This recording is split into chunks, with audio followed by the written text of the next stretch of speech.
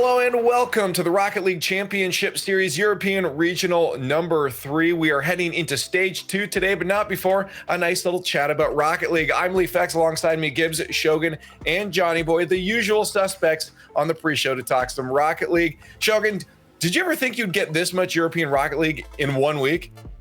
No, there's a difference between hope and one, and now I got the thing that I was always hoping for. So it's weird because during previous seasons I'd walk in on the Sunday. It was very early for us at the old studio, or very early for us in the old studio, and it was like, all right, lads, this, Happy Europe Day to everybody. And now I turn up. It has this hit when I say it every single day for 4 days straight, but I'm still pumped. That's great. Johnny, are you sick of us yet? No, not at all. Okay. Not at all. Nobody tell him, He please. says sarcastically. That's brilliant. And Gibbs, I feel like things are getting a little more complicated for you now that we're nearing the end of this split. I thought playoff scenarios were behind me, and then, I forgot about major scenarios now with points, magic numbers, and all that, but we'll get into that later. Yeah, we're going to get down to the science in a little bit, but before that, we always like to recap in case, again, there are a lot of new people joining. We have the free-to-play out. So many new fans are going to be joining us, so in case anyone is fresh to the esport, we like to break down exactly how Season X is, and for that, we have a Gibbs. Tournaments. We have lots and lots of tournaments for everyone of all ages. Well, actually, you have to be over 15. But we have 3 regionals per split, and then that goes into a major. So you acquire points throughout, and then if you have enough points, you go to the major where you get double the points. Now, all those points are banked, and you do it again in split 2 and split 3 until the very end for the World Championship. Top 6 from Europe will go there, and that's based on points throughout the entire year. So it matters a lot. Every single one of these regionals, we'll talk about that later with Vodafone Giants, how they kind of, threw away some points throughout today. But that's what we're playing for the World Championship. $1 million on the line there for top 16. We'll have some from Europe, some from North America, then OC and Sam. But today, we're talking about Swiss once again. Our third round of Swiss that we've had. We went from 32 down to 16. We'll do it again to get down to 8 for a playoff bracket. So you just need 3 wins. 3 wins to make it in, but that's easier to say than to actually do. But every time you play versus one of these teams, they will be at the same stage as you. So 2-0 teams will play one another, 1-1 teams, 2-1 teams. They'll all battle versus one another throughout the day. You cannot back into the playoff bracket. You have to find a way to win that third match at some point. And that's how it's all done. Beautiful. I like it. Thank you. It's nice and clean. I've had a lot of practice. It's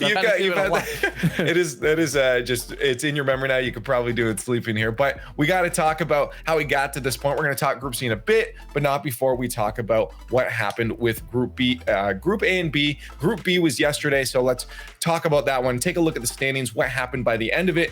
Couple notable results. You kind of touched on it just a little bit, Gibbs, here, was Giants Gaming not making it here, but of course it was because of a sub situation. Yes, Tox actually got banned in Rocket League itself for 3 days between rounds 2 and 3. And guess what? The Giants were 2-0 after round 2 playing with Tox, and then they lost 3 straight matches. So that's where this group kind of went a little bit haywire. We already knew that this group was very, very tough. There's a lot of teams fighting for major spots in this group, but then on top of that, for one of the top dogs to fall, that allows a couple extra teams to move up. So we got some surprising 3 and 2s maybe. Shogun, I feel like you're one of the ones who's making fun of me before for, following Dignitas in the grid there. Now what you got to say? They've made it here. I don't think I actually did. I think I just assumed it was you. I don't appreciate. I think I was away with a power cut at that point. Okay. Lee. You're accusing me of kicking me to death whilst I was not around. I don't appreciate. I'll admit, maybe I've given myself this rep. I'll work on it. Now, to be fair, Dignitas, they did advance by playing those Giants, so that's how they got their 3-1 result. Maybe things would have been different if the Giants were playing with a full roster, Leaf, maybe, but they've looked pretty good today as well so far. And any other notable results here for you, Johnny, that you maybe didn't expect? Well, going into the day, I don't think anyone is expecting Oxygen to just progress 3-0, but given the run that they got, it was the dream. They didn't have to play against any of the top teams. And the one top team that they did have to play were playing with the substitute Giants, like we mentioned before. So everything went perfectly for Oxygen, and although they've had a disastrous season up until this point, they've finally got the ball rolling, and they're into stage 2 for the first time. Well, let's recap some of these matches then yesterday. There was way too much when it comes to Swiss, and there's going to be a lot of Rocket League today, just to warn you guys, so buckle up. But let's cover some of those matches yesterday. Shogun, I'm going to start off with you. Well, I want to cover one that we saw during the last regional as well. It's Reno Vitality against Team Liquid. Every single time these two teams play, we usually get a tiebreaker game out of it, but not this time around. Reno Vitality and Liquid look so close in games 1 and 2, but after that, it was all Vitality. They were so unbelievably good. Speed was unable to shut down Alpha quite as much, and we even get the KDOP triple tap, ceiling, backboard, goal. I think if we see this version of Reno Vitality, then BDS might have a real threat when we inevitably end up seeing them play again in the semifinals tomorrow. Yeah, a real step up by Fairy Peak and KDOP in this matchup. Usually it's just Alpha who's trying to carry the team, and it certainly was the last time that we saw them play in RLCS X. Alpha's good enough that isn't even a problem. But yeah, KDOP stepped up. He put in a couple of good goals. Fairy Peak was looking solid as ever, and Vitality were just too good. Liquid still managed to bounce back from this, though, which is also, in my opinion, pretty impressive. My series of the day, though, Oxygen versus Giants. We wanted to take a look at this one because, like I mentioned earlier, Oxygen haven't made it past stage 1 before. So although this was against a weakened Giants roster, there were still question marks about how Oxygen would play. We weren't really sure what to expect from them. After a pretty nervous game 1, I think game 2 really got the nerves settled. They came back. They've stepped it up, I should say. They absolutely smashed it. Astro was popping off. Chaussette looked confident. And the whole team really was just gelling together brilliantly. A little bit of a hiccup when they got to match point, but that only happened once, and they were able to close it out in 4 games. That started the downfall for Giants. Very small concern, them losing game 3 to Giants, because you would like Oxygen to sweep here, but it was nice to see that they bounced back in game 4 to get that win, and they looked very good doing it. A lot of very good plays from all 3 players. So sure, they made it through 3-0 for Oxygen. They got to play these Giants, though, but the Giants were the team that's like, this was rough. Wolf actually had a really nice goal, which was great to see from him, but it's really hard to just come in. He probably wasn't even playing Rocket League on that day, and then he had to come in cold in rounds 3, 4, and 5, and that'll lead into my matchup, Fadeaway versus Giants, because it seemed like it was Christmas, and Giants, well, they were the old Kris Kringle, just handed out presents, and Fadeaway got that last present here where they got to play the Giants, and we thought maybe there's a chance that they can squeak by and make it to the top 16. But Fadeaway, they are just too strong. They had a pretty bad day overall, but at the end of it, when it mattered most, they got the wins they needed, and they only have to play the teams that are in front of them, so they can't complain too much about their schedule, and they move on to the top 16. No, the only real issue we have got with Fadeaway is that they were playing very bad yesterday, and it's not like we've had in the previous tournaments that we've run where they can play badly in stage 1, but hey, you're through, you've got a week to try and figure it out. They've had less than 24 hours to try and figure out why they were playing down to the level that they were. And when we get to the standings later on today, we'll start to figure out that maybe they haven't quite figured it out. But for the most part, Fadeaway, like you said, they have had to beat what was ahead of them. They did manage to do it, but they'll be worried about how they managed to get to this point. I think the important thing is the fact that both of you guys had a Giants match picked out there for your matches you were looking for. It's just a good shout out to Wolf, to the fact that on a day you probably didn't expect, as you mentioned, to have to be able to play, to be able to step up. Unfortunately for the Giants, it didn't turn out the best, but you got to look at that, man. A lot of these subs, they don't get as much practice as the main roster. Yeah. So to step up, I would say this was, in all honesty, great for Wolf and great experience for him as well. They would have liked better results, but they'll have to try again in the future. But that brings us on to our top 3 plays. It always follows our highlights. And Gibbs, I'm going to let you take this one away. So one thing I love is when you take down some world champions by just breaking their axles. So that's number 3 right here, Devo. He breaks the axles of not 1, but 2 Vitality players. One was Alpha, and then KDOP as well. And KDOP, that car's got to go to the garage because he just stopped moving. I think the axles actually broke in-game because of what Devo did here. So this was a brilliant fake from him. Barca, they go on to lose that series versus Vitality. But, hey, pretty much everyone always loses to the squad. Moving on to number 2. This is another play versus Vitality. This time, Team Liquid, who I thought had a great day, and I expect to see them make it to the playoff bracket because of what they did. And this is just a brilliant team pass and play. Speed, there are times when you want him to shoot, This is not one of them. A perfect play here where two defenders are trying to block the shot. Speed sees his teammate and just perfect pass back to Fruity. The entirety of Vitality is just confused here. Speed, brilliant pass for the number 2 play. Moving on to number 1, let's talk about Speed some more.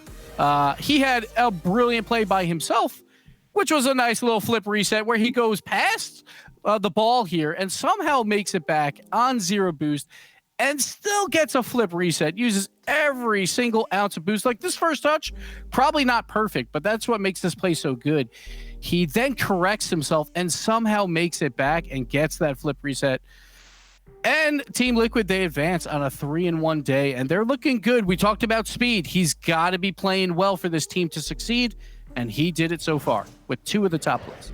Hey, you know what? As a goaltender in hockey, some of my best looking saves are the ones that I was probably out of position for in the first place. So same goes for offense. Sometimes the best goals are the ones where you have to quickly struggle to find a creative solution. And that's what's cool about Rocket League is we end up seeing that a lot. But now that we talked about some recaps here for Group B, we didn't talk about Group A, but we do have a nice little graphic to show you the teams that did make it there. We had 32 teams to start off and only 16. Let's look at Group C, what's going to happen today. This is a mixture now of Group B and Group C, the top 8, or Group A, the top 8 from each here. Johnny, this is, it makes sense at this point, but a very, very stacked group at this point.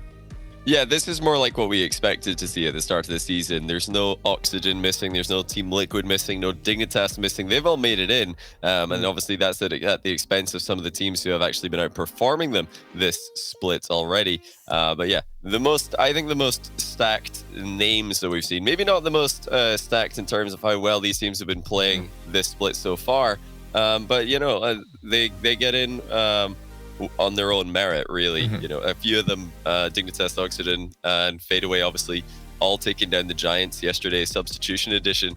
But still, you know, a win is a win, and they're going to have to, you know, get 3 more on today if they're going to make it into that playoff bracket. Well, we got to start talking a little bit about this major because this is the last European regional here. So we need to start getting those breakdowns and some of those scenarios that Gibbs was talking about. So it is time, Gibbs, for some science. Let's take a look first at just the points and prize pool here, just so you guys have an understanding of what these teams are playing for going forward. We're in stage 2. Stage 3 will be tomorrow, where a lot of these points are won out and a lot of this prize money is won out. So 30K on the line is obviously really nice, but Gibbs, it's going to come down to these points really for these major spots. Yeah, so every team that is still alive, plus 50 points so far.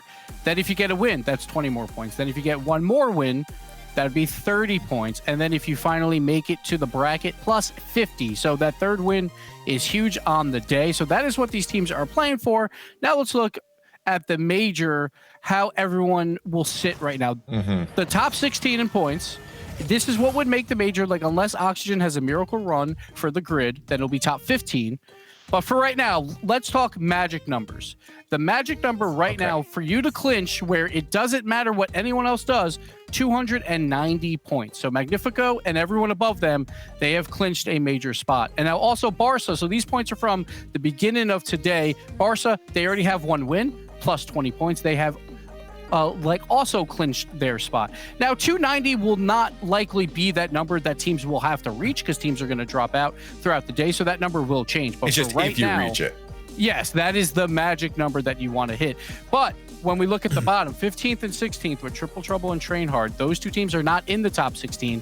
Their points are locked. They're really hoping things don't go really badly for them. Team Liquid, they already have 1 win. They have now tied Train Hard. So if Team Liquid gets any more wins on the day, Train Hard is out. Team Liquid will still be in the running. So Team Liquid, they're at 150. Then we got to look at Oxygen and S2V. And then all the way down there, Name Seekers. They only have 50 points. But so if they win this entire thing, they get another 301 points. So they're still alive as well. So that is what we're playing for. But let's go back to the top 16 real quick, because I also want to talk about the race for top 6. And I know it's early and it's only Regional 3, but there's 2 teams already out that were top 6 in points so far, Vodafone Giants and Magnifico. Magnifico didn't even qualify. So now when we're looking at that race for a World Championship spot, and of course it is still early, a lot of teams are going to catch up to these 2 now because they are done. So Vodafone Giants, sure, they're in 4th now, but a team like Guild could possibly pass them, and teams like Barca, if they have a good day, could possibly pass them. So there's a lot on the line throughout this entire board. We're mostly focused on top 16 today, but everyone is playing for points to try and get to top 6 for that world championship in what is it, like 8 months time from now. Okay, Johnny, Shogun, did you guys got all that? Yes, it's all here now? I'm an information sponge, Leaf. Johnny, please explain that to me later on. Yeah, could you do it one more time? All right, let's do it again. The rest of the pre-show. I'm sure we'll be, if anybody else at home is like us and some of those were missed out, there's a lot of scenarios, a lot of situations that can happen here. We'll make sure that we recap the important ones while that match is about to happen. So you guys know the important storylines going into those games. But for now, I want to move on and have a debate, because I feel like this is always up in the air here. You guys can see it at the side there. The best, we're going to try to pick the best player in Europe right now. Now that we've seen 3 regionals, we've seen a bunch of grid, we're going to try to just figure out who really is that player that's shining and taking the spotlight here. So I'm very curious on the results here. I'm going to start with you, Johnny, down at the other end here. Who you got as your best player in Europe right now, and explain to me why. I think Monkey Moon. I think he's been phenomenal for BDS. There's no debate there, but obviously this is about the best in Europe, so he's got to compete with some other pretty top tier players. But one of the reasons why I have to go Monkey Moon is not only because he's putting up stats like top points per game in the regional finals of last split, 4th place in the regional finals for the first split, just consistently high numbers and carry performances, but he's got so many of his peers praising him, and I don't think that they're doing that just to try and throw off his ego or anything. I really do believe that everybody calling Monkey Moon best player in the world, they mean it. And they only realize when they play against this guy, yeah, he's pretty good. This guy's on another level right now. So we'll see if they can three-peat, if BDS can win another one here. It'll definitely be off the back of Monkey Moon. You can guarantee that when you check, okay, who's got the most score per game? How are goals per game looking? Oh yeah, there's Monkey Moon at the top once again. He's pretty consistently insane. You know what? That's a fair pick. I don't have really anything to say against that. I'm curious now what Shogun has. I'm going to go with Alpha 54 on this, or maybe a little bit more of an obvious option out there. I just feel like so often this season we have looked at Reno Vitality as a whole and we say they're not performing well.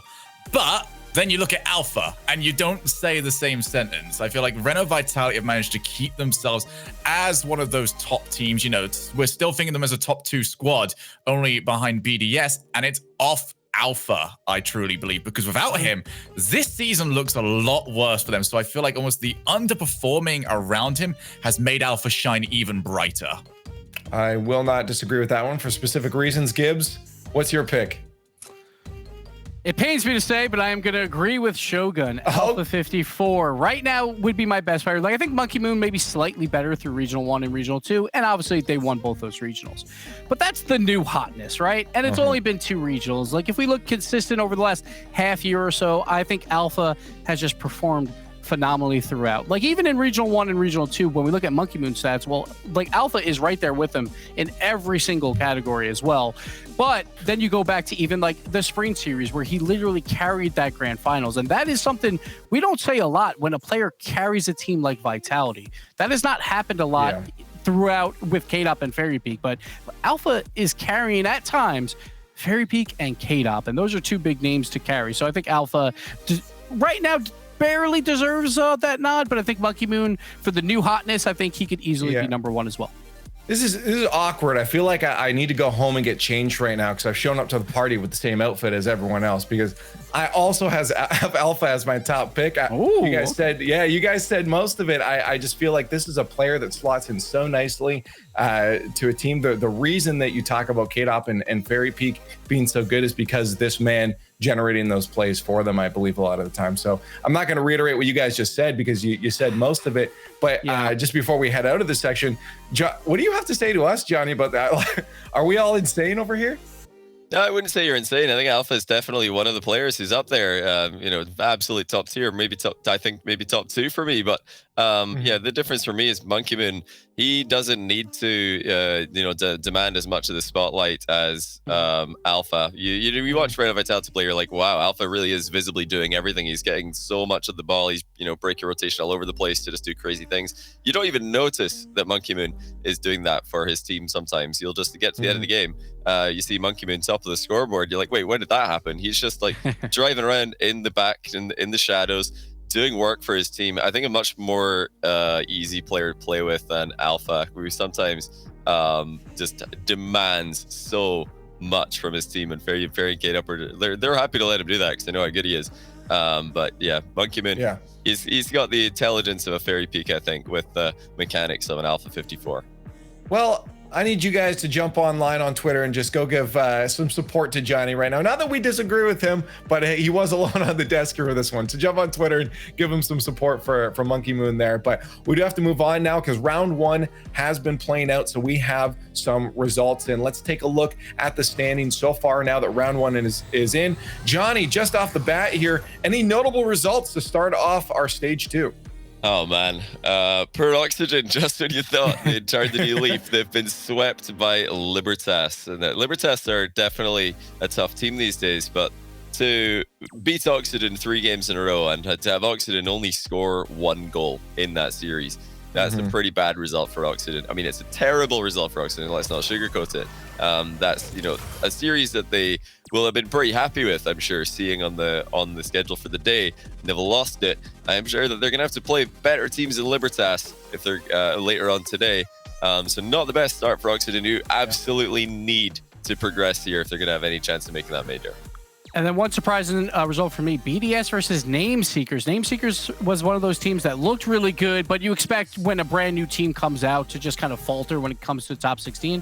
Went to game 5. BDS did get the win, but look out for Nameseekers throughout today, because if they can take BDS to 5, that means very likely they can beat a lot of these teams here and possibly make that playoff bracket. All right, I want to see the smug because there's a result here that I'm kind of looking at right now. Yeah, I wanted to see that smugness on Shogun's face. That endpoint guild match. I feel like you have a rivalry with the other boys on the B stream there, Snumpy and Cole, don't you? I do. So for those of you not up to date with grid rivalries, Endpoint and Guild play each other an awful lot, but the rivalry there is not necessarily between the players. It is between myself and my co-host Ian Chambers against Stumpy and Cole. And we agreed at the start of the season that if you win, you can phone up the loser. But we haven't been able to do this live on stream until now. You want to give him a ring? Yeah, I feel like I'm just going to give Cole a bit of a shout. I don't want to Let's see if he answers. He's probably going to be ashamed, though. Hello? Hello? Oh, hey, Shogun, how's it going? Hey, Cole. Hey. Are you seeing the result? Yeah. It's not great, is it? It's not. No, it's not. Well, hard luck, mate. Tell them to do a bit better, Matt. This is getting a bit boring. I'm so tired of phoning you up. All right, just go and sort it out. All right, that was fun. No, you just hung up. No result. You didn't even let him answer. Because I'm not letting him answer. All right, if his team is not going to answer with a single game win, I am not letting him answer me on my retorts. All right, you know what? To be fair, your team has earned you that bragging right. So let's. We got to move on though, because we're getting close to kickoff. We got to talk about some predictions here. We always throw them in. We're gonna do a little bit differently than we usually do. We usually guess, who's making through 3-0, who's making it through at the end of the day with a 3-2. I'm gonna let you guys pick whether it's a 3-1, 3-2, all that. But I want to get some quarterfinals because we go into that top 8 bracket for that final stage. So let's figure out some of those quarterfinals and what it's going to look like. Johnny, I'm going to start with you. Who's going through with what result and who's going to be matched up? I'm going for BDS with the 3-0, and that means obviously they're going to be playing against one of the 3-2. Well, one of the teams who progresses with a 3-2 score in the quarterfinals. And out of those teams, there's quite a few that could be making it in. It's a very close decision, but I'm leaning towards Galaxy Racer, formerly Monkey's roster. They've been on the up recently, and I think that 3-2 is a pretty fair score for them to progress with today. Yeah, that's you know what? I can't argue that one at all. So I'm going to go on to Shogi. I was considering going Endpoint Guild again because they just always play against each other. But you know what? I will go a little bit more sane with my predictions. Say Top Blokes against Barca Esports. I could see them also going for the 3-1 throughout today. So 2 3-1s going against each other. So it would be the seed number 4 against seed number 5 matchup.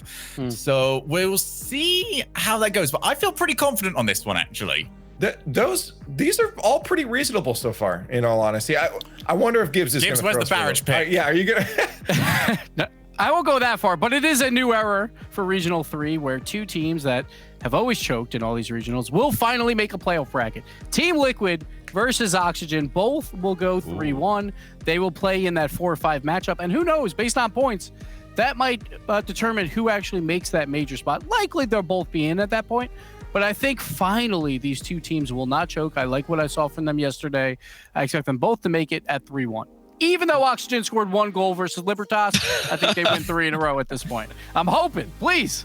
Can you imagine at the end if it all came down to that? But you're right, there's a good chance they both make it in, but that would be interesting. That'd be some good script writing, hint there, Gibbs. But we got to talk about our first match because we're almost at kickoff. Let's talk Team Liquid versus Barca. This is a great first one. We always get great matches coming into this round number 2. We're only going to be watching one match from round 2, just so you guys know. But there is, of course, another stream going on, twitch.tv/eleaguetv, if you want to catch the other match that they're going to be covering there. But let's talk about this match here. Gibbs, Team Liquid versus Barca. You had a TL going 3-1. Is this one of their wins today? I think it might be. Team Liquid has been on the rise. I think they've looked very good. Barca is one of those teams that at times can look great. We saw it when they played Vitality, 2 games where they put up over 4 goals per game, but then they kind of falter from here on out. But through most of the grids, Barca not looking that great, while Team Liquid has been consistently performing well, making that bracket stage. So I think they'll continue it. I think they're over the hump with the regionals, and they will take this. Well, let's get a fan vote up right now and get your predictions in chat. Use the hashtag FCB or hashtag TL to predict the team. Yesterday, I brought you guys on a mission, and we set a record for votes yesterday with 96% in favor of Team Liquid. Unfortunately, they lost that one, but they are here. They made it through. You guys gave them the energy they needed. I want to see if we can do that again. I don't know if we'll get it that high again, but I just want to see it. I want to see how much I can manipulate this chat. But before we do that, let's get to our predictions and if we can see those results soon. Shogun, I'm going to start with a prediction for you here. Team Liquid or Barca? Who you got? Oh, it's so difficult because we just don't know what version of Team Liquid we're going to get. And Barca don't tend to perform all that well on stage 2 of this tournament. So I'm going to go with Liquid on this one. They haven't had the hiccup yet. I think that happens later on. Okay, Johnny. It's a tough one. This is going to be a big indicator of what to expect from both of these teams later on in the day, especially Team Liquid, who I think need this pretty badly just to keep the confidence going. But I agree. I think they're going to get it. Like Shogun said, Barca are not a team who have tended to dominate in stage 2. They usually just do enough to get through to the last stage of the competition. Whereas Liquid, they're on the rise. They're only lost so far to Vitality, who popped off. So I think they should just be able to edge this one. And Gibbs, I totally forget what you said in your speech before. Who did you have? I had Team Liquid, but for Train Hard, that is not what they want, because if Team Liquid wins this Train Hard, they are out and they will not be at the major. But the interesting thing between these 2 teams, when we look at head-to-head, they've only played once all season long. That was Grid Week 1. Team Liquid won that matchup. But these 2 teams who are supposed to be making a lot of these brackets just have not met. So it's going to be interesting to see how it all plays out. To be honest, I did debate just picking Barca now after all of this, but I don't think I reasonably can. I've been a fan of Team Liquid for quite some time. Again, I go where Cooks here goes, and I always believe in this team. They always seem to sometimes fall short, but Barca is a team that, in all honesty, the series is likely going to be close, but I will have Team Liquid out at the end. And chat, no new records, but they do think Team Liquid will get it. I had no power today. I've lost it. It was Gibbs. I know what it's like now to feel like you have the power and hurts, lose it.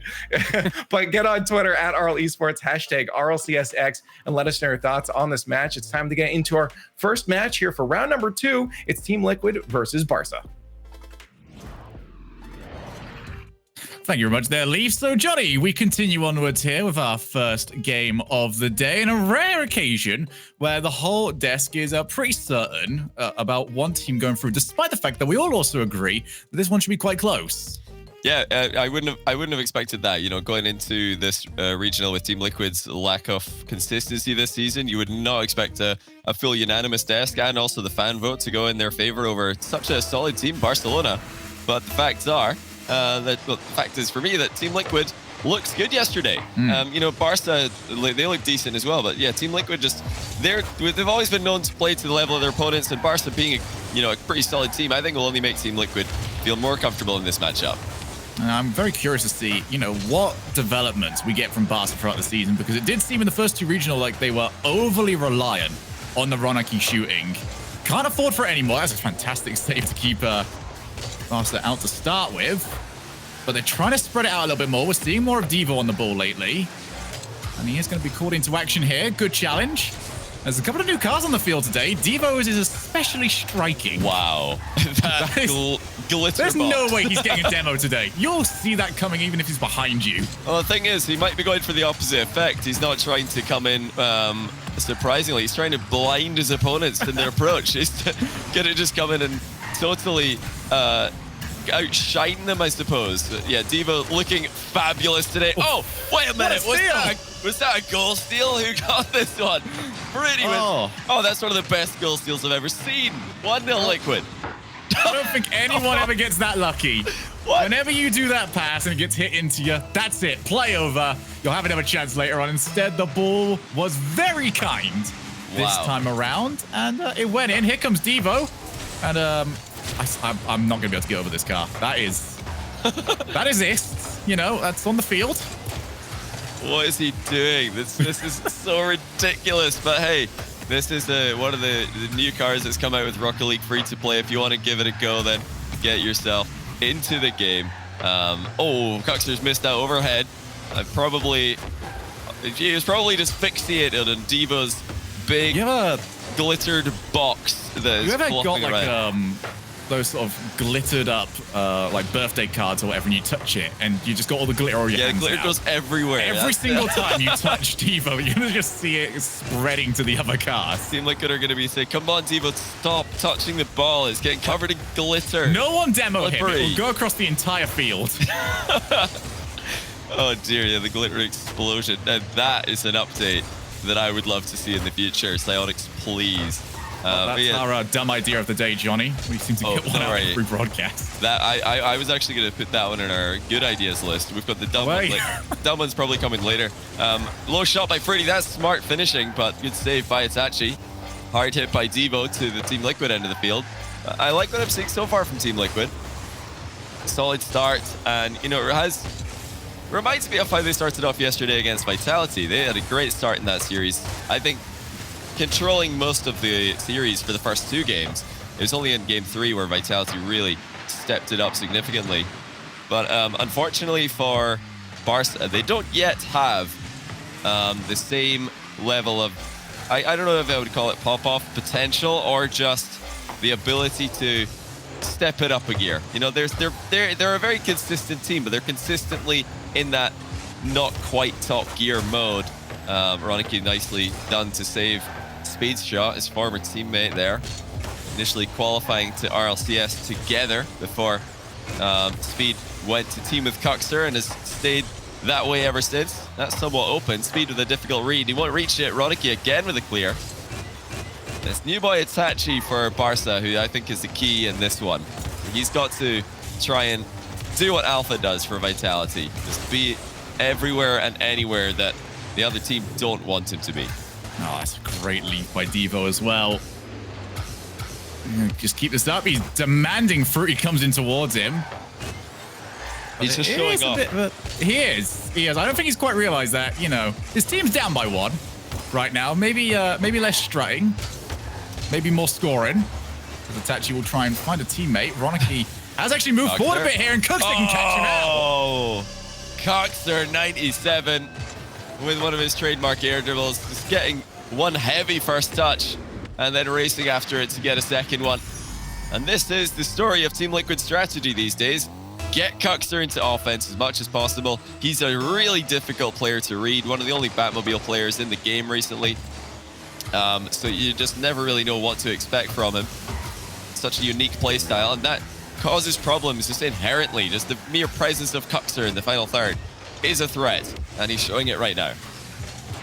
Team Liquid showing us what they are capable of. We actually don't know what they were going to look like in stage 2, and has been proven that just because you do manage to get through doesn't mean you're going to show up on the next day, as Oxygen have proven to us so far of their loss. They'll need to figure it out over in the 0-1 side of the bracket, as it's going to be over to the side. Devo hasn't got a teammate to find here, and this has been an issue, actually. We've not seen clear-cut opportunities coming forward for Barca Esports. Speed with another huge challenge. They're not getting anything for free right now. Fruity's got Cuxer coming up in support, and he will score it. More good news for Team Liquid. They're connecting well. The pressure is really getting to Barca. And then you're really, at that point, I think Devo's just got a challenge. He turns around with a fake challenge at the near post, but from that range, really, what does that accomplish? Okay, you forced the opponent to pass the ball across the box, but that's what they wanted to do anyway. A bit too passive for Barca in defense. And that's, you know, not gonna do them any favors later on in this series. I think they've got to try and take the game to Team Liquid like Vitality did yesterday. Really try and pressure them and force those mistakes. Because these days, Team Liquid are not making mistakes when the other team don't make them do it. No, certainly not. It is going to be Team Liquid coming through with the Game 1 win, and it was in style. Cuxer grabbing himself 2, but I think the main storyline here, Johnny, is the fact that Team Liquid are finding each other. As for Barca Esports, it did seem like they just didn't really know how they wanted to score. They were getting the ball to the other side of the field, they were getting challenged, and then after that, it all sort of fell apart on the offensive side. Yeah, they were just outplayed. Barca just a bit too slow. The passing wasn't coming together in the Team Liquid half. Mostly due to Liquid's brilliant interceptions. And we have obviously saw that crazy goal steal by Fruity. That's honestly one of the best goal steals I've ever seen. The only thing that stopped Cuxer from getting his hat-trick in Game 1. But yeah, everything went perfectly there for Team Liquid. They've got Cuxer scoring, so his confidence is going to be nice and high. And Speed is, I think, playing just the perfect anchor role for this team, letting Fruity run riot and letting Cuxer get as many scoring opportunities as he can. This is Team Liquid at their best, and it has been a shame this season that due to previous performances, we haven't been allowed to see it, as Cuxer take this solo for the time being, ends up just popping it over to Devo. But you do get the feeling that, a Team Liquid will look much more solid in a playoff bracket compared to how they would look in the Swiss, because all they have to do for that is perform, and they don't have to worry about bouncing back from losses. Yeah, this is what Team Liquid have been waiting for, a chance to finally make that deep run, and they're in form. They've gone into a lot series. Oh, good save by Fruity. He was off his line, made it hard for himself, but he's done well. And again on the backboard, what recovery by Fruity. I was going to mention, Team Liquid going into every other RLCS regional up until now, they've been well aware that they're not playing all that consistently. They're not playing all that confidently, and that's obviously affected them going into it. But now they know, okay, we are playing well. Let's just do our thing, and just that very fact alone, I think, is what's causing them to be so reliant on that playstyle they've discovered. They're like, oh wow, yeah, Speed is actually such an insanely good third man. Let's just unleash Cuxer and Fruity on everybody. And, yesterday's run for them to make it in here was so impressive, beating 3 other teams who did make it into this stage of the competition. Team Liquid yesterday able to take down Libertas. Oh, good goal. Rocket actually getting a bit of a free shot here. And a rare missed hit by Speed. Not sure if he tried to pop that up for the third man, but it definitely didn't go that way. And the Rocket engine gets going. When it comes to his goal scoring, he always spots the opportunity. And he was given an absolutely golden one there, as Devo's going to start us off for the second round of play. Well, he's taking a lot of time, and why not? No one was challenging him. Tried to bring Itachi into it. Made comparisons earlier on between Itachi and Alpha, but so far this series, Itachi's not done enough with the ball. I don't even know if he's really had the boost control so far to do much with it. As Fruity wants the double tap. That is a great save from Devo, taking one out. And that means no follow-up on the play. Devo's going to look for a block.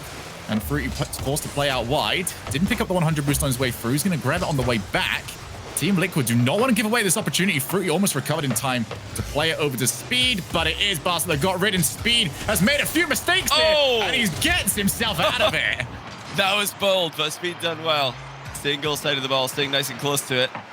Still going, actually. Itachi dispossesses him. Cuxter with the deflection of the crossbar. Roniki's up for this. Does not have backup. Team Liquid continue to rely on Fruity to lead the offense, just to disrupt the Barcelona defense. Try to make life as difficult for them as possible. Oh, he's missed this though, and Devo makes it 2-0. A couple of loose balls in the half of Team Liquid. You can't leave those hanging for Barca to strike, or they will put them back in the net. It is once again on that right-hand wall. Just need to start popping it a little bit further and a little bit harder. Barca Esports now up 2-0. A game that they have looked much more comfortable in so far. He's going to drop down for Devo. Takes it under his own control. He's got attached to aim for, but the pass was too high. Need to be very precise, especially when the person you're passing to has stopped. So it means that their range of motion is not quite as good. You've got to pretty much put it onto the hood of the car. 2 minutes left. Team Liquid need a flurry. They need an opportunity, and they might get it from this. In comes Cuxit for the shot. There it is. And he nails it. And it felt like it was coming. Team Liquid again and again, just battering this defense. But you'll notice Fruity there onto Roniki on the goal line. That's what left the goal wide open for Cuxter to shoot at.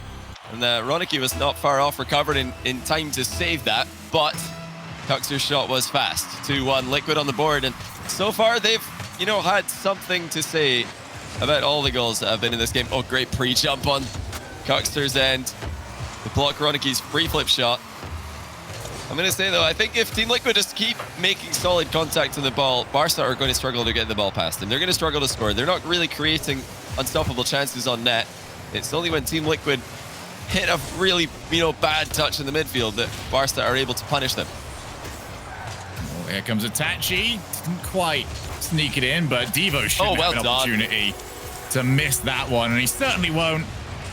Trying to figure out where exactly the last few players went. Our Speed just popped up, and the boost got taken from him. All right, list of goals that really hurt. That one. Yeah, that was brilliant. Up until now, I said that, Barca, they've collected a couple of open nets off Team Liquid, bad touches. That was more like it from Barca. They earned that goal.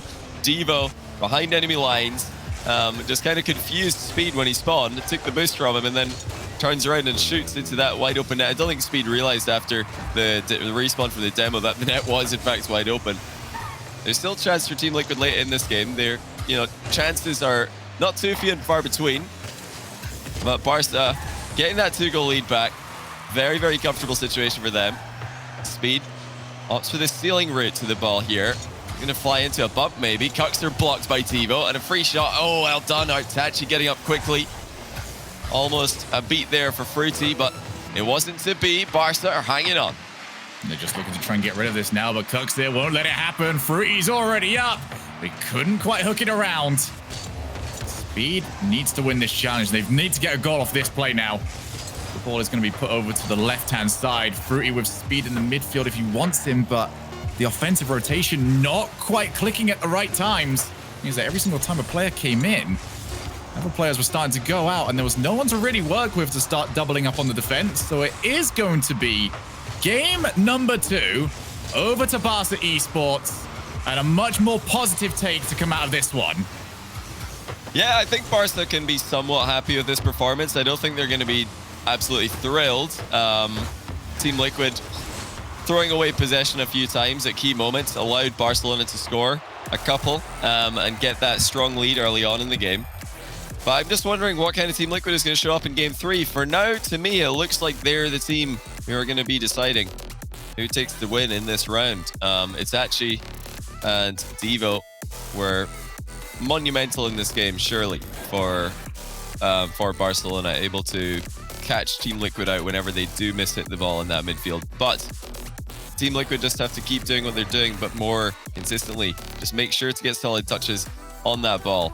Make sure not to give any freebies to Barca, any uncontested hits, because when they were reading the game, when they were following, or playing a very solid reactive style in game number 1, Barca didn't look too dangerous. And yeah, I think Team Liquid should be able to replicate that game 1 performance. Certainly so. As for Barca, I feel like they are just, following the game plan that you set out yesterday, Johnny, where you said, if Liquid are starting to make mistakes, don't press it. Let them keep doing it, because we did see a crack come up there in game 2. And the issue of Liquid is you don't know if they're going to fix that crack or if it's about to, get a bit bigger as we come into game number 3. So a lot of eyes on Team Liquid, and more specifically, how they deal with the defensive side of the ball. Yeah, I think, if Barca want to try and bring those mistakes out of the Liquid defense, it's all about boosting pressure. Oh, wow. Cuxter had to really stretch his neck out to catch that one. He did manage to get on the right side of it. Oh, Speed with a crazy play on the back wall. So tricky. Fruity in an awkward position. Has he got another touch? He does, but it's not a good one. Speed has to backflip on the spot, but Cuxter's there for the save. But that was uncomfortable for Team Liquid. Pre-jumping Speed just had to flip on the spot to get the block on the ball. Now great pass. Ronicky puts it in. That's fantastic from Barca. The Liquid defense are scrambling, and again, they are able to take the ball under control and put 2 and 2 together. And that's the first time that 2 plus 2 is going to equal a 1-0 lead. I'm almost glad that the goal went in, because that was a breakneck pace that we started off here. I do feel like that goal was coming. Didn't quite know which team it was going to be for.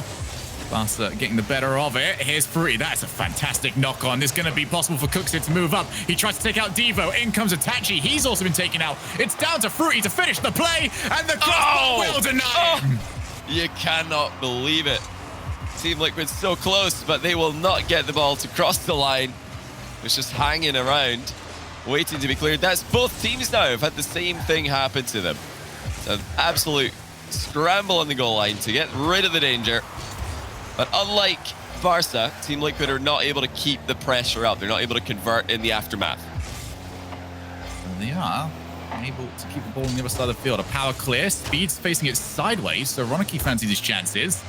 Here comes Devo. Double tap to really displace the play. There's Devo again on the wall. He's been tasked with keeping this pressure going as the rest of the team looks for their opportunity. The good thing for Team Liquid is that this ball keeps bouncing from wall to wall.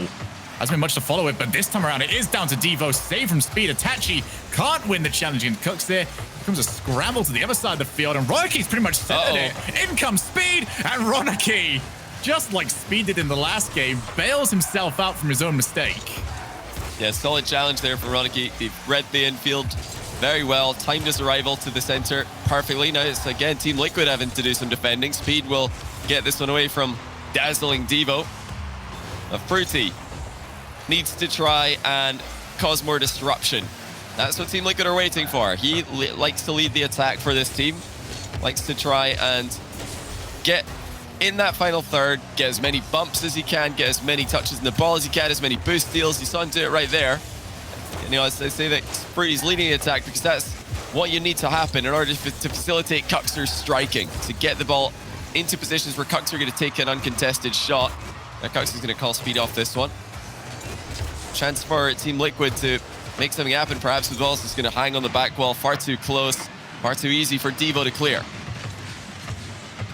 Barca keep being very content. Whenever they feel like a play is dropping away from being a surefire goal scoring opportunity, they instantly abort the play, move the ball to the left wall, and they might have to deal with Cuxter's double tap. Ran out of boost at the end, so he couldn't quite score it. Ronicky looks to transition, and Speed will keep it out. That's what he's there for. Speed again gets back from the rotation nice and quick. Now being used for the transition to the other side. Devo is going to hit the ceiling. That's going to really stunt how far that ball goes. There's a mid-air race, a minute and a half left here, Johnny, and this has been a fantastic series so far. It's not a great clear from Itachi. Infield pass to Speed, but Ronicky instantly reads it. Yeah, Ronicky's been phenomenal this game. The defensive reads are keeping Barca in front. Although nobody was defending that Cuxer double touch, it was only Cuxer's boost running out that kept them in the game. Another good position for Ronicky to be in. But Team Liquid are all in the offense here. All facing the wrong way, though, it would seem. Speed manages to make a quick turn on the ball, but it's intercepted by Barca. Ronicky doesn't want to make a knock-on into the middle because Cuxer will just dribble it clear. Still end up happening. Now Speed's running ahead. He's looking for the demo. Will he get it? Oh, yes, he will. Cuxer, 1-1. But it's all in Speed's hands on this play. Slow. You can see Cuxer immediately just stops with the boost and allows Speed to go and do what he needed to do. One each. 44 seconds left on the clock. End-to-end gameplay. And what a celebration by Cuxer as well. The side plank. It's difficult to land clean in Rocket League. Showing how it's done there. Probably going to have plenty side plank in Batmobiles in rank today. Wonder if we will see a new all-time record again for Rocket League players online concurrent. We had one yesterday. I don't know what the actual peak was, but it's something ridiculous. Well over 1 million. So welcome to all of you new viewers who are just tuning into competitive Rocket League for the first time after Rocket League has gone free to play. And hey, if you're one of those long-time Rocket League fans and you've never given the game a go, just like to watch, no better time to give it a try. Certainly not. Oh, what a save by Devo. Wow. Figures out which way the ball was going to drop and manages to get his car in front of it. Here we go, overtime to put yourselves onto 2 match points. And Devo tries to sneak it past Cuxer. It was always going to be a bit of a desperate attempt. Everyone backing down from Cuxer here, and he's going to happily take advantage of the space. Ends up missing his second touch. Ronicky's actually cutting in behind Speed. Plays it quick enough to avoid being demoed. But nobody backboard right now. Cuxer has to use a bit of boost. Ronicky keeps it going. Cuxer gets it underneath. Speed gets rid. Devo off the backboard once again. Itachi's coming up behind him to follow. Nothing quite turning up here for Barca, but they keep the pressure on. They've done a much better job of maintaining pressure for long periods of time. You just get the feeling that there might be the break at some point as Cuxer blocks it to the left-hand side. Finally breathing room for Team Liquid. Huge blocks coming in for both teams. Ronicky, like I mentioned earlier, has been phenomenal in this game.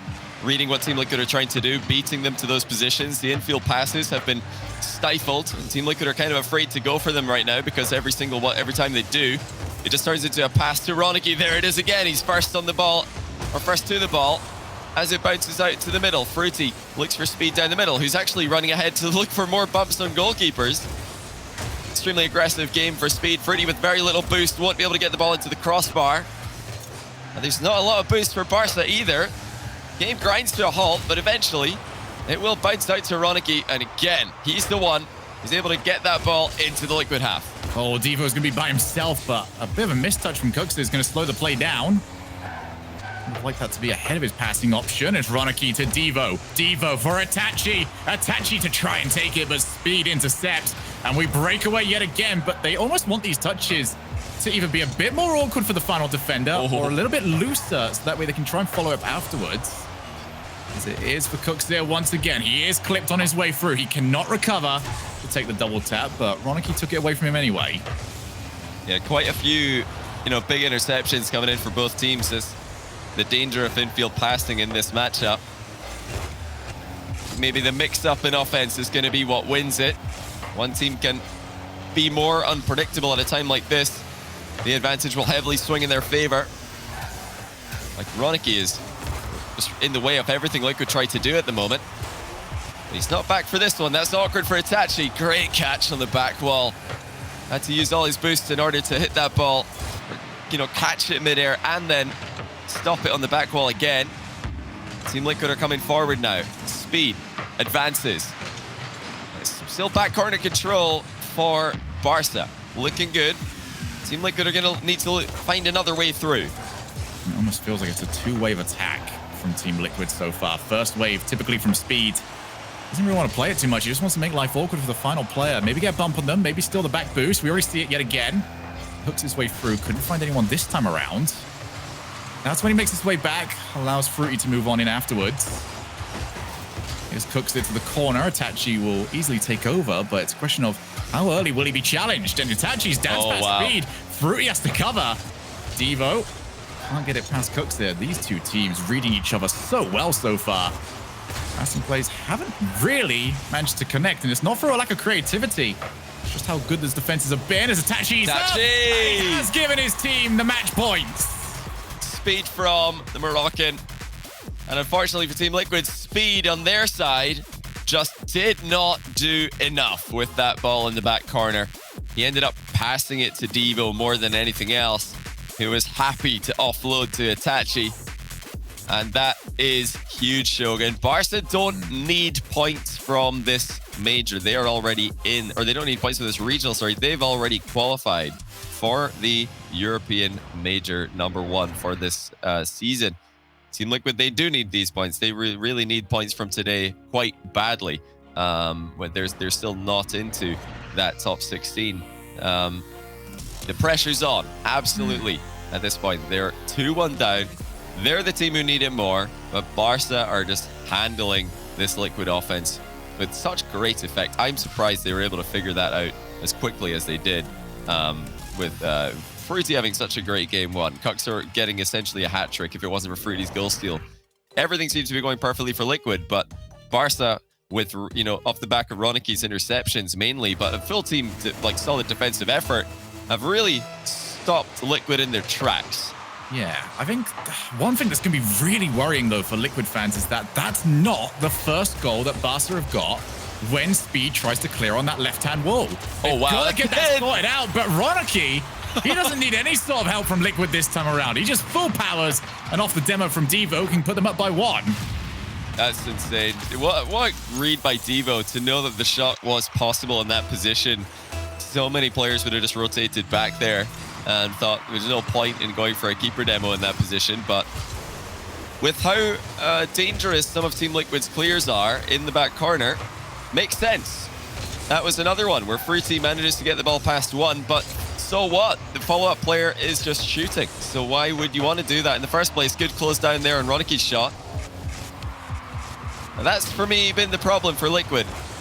Not just in this game, but in the overtime that we just saw. The panicking in the back corner. Look at Roniki, by contrast. Controls the ball brilliantly. Easily gets past his man. And it's not even about the outplay. It's all about not getting dunked on, as we saw. You know, Guild the other day showing us not how to do it. Or how not to do it, I should say. Team Liquid likewise. Not the exact same way to fail as Guild, but not much better solution either. Roniki makes it 2-0.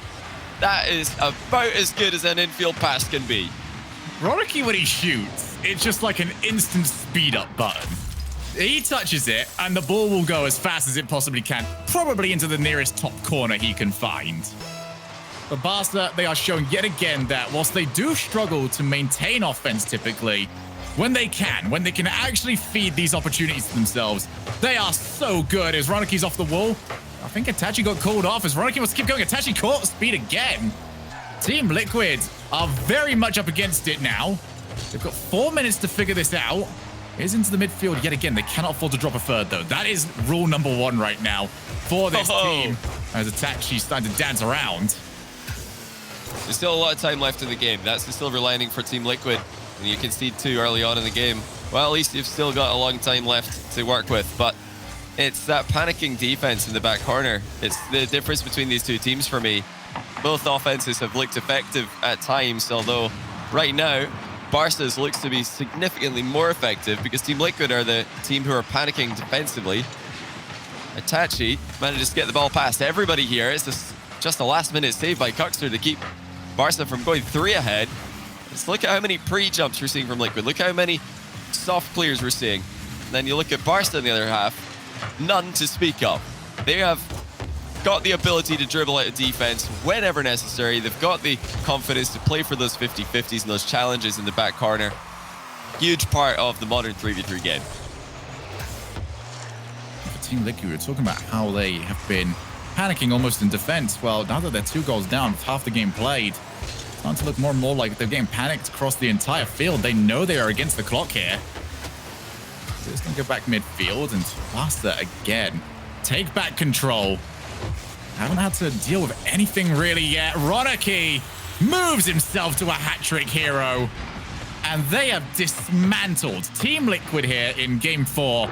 And they're doing it handily. Oh, man. Fruity was just waiting on the goal line there for Devo to drive past him. And you obviously know it's not going to happen. Devo just waits until the Ronicky shot happens, and then he smacks Fruity off the goal. It looked, you're wondering, why is that an open goal for Team Liquid again? It's because Devo keeps on demoing and bumping goalkeepers with perfect timing. 3 goals. This is just getting worse and worse for Team Liquid. Very much starting to look similar to their Vitality matchup yesterday, where kept it close for the start, kept it close for the most part, but fell apart towards the very end. For Barca, they've got so much momentum right now. Speed has to score off this. Just got nothing going for them. They've barely even seen the orange side of the field, let alone got a shot on target as Cook's it back to the wall. No real follow-up except for himself, and that is a good block yet again. Barca shutting everything down. Yeah, I am, so impressed with this performance from Ronicky. It's very easy to, look at the stats for this game and see, oh yeah, Ronicky's got 3 goals. Nothing unusual there. He's known as the striker of the team. That's what he does, and leave it at that. But there's been so much more to this performance than just goal-scoring ability for Ronicky. He's reading the game brilliantly. He's doing to Team Liquid what Speed usually does to Team Liquid's opponents.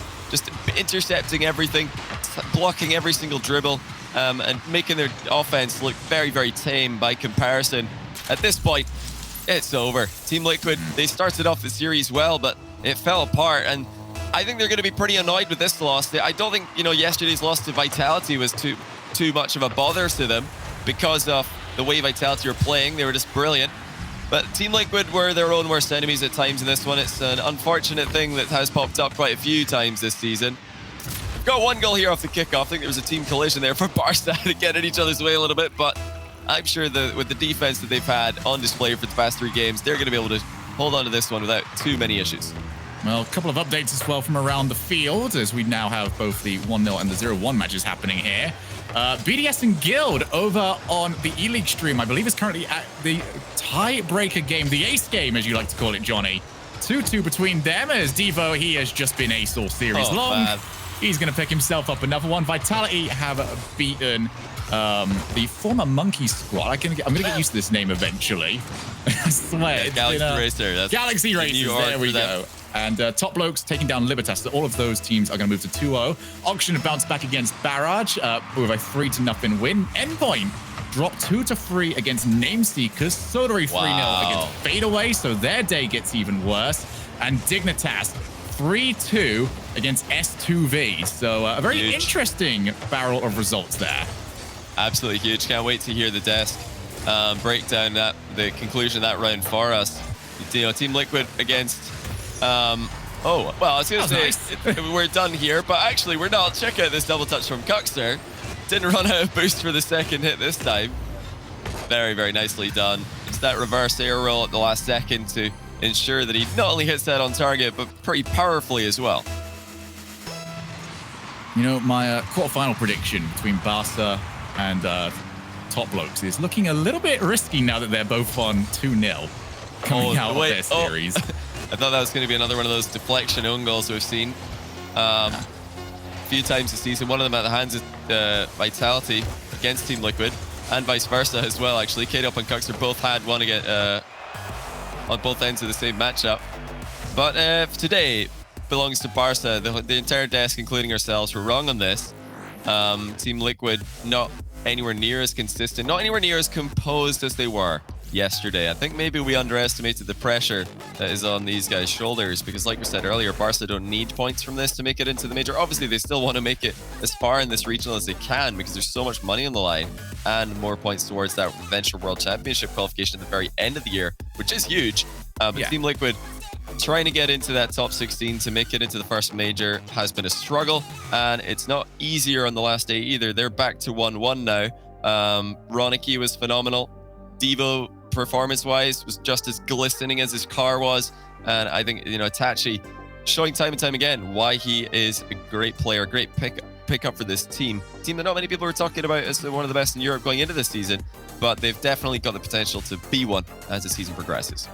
Certainly not. As for Team Liquid, they'll be coming into this tournament and they know the situation they're in. They know they've been underperforming, and I'm sure they haven't appreciated both us as the broadcasters, everyone at home, you know, also just sort of compiling on top of it. So the pressure will well and truly be on in our next round, which is coming up after a short break.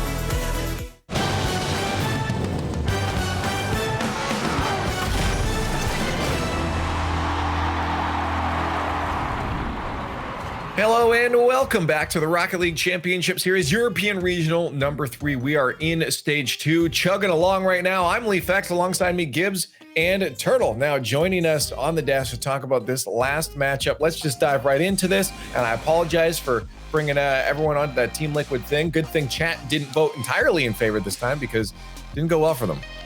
Yeah, Leaf, we really need you to pick first from now on, so I know to pick against you. Team Liquid, though. It's the same problems they've had before, panic on defense. And the difference was game 2, where when Team Liquid, they have a panic play on defense, Barca controls possession and eventually scores. It's not necessarily right away. When it happens on the opposite side, Barca has some panic plays on defense. Team Liquid cannot hold on to possession, so they lose out on goal opportunities. And after that, it was like game 3 and 4, it was the same thing. Infield pass after infield pass. Barca was just finding that space, and they look great today.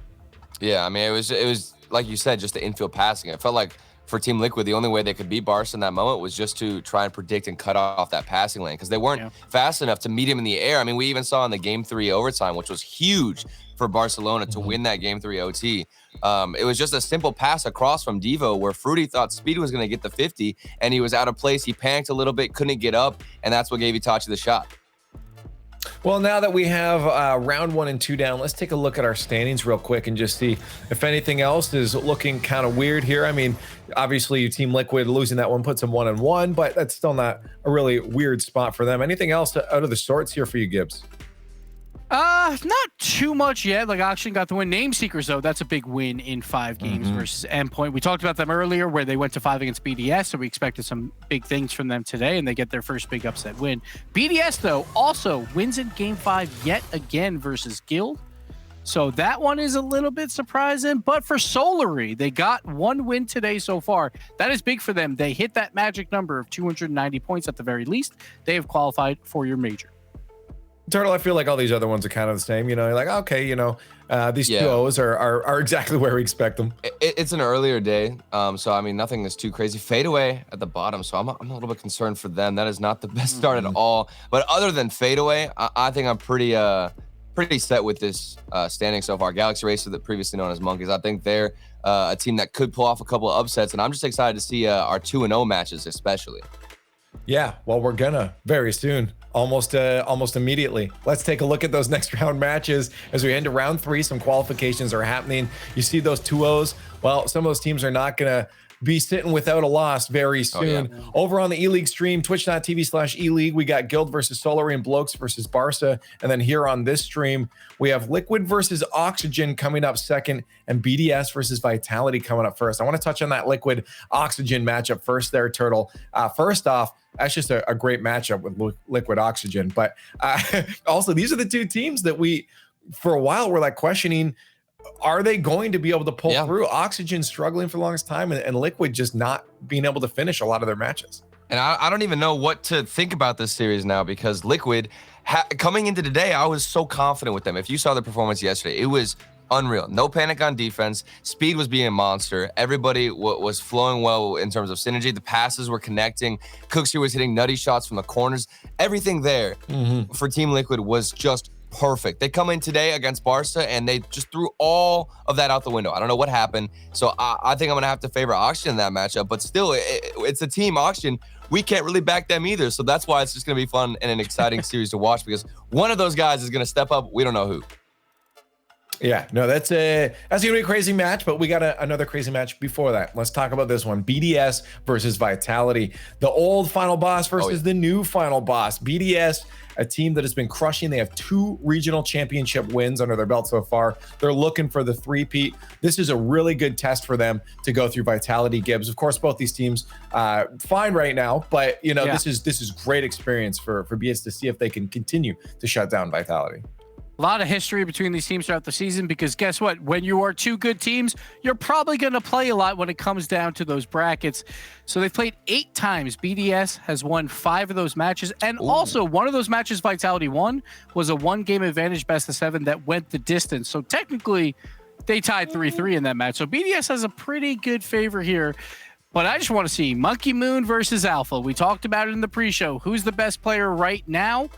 And we're going to get to see it right now. BDS Vitality. And of course, BDS in the 2 regionals, they beat Vitality both times. So those are the most important games. It's going to be a lot of fun to watch. Monkey Moon versus Alpha, final boss versus final boss. This is quite the matchup to hit us halfway through our day of stage number 2. I want to get your thoughts, chat, because I feel like this one's going to be close. It's time for our fan vote. Get those hashtags in chat, RV or BDS. We're going to leave this one go for a little bit longer just to make sure we get all your votes in. Everybody get your hashtags in chat because this is a big juicy one. While you guys are doing that, let's start to talk about our predictions and let's break it down too. We can take some time here. I'm going to start with you, Gibbs. BDS and Vitality, how do you see this one playing out? Man, it's going to be close. I am a little concerned about what BDS has done today, 2 game 5s back-to-back. So I think I'm going to edge to Vitality and also to back up my Alpha pick. I think Alpha can carry them to this win.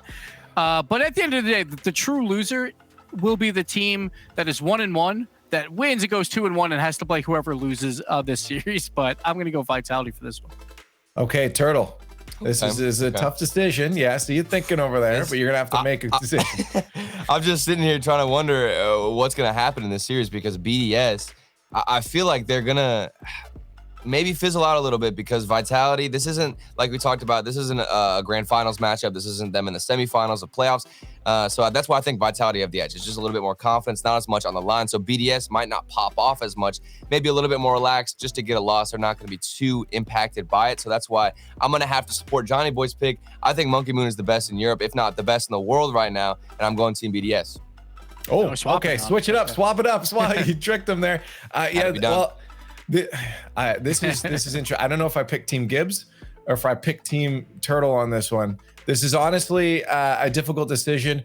Gibbs is very right in the sense that BDS has been going to those game 5s, but at the same time, they've been finishing those game 5s. Oh, I think I have to go with BDS, even though I am with Alpha as the I was about to player. say, you're the one who said Alpha is the best player in the world, right? I was watching the show, okay?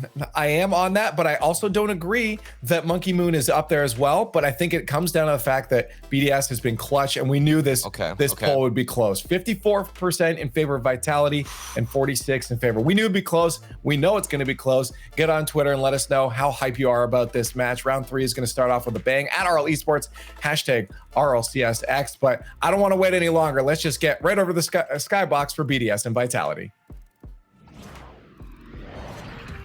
I feel like this one could be very interesting indeed here, Johnny, especially considering we have already seen that BDS are struggling a little bit today, but we have already mentioned previously that they are quite slow starters in terms of their overall performance throughout the whole day. But what we got from Vitality in stage 1 was a new level of Vitality that we haven't seen throughout the other regionals. So that makes this matchup a bit closer than we have seen previously. Yeah, that's true. You know, Vitality are definitely on the rise. I was really impressed with their full team performance yesterday against Team Liquid, with Fairy Peak and Kade up, stepping up, relieving some of that pressure from Alpha's backpack. But I don't think we're doing them justice when we make it sound as if Alpha has to carry them. They're definitely not the hardest teammates to carry by any stretch of the imagination. Maybe the bad news for Vitality today is that BDS have kind of always struggled more against the rest of the competition, at least compared to Vitality, who crush everybody else whose name isn't BDS. BDS are a bit more even with a few of the other top teams. So the fact that they've gone to game 5 twice already today, and Vitality have had a bit of an easier run, I don't think is much of an indication of how this is going to go. I think BDS could still just be on top in the matchup. Let's see. I think, more than anything, Vitality just need to make sure that they start off strong, make sure that they don't let BDS get momentum from the very first game. We really have seen BDS in previous regionals drop down a few games, or drop a few matches actually during the Swiss stages, and they still go on to win both of them so far. So don't be too worried, no matter what the result is here. I do get the feeling that both of these teams should make it. This is more of a exhibition of what we can see from two of the top teams in the world as Alpha pops the ball up. It's not going to be followed by anybody on Renault Vitality. It was just that little bit of hesitation, actually, that allowed Alpha to turn himself back around, maybe go back in again. And Alpha's not messing around here. Every single time that ball is loose, he is cutting rotation and barreling straight for it. What do you think? Are we going to see another sweep? Because I swear, especially in North America, but also in EU recently, whenever two top-tier teams play, there's either like a sweep or a reverse sweep, and you know, it could go either way, but once one team does get rolling, they're so hard to stop. Vitality have definitely got the edge right now. I think Mark by 8's had a pretty boost-starved game so far. Let's see if Vitality can capitalize. Great passing, K-Dop to Alpha, but the pass is a bit too far forward for K-Dop to catch the return. So BDS, despite being on the back foot for the most part, are doing just fine. Oh, Mark's over the top of Alpha. Huge mind game by 54, and now Fairy Peak into the middle. Oh, he's just shot at top corner. And it looks like the BDS defense, for good reason, we're expecting an infield pass. Yeah, Fairy is just... That is so cheeky. Wow. That is so cheeky. Fairy decides to just pop it into the top corner. He was showing that he could drop it down for a K-Dop if he wanted to. Instead decided to go straight for net. As K-Dop will now be called into action from the backboard. Alpha might need to help him out here. That was not the best touch. And Israel and Vitality stuck in their own side of the field, at least for now, but these chase downs have been working out so well. And Vitality, you know, they will happily take a challenge game. BDS might be the best possible matchup against them for that sort of style. But if they can force a game where it's just constantly a on-the-floor challenge, they will be very happy with that. You get the feeling, though, that once it takes to the air, that's where BDS will get them.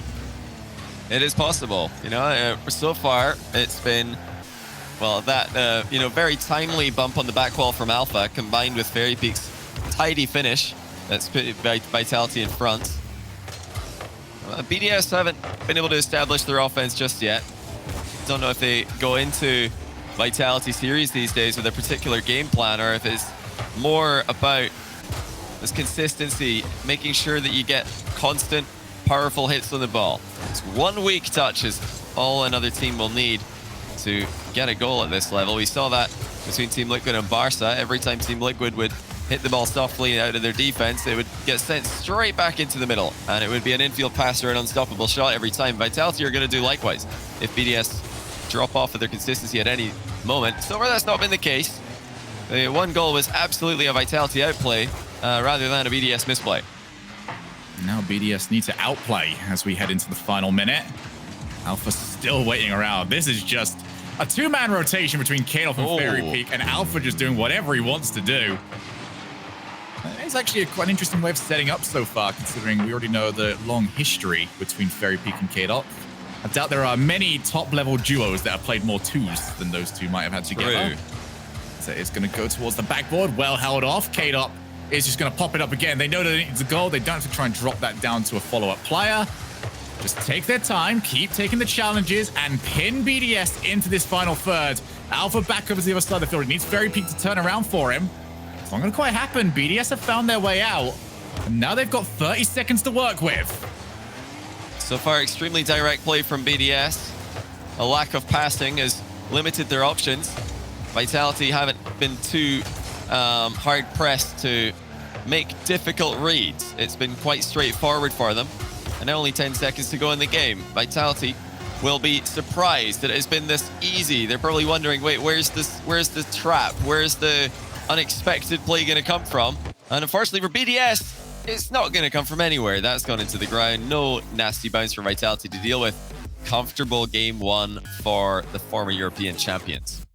And they'll be very happy that, you know, maybe BDS are bringing in their form from the previous two series, because that was a flat performance from them. One thing I actually do want to discuss with you, though, Johnny, is that you talked about how we've seen so many 3-0s lately in the RLCS scene, and you get the feeling that that is due to, because we see it in a lot of other esports as well, where there's quite often just, it's a sweep, no matter what.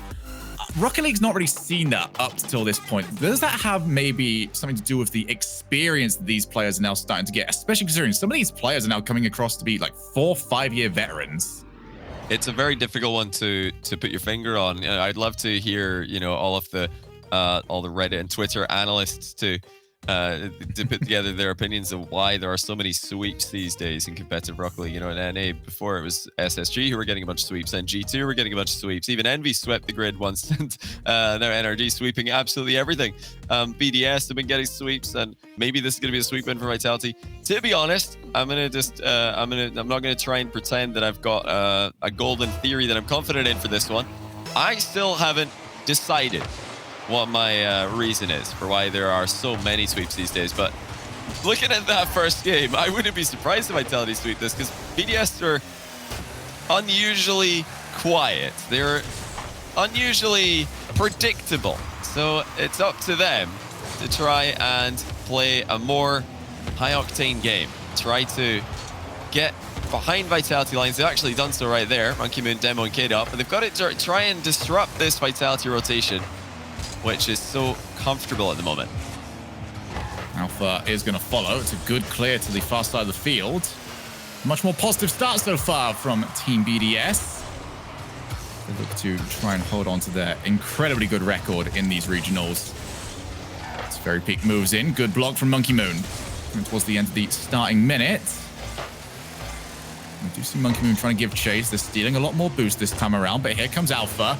And Alpha's job will always be the same in this series. His job, take out one player if you can, take out two if you must. But just get a good trade for both Fairy and K-Dop to move in on. It's Monkey Moon, he's got blocked. Alpha's now on the chase. He's got some congestion there. Fairy Peak called off by K-Dop, and that shot needed to be better. Now over the top, Fairy Peak rotates back. There is the worry if you're Reno Vitality. You need to make sure that you've got an eye on these players, as here's the double tap. What a save! Oh! It's carrying itself on the goal line. And Extra will follow up for 1-0. Finally, BDS see a chink in Vitality's armor. Monkey Man actually changed his mind there, initially jumping up and looking like he's going to air double back post. Saw an opening for the double touch.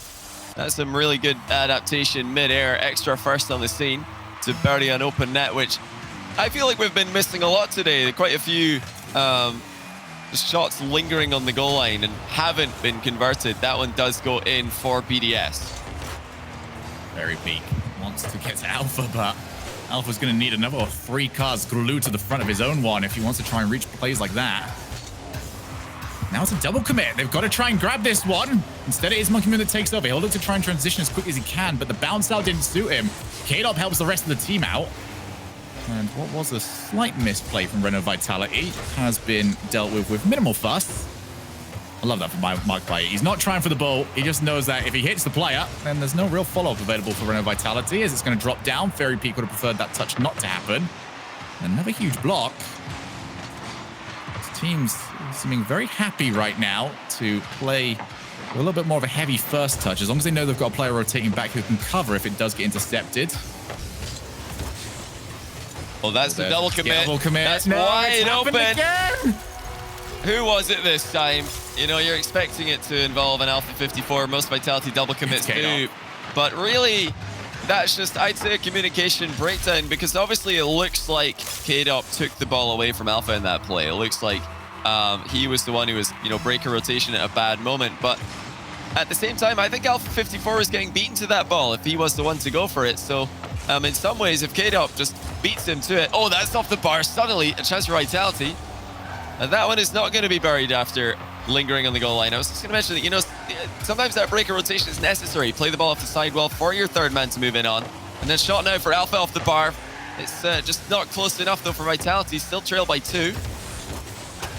It wasn't what I expected. I thought when I saw that double commit happening, it might be Fairy and K-Dop, because the first 2 players to get into the practice lobby for this match were Fairy and K-Dop, and they played a 1-goal 1v1 to start off the day. I'll let you guys on Twitter guess who took the W there. But I will tell you that the player who did win said free in chat immediately afterwards. Ooh. It's not the first time I've Reno Vitality had more inter-squad competitions than any other team. Oh. But now the competition is rising up against them. BDS, 3 goals to the better.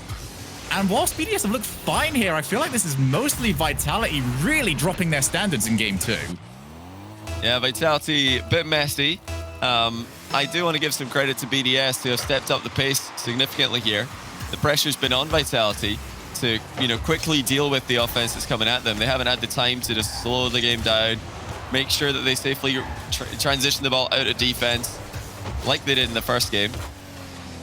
And, you know, when it gets down to it, when we get into those critical moments, you know, Vitality have been known to get the communication wrong, to get the rotation wrong, to just have the synergy off, as, you know, 2 players commit for the same ball again, like you mentioned. But it's these fake challenges from BDS that are making it possible. They are doing such a good job. They're causing problems for Vitality again. That's another play that Vitality have got players in position for, but they don't have an answer for. Great placement by Mark. You know what? When Monkey Moon plays like that from the left side of the field, it makes that pre-show argument about who the best player is in Europe that little bit more difficult for us that are on the alpha side. Not as flashy, as you said earlier on. He does get the job done. And he has managed to come out on that clear perfectly fine. So a 4-0 right now for BDS. We have not seen Vitality suffer a scoreline that lopsided all that often. Usually, you're lucky to get 2 past them. 3 is something you're right home about. Getting 5 will be something almost unheard of as Monkey Moon wants to keep the play going. BDS will keep this onslaught going as long as they possibly can. They'll take 5, 6, 7 if they have to. As extra, can't quite drop it to a teammate. Renault Vitality have just been destroyed here in game number 2. They have got a lot to figure out. They've not got long to do so. 1-0 in game 1, a 4-0 in game 2. BDS answer back in style. Stunning stuff, and it is going to be 5. And that's a huge, huge win against a team like Vitality. You know, when we're talking about best player in Europe, I think that tomorrow's finals day is more important than today's for stage 2. The major, which is going to be happening in 2 weeks' time for Europe, that's even more important again. But there's, you know, no denying who the man of the match was in this game. Monkey Moon really making some big plays, making Vitality look a bit silly defensively numerous times. And yeah, I would agree. Alpha 54 has probably been the best player in Europe if we're talking about the last year. But right now, Monkey Moon again making a big impact. And BDS as a whole were just more consistent. They were quicker to react to these dangerous positions where double commits are likely to occur. And yeah, I want to highlight again the fake challenging from BDS, where they're just driving up to the ball, pressuring it as fast as they can, but not taking themselves out of the game while they do it. They'll go for maybe a demo, a boost steal, or just an immediate rotation back out. But rarely will we see BDS players flying past the ball as they try to challenge it and fail to do so. No, certainly not. So let's get ourselves into game number 3. Over to Aquadome. See who is going to take this one. Renault Vitality. And I think they'll got to the stage now where they don't really care what stage of the tournament it's in. They just want that win against BDS. They want to know that they can do it at the regional stage. It's going to start dropping down. Fairy Peak will turn for it, and it was ill-advised. Marked by 8 instantly moves in. Can always spot the opportunity. Wow. Extra looks to continue the pressure. Up comes Monkey Moon. Did have a passing option instead. He had Extra bumping away at the goalkeeper. BDS start off flying here. As now K-Dop looks for Alpha, and again, it's a massive block. I love that that pass from the corner wall by marked by 8 right at the start of the game. Just chips, just like I was highlighting between games. It's such a fast recovery for Mark also. He doesn't have to jump off the wall. He doesn't need to use a lot of boost to recover. Just a little chip into the ceiling, and then he's right back into that rotation. Cleared back to the midfield. K-Dop has got an option to his right-hand side, but Fairy Peak, well, I don't think there was many balls that could have been played to him that could have been more awkward to try and work with. K-Dop has been hit and miss this season when it comes to his passing plays. Now Extra moves in. Fairy didn't challenge, and there is a demo off the ball. Oh, Monkey Moon, he did a little bit of a hesitation. He didn't want to fully commit. Not quite knowing where his teammate was. Extra off the backboard, called off. Monkey Moon's tipped it up high. And whenever you see that sort of touch, you know the offensive play is over. Infield over to Alpha. Blocked by Mark by 8 so early. Alpha keeps the play going. It's going to be so difficult for K-Dop to work with, and he can't get anything gone. Oh, Monkey Moon's got a free shot, though. That is in. And again, Vitality have left a gap at the back. K-Dop loses the 50-50. And it looks like Fairy Peak had too much faith in him winning it. Alpha was never going to get back in time. It's far too risky for Fairy to move up there. And 1-0, BDS to lead against their rivals. Not for the first time. And, you know, although Gibbs mentioned their record has been a 5-3 in BDS favor, more recently it's been even more one-sided than that. Vitality started off well. Oh, that's an own goal! Or is it? Oh, just barely scrambled clear. You know, it had to be It had to be done. Something had to happen there for Vitality. Because, again, BDS were lurking. They were right there, just waiting for the free shot to come, and it wasn't too far off. We've mentioned the Renault Vitality comms. I don't think the comms there was anything more than a sharp inhale by all three of them. That was very close to going in, especially could have gone in for the own goal. Now we've already seen half the game played. BDS that much quicker when it comes to the rebounds, that much quicker when it comes to following up on the challenges. As we do see Extra eliminated. That pulls K-Dot back into the play. Monkey Moon beat to the ball. Marked by 8. Does get blocked, but it's far enough to the side that it's going to make life difficult as Extra and Monkey Moon both commit. Extra will get credit for the save. Wow. You know, when Alpha booms the ball that hard, I think you just have to double commit or not. Just, yeah, send the house. Somebody has to just get in the way of that one, because that was an absolute banger from Alpha. But Extra, not only saving it, but carrying it to safety into the corner. BDS looked fantastic. When Vitality come at them quickly, when Vitality try and power the way through, I think that's what allows BDS to thrive. They're such a great sponge at absorbing these high-paced and these incredibly aggressive plays from Vitality. On the other side of the field, I don't think Vitality deal with BDS speed anywhere near as well, but check this out. Another huge play by Alpha, but it's saved by Extra for the second time. It was a 2v1, and BDS had the numbers advantage, used it to great effect. Vitality still pressing away, though. They know they've got to get this goal. Otherwise, they are going to drop down, and BDS are going to take what would most likely be the #1 seed heading into tomorrow. Actually, probably not, actually, given their 3-2 records, so more likely #2. Monkey Moon over to K-Dot yet again. They've got to find the follow-up, because all that's happened right now is these are booming clears, but they're booming clears heading over to a ready and waiting Team BDS. Huge win for Fairy Peak. It's going to at least give some territory for Renault Vitality. And maybe it's going to give them a goal. K-Dot's shot. Again, the double commit for the save. And again, it's the perfect thing to do, because they ricochet the ball in a way that Vitality can't follow. Yeah, you just have to in that position. And, you know, BDS are doing such a great job defending this goal line. Vitality slamming shots on target, and every single one of them has been saved. Yes, this is the BDS pace that they want to play at. Vitality can beat them like this, but I don't think it's easy. Not by any stretch of the imagination. When BDS managed to change the pace of this game, it's looked in their favor ever since that moment. Vitality are going to try and go toe-to-toe with them, but I don't think this suits them. The more slow and controlled style that we saw in Game 1, that was a far better matchup for them. You know, Vitality can go and obliterate some other teams mechanically, but BDS are not one of them. And this is going to turn into a boogeyman team for them this season for the looks of it, but unless Alpha can come through with a crucial 0-second goal. K-Dot uncontested. Mark was flat-tired. He couldn't reach that challenge in time, and you cannot allow K-Dot to shoot from that distance. The fact that he's hit the post has actually helped his team there, as it left it wide open for Alpha. Overtime, Game 3. Already feels like the grand final of regional #3 for Europe. Monkey Moon with a big chance. What a save by K-Dot. Here's over to K-Dot one more time. He's going to turn take it to give his team the lead in this series. Extra. Going as far as K-Dot again. He's popped that over to Mark by 8. Alpha taking his time. Don't know if he's going to get much for it. Monkey Moon did try and pre-jump him. Didn't work, but as always, BDS quick to recover. So Monkey Moon's pre-jump will not hurt them in the rotation. I'm seeing it every single time. Renault Vitality starting to use 2 players now, starting to follow BDS's lead. Not trying to power over one player, just pop it to the next one. We do have Mark by 8 loitering downfield. Fairy Peak crucially gets it away from him. It's pretty crazy to see the difference in styles that BDS challenge the ball. If it's in the air, they pre-jump up to the ceiling if they need to. If it's on the ground, they just fake challenge. Very different style. Oh, Alpha's out of boost. That's 2-1.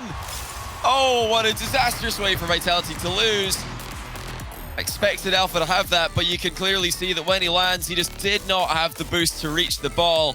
And Vitality, after a heroic effort, after shooting so many blasting shots on target to tie this game, they have lost it just because Alpha didn't have enough boost to get back and make a routine save.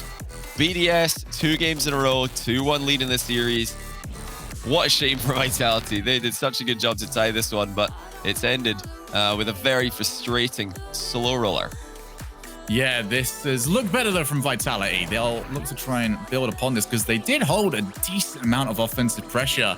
But the argument can be made that BDS weren't trying to force the pace here. They were very happy to play long periods of defense and then still make it work afterwards.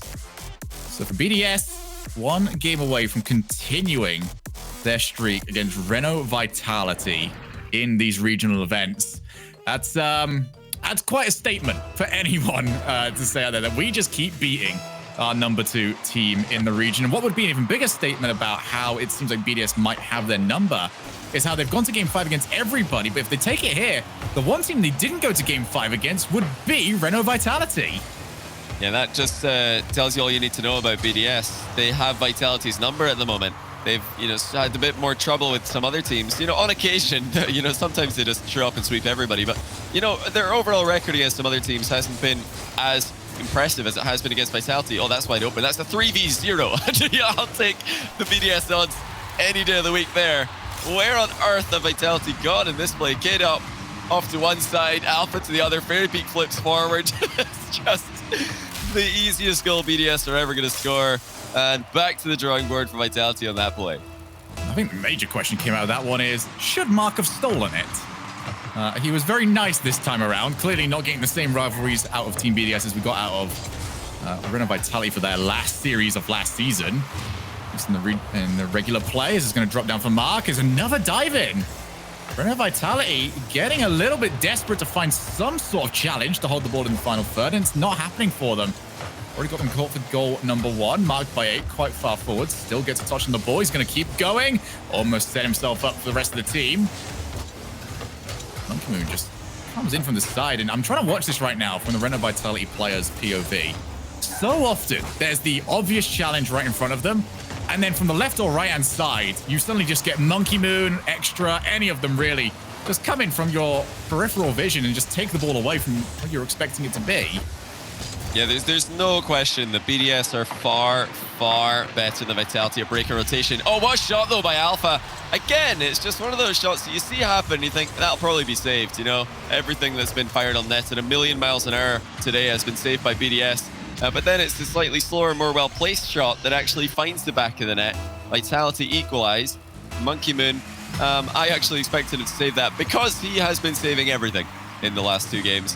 But that shot was just too accurate from Alpha 54.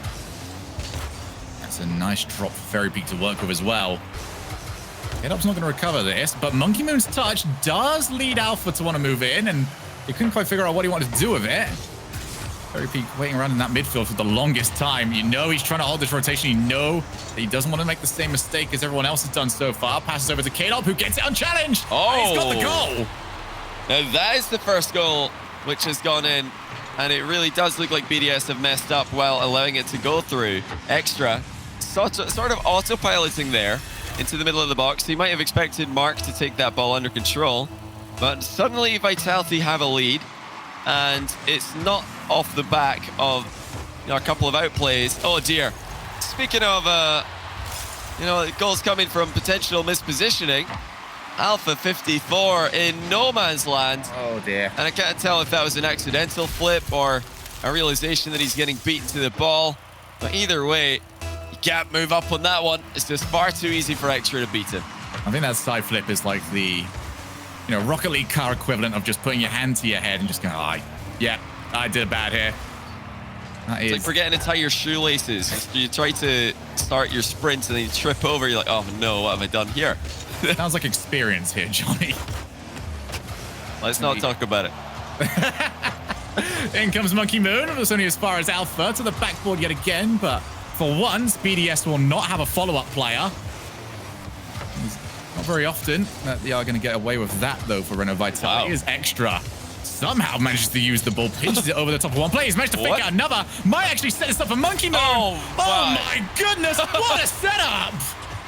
That little pinch control touch from Extra was crazy. And now he's mind-gamed K-Dop and gets a solid 50 off the back of Alpha 54. But K-Dop, he should know better. You need to make contact with that ball. The worst possible thing you can do when you have 2 defenders against 1 dribbling player is get faked. You need to make contact. Letting Extra just go right by you without losing control makes life so difficult for Alpha as the last man. And as you can see, all that extra needed was a good challenge. Monkey Moon finish. Never going to be questionable from that position. Yeah, this is a game which has been pretty messy from both sides after, you know, an incredible grand finals looking game 3. But such is Rocket League, Shogun. Certainly is. There'll be a lot of players out there just going, oh, this can happen at this level as well. Ah, that's nice. But it does not happen too often, as now Alpha will show off what he's capable of. Oh. And K-Dop's shot. He just scuffs over the top of it. No real power. Right down the middle. And Alpha's going to have to go back to work again to try and give his team another opportunity, as he will. Monkey Moon gets it to drop to mark off the backboard. Fairy Peak hasn't really got anyone to aim for this time around. BDS, get rid of it again. Yeah, that uncontested shot for K-Dop was a very difficult one to generate power with. It was so straight in front of him, so the run-up was awkward. And I don't think it was really on K-Dop to score it once he got into that position. The problem was the fact that he didn't get into the position until it was too late. It was just far too slow in the arrival. And that's usually something K-Dop is extremely good at, getting into that box right as the pass comes across. But I'm sure boost was a problem for him. He would have loved to get there faster. Now let's see if Vitality can take us into a game 5. BDS have been taken a game 5 by both the teams they've played before now today. You'd think Vitality would do the same, but at the moment it doesn't look likely. Maybe try to follow up here. It's a decent bounce actually for Fairy. He's got K-Dop as a passing option. Oh, wow. For the double tap and K-Dop just needed to find that second touch. Now with 25 seconds, good bump from Fairy Peak off the ball.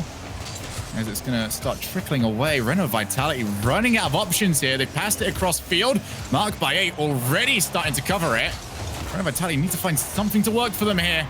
K-Dop will have Alpha to work with. He passes it back to the midfield. In comes Fairy Peak, shoots it on net. But from that far out, you'll do well to trouble BDS, who move through. Brilliant. Just brilliant from BDS. As soon as they upped the pace of this game and Vitality kind of fell into that trap, decided to play that game that BDS want to play, this did not look like a winnable series for Vitality. You know, we still had an overtime in the last game. 1-goal game here where Vitality had the lead briefly, but I really do think that at this pace, when Vitality try and play at that pace that BDS want to play at, it doesn't look comfortable for them. BDS are better at knowing when to break rotation. They're a little bit faster to the aerial challenges. And Vitality, although they still look very competitive in this matchup, certainly look second best. Compare that to game 1, where I think they clearly had the edge, and that slower pace where they were kind of frustrating BDS and not allowing them to establish their game. I think that's the game plan that Vitality will bring if we see a repeat of this matchup tomorrow. I'm sure that's something most fans back home would love to see. I certainly would. Yeah, I'm going to throw the easiest question in the world at you very quickly here, Johnny, but I suppose I have to ask it. Liquid still make it through? I think so. I think Liquid will sneak through. You know, seeing that BDS have now made it to that top spot in the group, could be a Team Liquid versus BDS first round match like called. I would love to see that happen, just so I can get one up on Gibbs again. But if you are going to get that Team Liquid versus BDS matchup, then you suppose you should keep your eyes on our next series. When we come back from the break, it's Team Liquid against Oxygen.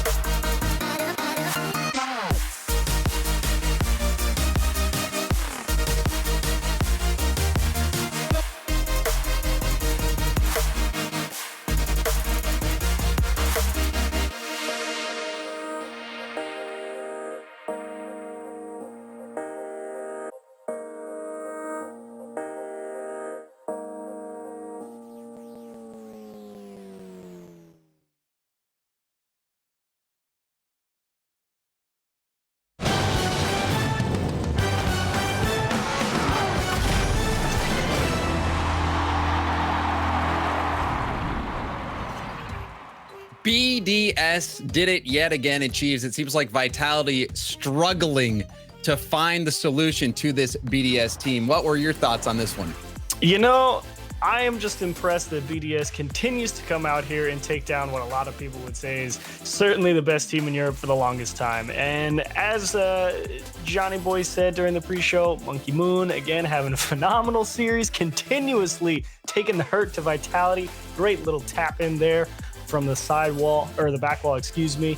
And Vitality put up a good fight, you know, as they tend to do, but just don't have the answers. It's incredible how well BDS are playing.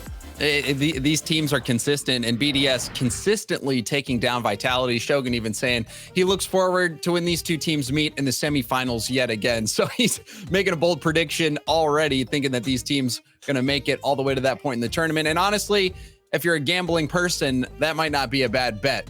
But no, not at all. Let's focus our attention on this next matchup. Two teams that are looking to make a big splash in today's event because they need the points to get top 16. They want to improve the kind of rough showings that they've had recently. Team Liquid and Oxygen, two teams that coming into RLCS X we were expecting a lot from. and have been underperforming, but now they have a golden opportunity. Yeah, and it puts a lot of pressure on these teams as well, because like you said, since they're underperforming, they're both so short on being in that comfortable range of qualifying points for the major, right? And so whoever loses this one is going to be in a lot of trouble, especially for the rest of the day, because it's going to put them at 1-2. And so you need to come out with a big win here. And it's unfortunately that it's got to be one of these two teams, because everyone's been expecting them to do so well. And honestly, I think right now I got to give the edge to Team Liquid. I think they played a pretty solid series versus Barca, obviously coming up with the loss. But Barca, again, pulling out a lot of good offensive stops. But I liked Liquid in that series, even though they didn't come out with a win. And Oxygen starting off an 0-3 loss to Libertas, then coming right back, getting that 3-0 win against Barrage.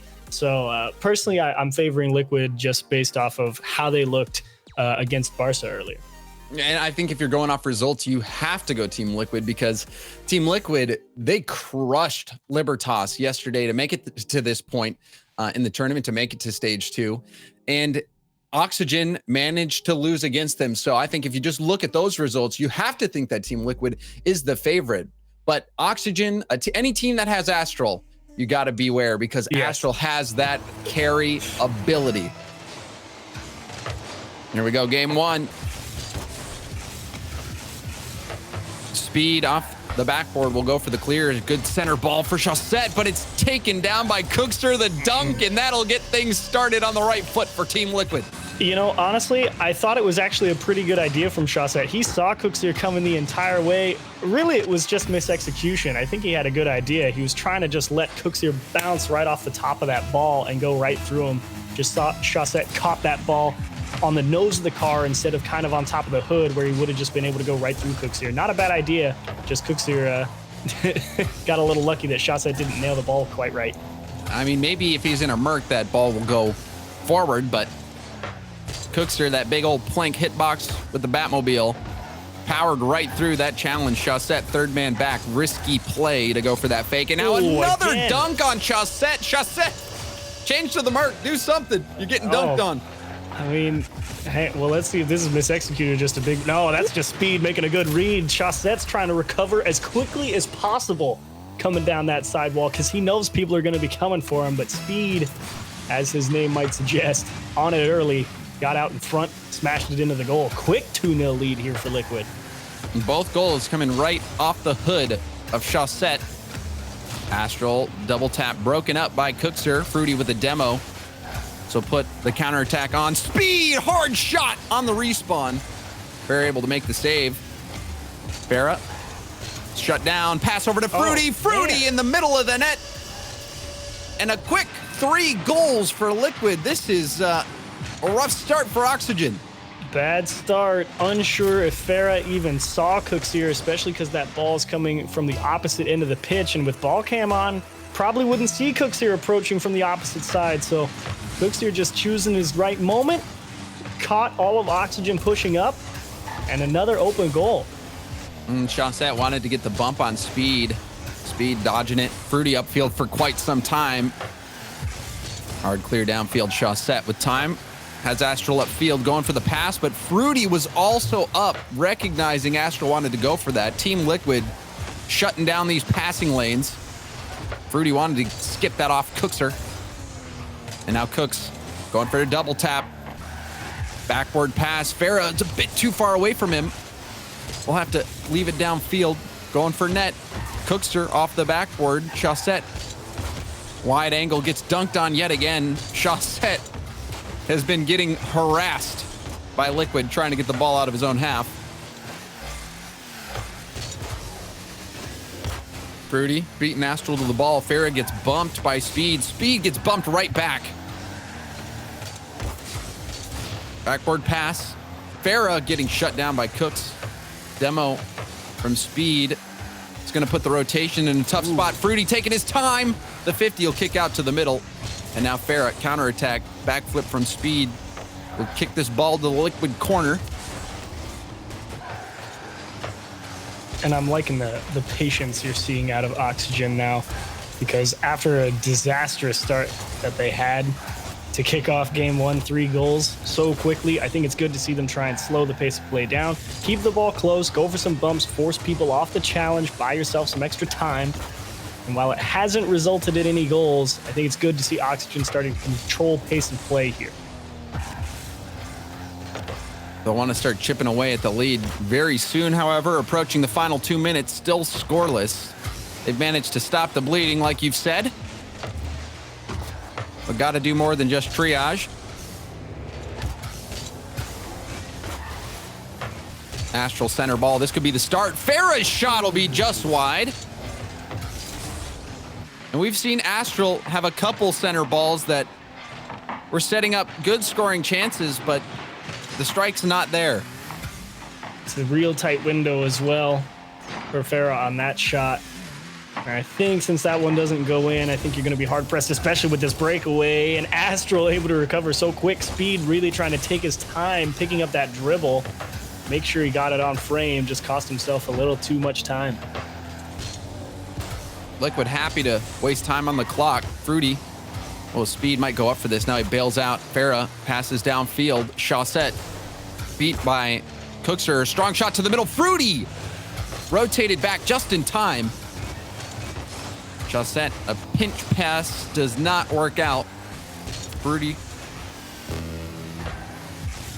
Cookser, rather, going to clear this downfield. Chaussette to the corner. Astral on the wall. The touch. Back to Chaussette. Center attempt, and Farah had the play broken up. You gotta like Fruity Speed as well. Going for that play immediately just to keep Oxygen from getting anything started. He was very patient, waiting for his moment. Astral with a chance and big miss. Couldn't get the double tap.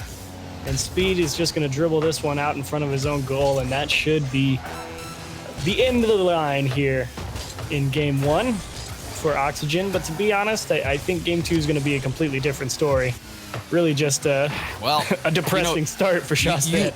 You want to hope for that, but I think the result from Libertas and just other factors have certainly made you lose a bit of faith in this Oxygen team. They're so good on paper, but they have continued to struggle putting up results. And that same thing has happened here in game 1. Team Liquid, though, not having that problem, looking very good. Take the shutout win in game 1.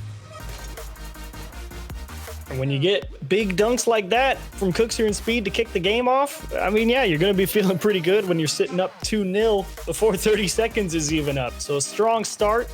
Oxygen starting to get the ball at least under their control for a little bit from the middle of the game.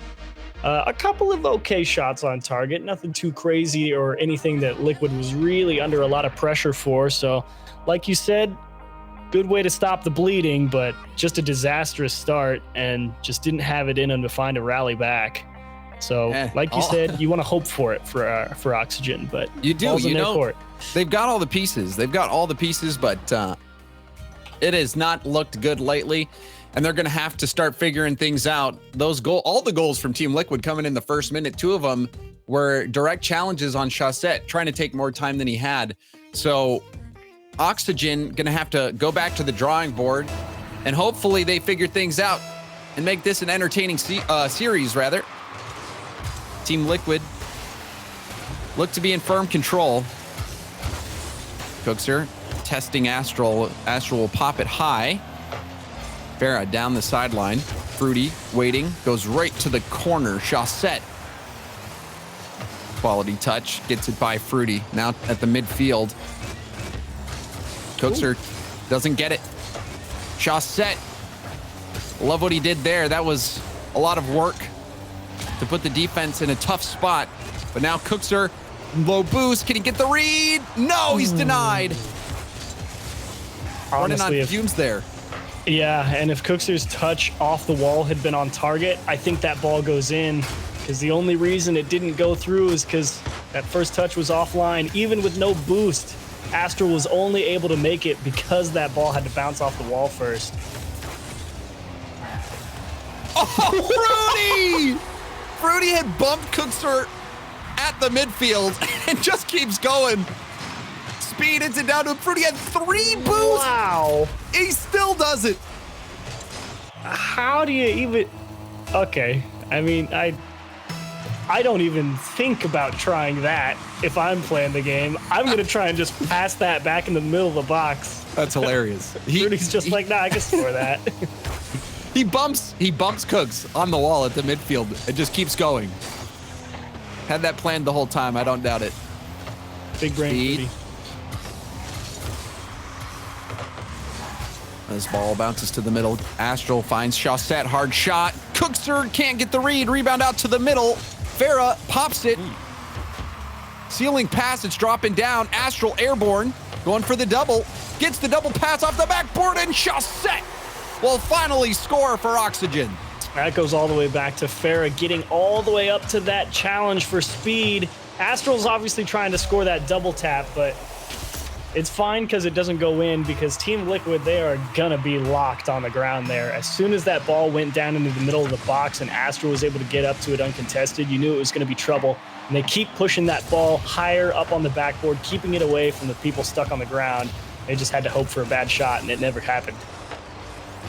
If you freeze frame that, all three players from Liquid were pointing in the direction of where they thought Astral's shot was gonna go. Yep. None of them thought that that was going to be a pass off the backboard, so that was the right play from Astral. Chaussette getting a much-needed goal. Now we're tied up. Fair off the sidewall. Fruity up early. We'll hit it to the corner. Astral gets the touch and the corner boost. Now bouncing at the midfield. Speed off the ceiling. Another touch. Going for a third. Broken up by Farah. Fruity off the ceiling, second effort. Ground pinch towards net. It's going to roll up the backboard. Astral can't get it by Speed. Now Cookser will hit it to the corner. Good bounce, but Chaussette hit it upfield. Now working on his own, going for the flick. It's off the crossbar out. Rebound out to Farah. Backboard pass. Astral will go back to the backboard. To no avail. And achieves that looked like more quality work from Chaussette to pry open that Team Liquid defense, just no follow-up. I agree. I think it's a good thing as well that they're having Chaussette take those balls on dribbles and turn them into decent scoring opportunities. Yes, no follow-up. Astral was a little bit far away, perhaps expecting a different bounce or a different sort of clear off of that ball off the crossbar, but I think it's good that Chaussette, considering that he gave up 2 goals getting just dunked on in game 1, it's good to see him keep the ball in command, turn those dribbles into decent goal scoring opportunities, and I think he's not going to be too shook up about game 1. So I think it's great. I feel like this is a must win for Oxygen. Still tied up. Speed. Now Astral air dribbling. Farah up to take the shot. It goes by Cooks. And Oxygen will take the lead off this counterattack started by Astral. Yeah, and if you're looking at Cookser's camera, it's always a little bit dicey there when you're trying to figure out exactly who's going to touch the ball. Sure, he figured out that Astral was giving up on it, but he still got to defend both sides of the goal there, and he was trying to play it close in case his teammate won the challenge. He was edging forward a little bit instead of going all the way back to the goal line, and Cookser just didn't have enough time to really figure out where that shot was going, either near post, far post, and it was over his shoulder and in. Oxygen refusing to lay down. Under a minute left to play. Now holding the lead. Fruity ground pinch right to Astral, but it goes back to Cooks. The pop around Astral. Cooks will bail. Had to get boost. Now gets demoed. Fruity back to net. Will save it off his own backboard. Now Astral. Double tap off the corner will go wide. Speed. Upfield second effort. Center ball. Fruity a bit far away. Still gets to it. Astral had to dodge the bump attempt from Speed.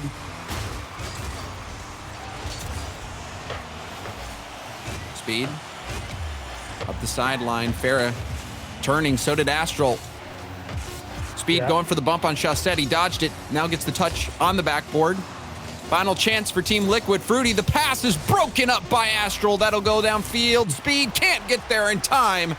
And Oxygen, hold on.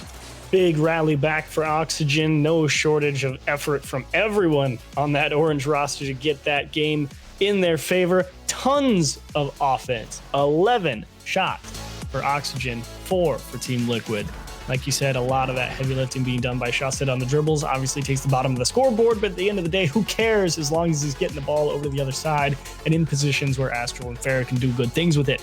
So, Oxygen, excellent game. Loved all the ball control you got to see. Liquid there, I think they had a couple of good opportunities to equalize at the end. Fruity with an inspired shot early on, but it came down to a couple, do they get the demos at the end, and they just couldn't quite connect and open that door all the way for a shot to come through. And this was a much better game from Oxygen, especially from Shawset. You think back to game 1, there was 2 goals that came right off of a dunk play on Shawset. Shawset cleaning up his touches and really forcing the issue, putting the Team Liquid defense in a lot of tough situations. So he rebounded this game and it showed. Oxygen get the win in game 2. Now we're tied up at 1 apiece in the series. And things Team Liquid, go for it. Oh, I was just gonna say, things getting interesting at Chiefs. I was hoping that this wouldn't be a blowout in either direction. Well, your hopes are still alive. And if you're Team Liquid, all you're looking for here is to make sure you get on top of those dribbles from Shawset just a little sooner, obviously. You know, if you can find a couple more dunks, that's great. But Fruity trying to do it all himself there, even though he had the pass to Speed out in the middle of the field, maybe a little greedy. Good pass to the corner. Fruity will hit Speed. Astral got demoed going for that challenge, but respawns, gets the pop off the ceiling. Going for it again. Double tap missed. Farah dribbling it to the corner. Passes back. Shawset will take it back to the corner where Speed is waiting. Speed, the bounce, going for a shot. It's going to be wide. Challenge to the middle. Cookser there to punish. And he gets Team Liquid the lead early. And Astral gets a little tied up here on the goal line. He's rotating back and realizes, oh, I gotta go get that because it just went in a terrible spot. Knew instantly that he had to try and close the gap, but Cook's here waiting patiently close to the play because he knows that that ball's gonna not have a lot of power however that challenge plays out. And he's able to get there way before Astral's able to turn around. There's another challenge off the Shawset that went out to the middle. Shawset not jumping into these challenges, not flipping into these challenges, and which is hurting him in some of these situations. To say the least. Yeah. Fruity going for the side wall. It was a hard hit. Astral was able to kill it. Farah, second effort, couldn't do much. Shawset, awkward ball for him. We'll get it to the corner. Astral helping out.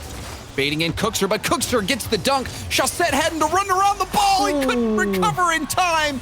And Cookser, a solo play. What a shot. Awkward indeed, and that's the perfect illustration of why it gets real tough to play defense when you get stuck on those walls after you have to press the break button, because it's just, you can't decide if you should be coming off the wall, trying to go back up it and stay with it. And you're right, Shawset just didn't have enough time to really get set back down in a comfortable spot to handle that challenge from Cooks here. And so excellent pressure applied by the Italian. 2-0 lead again for Team Liquid here. And that's a situation of reading the defensive touch that the player is going to make. Astral was read like a book by Cookser. He was trying to bait Cookser in, hoping to flick it around him. And we've seen him do that before, but Cookser wasn't falling for it. And we've seen him do that quite a bit already. Backward pass from Astral. Follow up from Farah. Astral doing work there. Astral definitely doing work. Cooks here has 95 boost. Oh, okay. I was wondering why it was such an awkward play for him to make. I mean, normally he'd make I feel like he'd normally make a snap read to be able to go get that one. He had all the boost in the world, but looked to me like he took ball cam off just so he could really try and get a better sense of where that ball was going to land after it bounced off the backboard. And so he's a little bit late jumping up to go get it, and that opened the door for Oxygen to get one back. And Speed probably in a better position to take that hit anyway. Yeah. Oxygen fighting to stay in this one.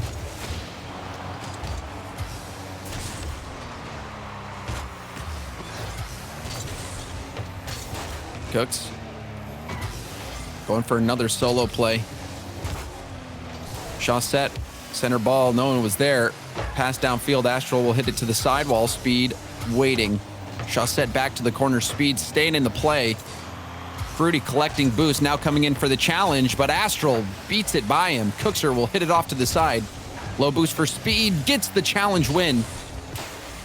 Oh, now Fruity gonna have to take the play himself. Goes for shot. Testing the Oxygen defense. Bump attempt missing on Chaussette. Cookser, corner pass. Astral down to Farah. Farah will pop it. Going for a second effort, but it was too far away from him. That's why that first touch power is so important. Real easy to let the ball get away. Not from Astral, though. He's going to follow this one all the way from the midfield. Chaussette, clean win through one. Awkward bounce. Cookser didn't go up the sidewall, but then again, how can you expect that? You're also trusting your teammate out of the goal to have a much better read on that play.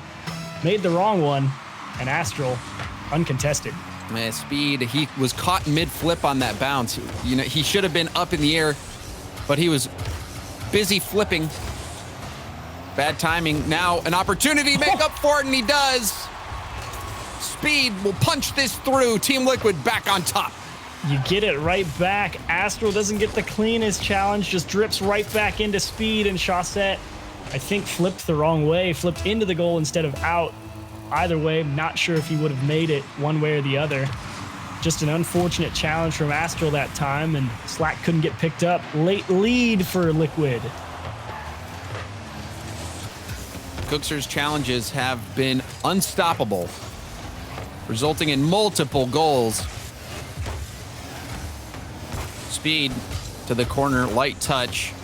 Couldn't get the bump on Astral. Fruity pinching it. Astral now downfield. Cookser will stop it down. Right to Speed. Over to the side. Fruity's waiting. Now Chaussette, hard clear upfield. Speed from his own corner will boom it right back. Farah off the ceiling. Astral up. It's a race between him and Cooks. He wins that race. Backboard will bounce to the middle. Chaussette puts it straight up. Speed first touch control to the corner. Kicking in reverse for that challenge. Chaussette down to Farah. Beautiful pass. The shot saved. Ooh. And now the clear from Speed. And that won't have legs. Team Liquid will take the win. Scary moment in the end. Yeah, I got a little bit scared as soon as I saw Fruity pull off that ball from the backboard, but turns out he made the right read because he went back to the goal and that shot went right towards where he went. So Fruity proving why he's on the pitch and I'm not. And Team Liquid will go ahead and win game, what was that? Game 3, right? Game 3, yep, 3-2. game 3. So now it's 2-1 in favor of Team Liquid. And this one was another close game. The challenges from Team Liquid have what set him apart, and primarily the challenges from Cookser. He got that solo play, able to get it around the defense after a quality challenge against Astral. And then Oxygen battling back, keeping this one close. But you see again on the replay, Cookser's 50 leaking right back out to Speed. Cookser, he is reading this Oxygen team like a book right now, Chiefs. And now they're one game away from getting a much needed win.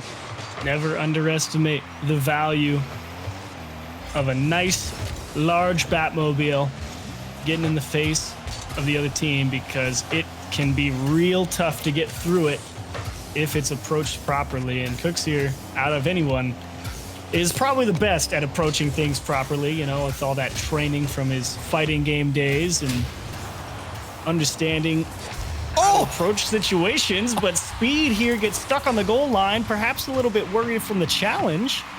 Cooks here gets demoed. Wow. Speed just drives too far into the net. Doesn't control the speed going in, actually. I mean, can you blame him? That was a spectacular shot from Farah. Gets around the ball, puts it far post. Didn't even have a ton of boost, had about a third of a tank. Probably froze Speed. Speed thinking, oh, this might bounce off the backboard, might bounce off the post, but it was the perfect shot from Farah. Astral off the ceiling. Tie. Cookser Going to the side, Chaussette racing to it, gets the dunk, forces Speed to jump early as well. Excellent pressure from Oxygen. That ball was in a threatening spot, but no one from Oxygen in a shooting position.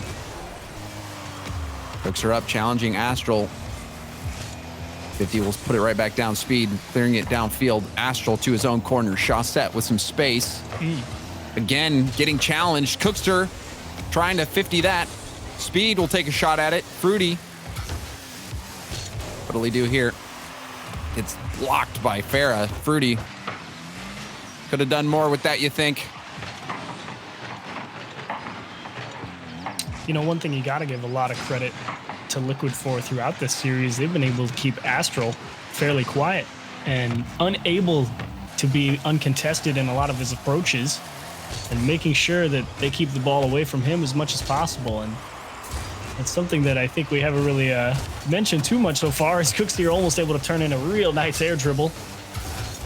But keeping Astral out of control, I think, is always a good thing. But how does this go in? I thought Speed was going to pull that out all the way. Chaussette getting underneath the ball, pushing it past Speed. Oh, That's close, but no cigar. well, props to Chaussette. Like you said, pushing that all the way to the back post. That's the only way that one goes in. If it's any closer, I think Speed pulls that out. Double tap pass. Cooks cheated up a bit too far.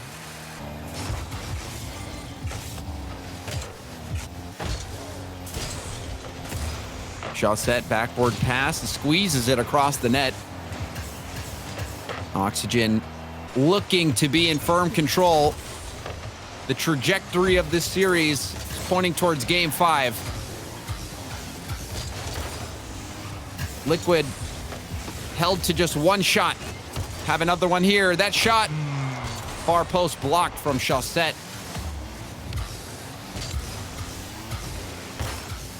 Again. Good ideas, I think, trying to take that ball solo and allow his teammates to come up behind him there, just not quite having the execution. Pinch off the ceiling. Chaussette stretching for it. Fruity trying to pinch that back to the middle. Cooks turning Farah way faster than Cooks on that play. Now going for the bump. Force Speed to jump, and it'll skip off the post and in. Now a 3-goal lead for Oxygen. Well, you can try and keep Astral out of the play as much as you want, but, I mean, like you said, if you make the goalies move, good things happen. Astral really doesn't even have to do too much. It's a free ball for him. Put it on target, see if Speed can recover. Oh, so close, but not enough, and a 3-goal lead is massive with 2 minutes left. Make it 4, maybe? Astral actually didn't go for that. Probably thought Cooks was going to make the read. Now another shot from Farah. Let's make it 4. Oxygen want to carry all the momentum they can into Game 5. Chaussette got a piece of it. Astral chased it up the wall. And Cooks here just trying to figure out exactly where that shot is going to be coming from. Close, but not enough. Farah sneaks it by, and I think, yes, we're headed to Game 5. This is going to be a leisure stroll for Oxygen all the way into the next 5 minutes. And Astral, even when he was on Dignitas, I think was a bit underrated in terms of how good his passing was. And we've seen him set up multiple scoring opportunities for his teammates. That one, the latest, and Farah didn't disappoint. Astral will pop it up. Flip reset, fakes it, goes around the defense. This one rolls up the post and in. Astral with a highlight play. Well, I said they did a great job of keeping him out of it, but ooh, that's what happens when he's got a little room to dance. Gets Cooks here to go right by him. Oh, that was pretty. Yeah, he waltzed around the defense.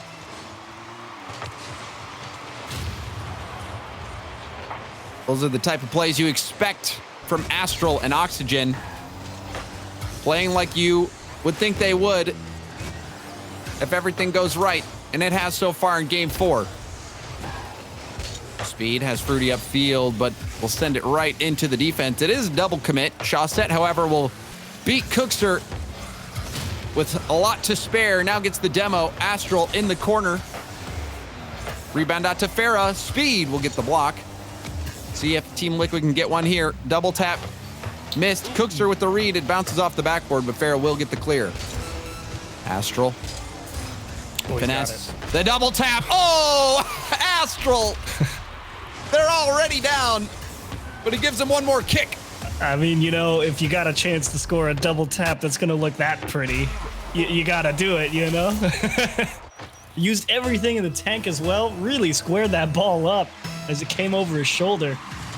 And just phenomenal control to get all the way back around that ball. On top of it, drill it into the top of the net. Beautiful shot. And I'm looking forward to see if this is the oxygen that comes back for Game 5. Or if Team Liquid able to figure something out. Cooks with the block. Really, Game 4, all oxygen achieves. I think that question will be on the top of everyone's mind. You feel like if oxygen plays like this, how could they lose? Now 7-0. They finish this one off in Game 4 over Team Liquid. Oh, well, you said Astral's passing. I mean, look at that control. Off the backboard, get a little flip reset, tip it around a defender. Hotly contested in the middle of the box, still escort that ball in for Farah. What a game for Oxygen Esports. Wow. Oh, yeah. Astral and Farah both doing so much work. Farah with a playmaker and a hat trick. Astral with the hat trick, 2 assists. Achieves. This was pretty one-sided, to say the least. Be careful, though. You know, you don't really know exactly when the heart went out of Team Liquid there. Easy to see how it gets away from them, but I mean, a couple of honestly really simple opening goals. I mean, it wasn't anything special. It was Astral gets a good pass, nice little hard cut. And then the other couple of goals that went in early, it was really just make Speed jump on the goal line and make sure the ball's on target. And if it's in, great. So Team Liquid, I mean, that just to me means that they got to stop letting Speed get in these one-on-one, two-on-one situations. They got to start making some contact on those challenges out of the midfield. Because we were talking about it, Chaussette having a little bit of a struggle early on in the series with getting through challenges. That started to come online. Astral towards the latter half of that game started to come online with beating defenders. So if Oxygen continues to wiggle through that midfield line to just beat defenders cleanly, Liquid might be in trouble here in Game 5. Speed, low boost. Light touch. Farah gets demoed by Fruity. That is going to do wonders to relieve some of the pressure, but Astral will keep it going. Astral, so deadly. That game, the prime example of what he can do. Ooh. Farah hard off the ceiling. Cooks can't make the read. Backboard bounce. Can Farah get the shot? Yes, he can. And Oxygen taking the early lead achieves. Did he get bumped? He did. He got clipped right there, backflipped off. Cooks here just missed the ball, and Farah gets a free touch. I think Cooks here was playing the block on Farah's initial jump, and when Farah just backflipped off that ball, Cooks here was going too hard at his initial approach. Couldn't change it up. Oxygen holding all the cards now. 7-0. They won Game 4. They continue that scoring streak here, unanswered. Bounce to the corner. Cooks has speed up field. Astral will have to stop it. He does. Cookser and field to Fruity. Fruity misses his shot, but it's out to Speed. Speed, first touch, pops. Fakes it around one. Where's the defense? Whoa. Nowhere to be found except Astral comes out of nowhere for the save. Astral got back just in time. And that stops your heart a little bit as well if you're an Oxygen fan. I mean, Speed had pretty much a clean look at the net. I think even he was surprised at how much time he had after he faked that air dribble. And a chance for him now, and nice takeaway from Chaussette. Speed was eyeing that one all the way. Cooks here on target, denied by Astral. Barrow will hit this off the ceiling. Good setup for Fruity. He's going to go airborne. Touching it. Past Astral to the left. Cookser, bounce pass off the backboard. Chaussette dribbling against Speed, 1v1. What's he going to do? He lets it go. It bounces off Speed, and that's enough. The rebound goal for Farah. See, Speed gets in that 1v1. Honestly, he really doesn't do too bad. He plays defense pretty well, just doesn't get as strong a hit on the ball there. Didn't even really give Chaussette that much room. It was just a matter of, do you get the ball to safety, or does it go right back into the danger zone? Well, that one went right back into the hood of Oxygen, and now it's a 2-0 lead. Speed Gonna take his time, fakes it around one, flicks it over to Cooks. Going for the demo now. Astral will have to defend. Astral comes off his own goal to make that save. You feel like Cooks pulled the trigger a little early on that. Yeah, that shot. Yeah, you really got to see where Speed is able to push Astral in the goal before you fire that one off there. Astral definitely knew all the way that he was going off the backboard as soon as he saw Speed coming for him. Didn't even think about it. And if Cookster sees that, then it's just a simple shot anywhere along the ground is probably going to score. And now Shawset will bury it on. Achieves. How did he get past the Liquid defense by himself right here? Oh, Cookster. Oh, that's just a bad approach from Cookster. He's a light year and a half away from that ball, and Shawset's right behind it, and Cookster just shoves up real hard. You got to wonder if there's a weird miscommunication there between Cookster and whoever was waiting in the midfield line. Oh, Speed, that was wide open. That was wide open. He had all the boost to work with. You can tell that Team Liquid a bit tilted, but Cookster trying to stabilize. He gets one back. Yeah, I think that's a big shot there from Cookster because Speed's definitely frustrated he missed that goal. But the fact that Cookster got it back maybe 10 seconds later, I think is a real big help to Team Liquid. Definitely going to be frustrated after giving a third goal off a bad double commit in the midfield. To get it right back into the situation they were in, I think is a good breath of fresh air, but still a lot of work to be done. Liquid needing to gain command of the ball here and see what they can do. And I like the patience that Speed has had on the defensive end, making people at the midfield miss, getting his team some space to work with. But this has, even another one almost going in there for Oxygen. But this has not been the cleanest game from Team Liquid. Oh, there's a chance. They got the demo. demo. They didn't commit. Speed didn't feel like it was gonna really come to bear any fruit. There's a bump. Fruity, not on target, and a little bit of space, and there's that patience from Speed, but unfortunately, the command not there. Shawset just cuts it out, and that will give Oxygen valuable time to get set on defense here. Speed will turn quickly, going airborne. Back to the ground, the shot, backboard bounce, denied by Astral. Over to the corner, Fruity has Cookser in support. Cooks up early, the block, but Astral quality chance, and now on the other end, Farah, that's got to seal it. Oxygen score on the counterattack. Oh, no wonder Speed didn't jump. He had no boost. I was about to say, how can you cut out to the midfield there and then let that ball go over your shoulder because you know Oxygen are going for it? Well, it's because he's got 5 boost in the tank and the midfield 100 canister wasn't up. He couldn't go up for that ball. And that's a dagger in the heart for Team Liquid. Shawset up to break up the play. Speed gonna go for a solo play. Shawset will pop it up. Under 45 seconds left. Time ticking away. Down by 3. Team Liquid. They had the lead in the series, but Oxygen came alive. Ball kicking out to the side. It's gotta happen soon, if it's at all possible. And with that, Oxygen, these final few seconds, just a formality. Astral, the last game, they beat them 7-0, and they put up 4 this time. Oxygen starting to live up to the hype. Big turnaround from Oxygen from what looked like a real sour start. Shawset getting dunked a couple of times, a 3-0 win for Team Liquid in Game 1. Battle back, 2-1 in Game 2, another 1-goal game in Game 3, back in Team Liquid's favor. And then bam, 7-0, 4-1. Huge wins from Oxygen in Games 4 and 5, and Team Liquid are just going to be disgusted with that. And like we said at the start of the series, that puts a lot of pressure on Team Liquid, and it's going to take some real mental toughness to be able to battle back because they were both 1-1. Now Team Liquid's at 1-2, and they've been in this situation before and been knocked out before they felt like they should have been, and now they find themselves in that situation again.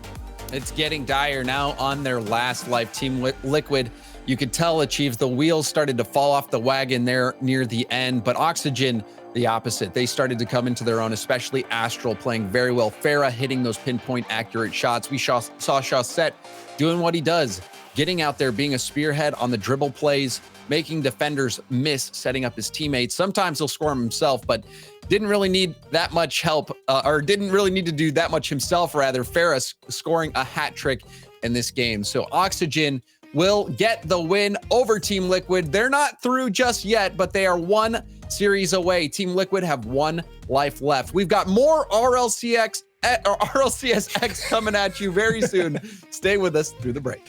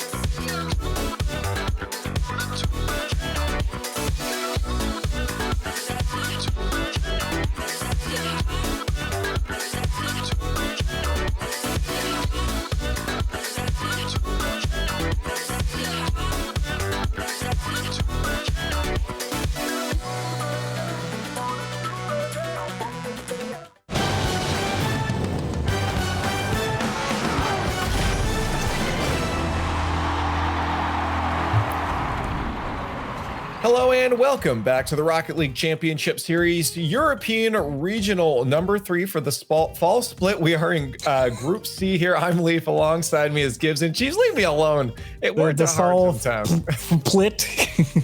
Don't worry about it. It's your turn to talk now. Yes.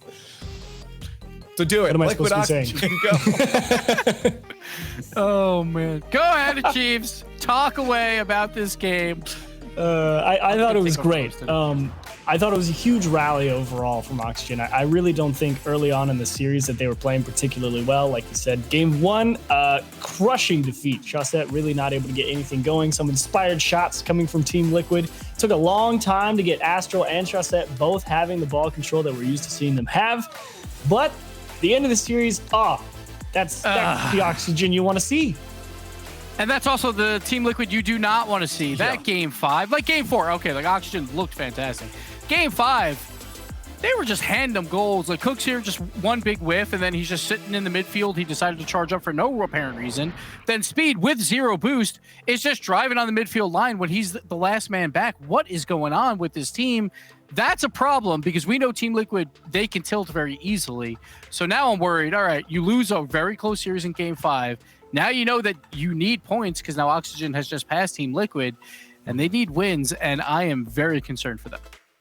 Yeah, this is something that I was worried too when I was seeing that is that mental factor coming in. I feel like, for me at least, Cuxer's a player that can get back into it when worried about some of the rest of the atmosphere achieves in that. Do you think that this honestly could potentially be the downfall for the rest of the day for Liquid? Oh, yeah. I hate to say it, but absolutely yes. I think it's a very easy thing to watch the train derail from here, especially considering that I don't think their next match is the easiest thing in the world either. Well, to talk about the potential full rest of the day destruction of Team Liquid, Farah from Oxygen is here to talk about their victory. Farah, welcome to the show. Congratulations on that win there. Thank you.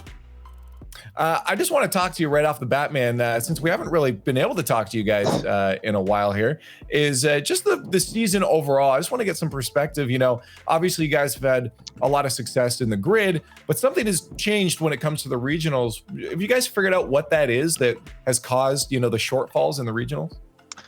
No, not really. I mean, to be fair, it's not been the greatest start of the season. I think we've disappointed ourselves first. I think we know we have the potential to be at the top. We show it pretty much every week, but yeah, when it mattered, we missed out on the 2 most important opportunities this season, which was the first 2 regionals, and that hit pretty hard, to be honest. So it's been pretty hard to come back from that and do great in order to salvage the split somehow. But I think that's what we're doing right now, and at least there's that. So one big difference between Regional 2 and Regional 3, you guys have brought in a coach with Moon. So what is she doing now to help you guys out on the field? I mean, she's helping us to keep calm and stay relaxed. Not get panicky and stuff. But overall, I think it's just a matter of circumstances. There is teams that we like to play. There is other teams that we don't like to play.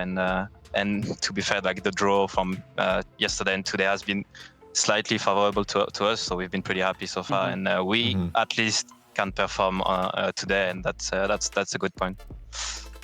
And, to kind of jump off what you just said, like Moon helps you guys stay calm, cool, collected. For the longest time, you've also been credited for being the level-headed, solid captain of the team. And how do you go about managing those emotions, especially after that disastrous game 1 when Chaussette was just getting shut down and it went so downhill so quickly? We just said, no problem, go next, and that's it. Too many times this season things didn't start well earlier in the day, and it ended up really strike our mental form pretty hard, and that's how we lose confidence and stuff, and we cannot let that happen in this regional. So we did not let that happen, and it's been going great. We know we got swept in the first series, and we still managed to bring him back. So there is lots of positive from today already, but the day is not over. So we'll focus on the rest of the games. Well, speaking of focusing on the rest of the games, you guys are going to be playing Galaxy Racers, previously known as Monkeys before. What's the approach to this one? Is there a specific game plan, or is it just keep doing what you're doing? Yeah, we've been playing them quite a lot recently, especially in the grid. They've had our numbers kind of in the last, I'd say, 2 tournaments, but it always felt like it was more a matter of us giving them the win than them playing incredibly well. So we know that as long as we play good, we will get the chances to win, and that's what we are aiming for sure. Well, I just got to say thank you so much for joining us. We're going to let you go get prepared for that match now, Farah. And again, you got the win here. Use that as confidence to boost forward. And again, good luck in your qualification match. Thank you. Thank you. And there's Farah from Oxygen. Always just a humble man. Like he knows that he's got they can do this, but he's just like, we're not getting there. It's just a very humble and timid approach, it seems. Yeah, I think there's a good reason that for a lot of us, Farah is one of our favorite people in Europe, Obviously, we're a big fan of personality, but everyone likes the guy who's just like, you know what? It's okay. We're going to go have fun. And everyone needs a calm, cool, collected side. And Farah is the epitome of calm, cool, collected. Absolutely. For now, though, let's take a look at the lay of land as we just look at how this Swiss format has been playing out, Gibbs. Right now, we have the Blokes and BDS up at the top in those nice little green spots, which means they have qualified for that top 8 into the final round. Top Blokes, #1 seed going into tomorrow. BDS will be the #2 seed because of their close matches throughout today. So that's huge for Top Blokes, who we keep talking about the best in Europe. And Top Blokes always seems to be not part of that conversation, but every single regional result after result after result for Top Blokes. So great for them. And now we get into the nitty gritty here, where we're going to start talking a lot more about these major spots. One thing for sure, we know Galaxy Racer with those 2 wins have now clinched a major spot. And I'm pretty sure now, I'm still trying to run the numbers, but I think now the magic number has fallen down to 240 points. But I'll keep you guys in the loop on Twitter, because I'm going to be doing this throughout these matches, because now Endpoint plays Team Liquid next, I believe. So one of those teams will have to stop gaining points, and we've already seen it from Barrage and S2V. They've already lost out on any more points gained here. Well, let's take a look at that schedule. As you just mentioned, we have our round 4 coming up, which means we got a lot more Rocket League to go and some more qualification spots here. We do have twitch.tv/eLeagueTV still broadcasting. They have Liquid versus Endpoint, as Gibbs just mentioned, and Oxygen versus Galaxy Racers, if you'd like to see Farah and his team go at it over there. And on this stream, we do have Dignitas versus Vitality and Barca versus Guild. Let's talk right about that Dignitas versus Vitality match. Let's just jump right into this one, because again, this is a big one. Vitality had to go up against BDS in the round before. That was a chance for them to push through and say, no, we are still the final boss. But of course, BDS proved themselves there. Dignitas achieves is a team that's been struggling. Now, I was talking that from what I've seen from the grid, they have definitely brought it back. They are definitely looking a lot better than you guys have probably previously seen, but it's against Vitality. So this is going to be a hard one. Yeah, that's kind of the big problem is not your first choice for who you'd want your 2-in-1 game to qualify to be in, because obviously Vitality is at the top of Europe along with BDS for a very good reason. But like you said, slowly but surely, Dignitas fighting their way back, and especially they put up a pretty decent showing against Barca to kick off today, the 2-3 loss. So, maybe Joris is finally really able to settle in with Violent Panda and Yukio, and that offense is really starting to click, because I think that's been Dignitas's biggest downfall. It's just the disjointedness with which the offense has felt like it's been operating. So maybe at long last here in Regional 3, Dignitas will return to form. Well, let's get some predictions in quick before we get this match underway here. I feel like I know which way it's going to swing, and I might even be on that side. I'm going to start with Gibbs here. Man, it feels good just to see another Dignitas versus Vitality game. Sure, Dignitas didn't get the best draw, but at least they have a chance to play a Vitality team. Lately, Dignitas has fallen out of tournaments before they have a chance to play teams like that. I'm still going to pick Vitality, but I like what Dignitas is doing, and I'm excited to see them in that 2-2 round. Yes, Vitality. Yeah. Same thing. Done. Yeah, it's easy peasy lemon squeezy picks here. I think I'm going to land on the side of Vitality as well. I just can't see, as much as I've seen Dignitas looking real good, And I really think that they have the potential to pull through at the end of the day in a 3-2 situation. I just don't see it happening against Vitality. So Vitality for sure has to be my pick, and I feel like most people out there would be picking them as well. Let us know who you picked on Twitter, though, at RL Esports, hashtag RLCS X, and let us know your thoughts on this match. But it's time to find out another qualification spot. It's Dignitas versus Vitality. Dig versus Vitality. This is an old school matchup, but I'm happy to have it yet again. Turtle, it's been a bit different for Dignitas this go around. They've been struggling as of late. This is an incredibly important regional event for them, looking to really start climbing back to the top where they're so used to being. Yeah, and I haven't even seen that much of Dignitas myself. Like, we haven't really casted too many of their games. I haven't paid attention to how they've been performing. But it's been hard because, you know, they've been struggling to make it to playoffs. In Regional Event 1, they made it to playoffs. After that, in Regional Event 2, everything fizzled out, and they actually got knocked out before getting to Stage 2. Finally, they redeemed themselves, but they need to go all the way, like you said, James. This is such an important event for them. And, you know, this game is special as well for KDOP and Violent Panda, two former teammates on that legendary Dignitas team of old. Always a fun time to watch these two square up. Backflip flick from Jorius. And now the sailing shot from Panda. A little floater finds his way into the top shelf. Oh, so this is the first goal we get out of the series. It was just a nice and easy little shot that was chipped over all the defenders. There were 3 players on Vitality just kind of in the same area. Nobody could get to that shot.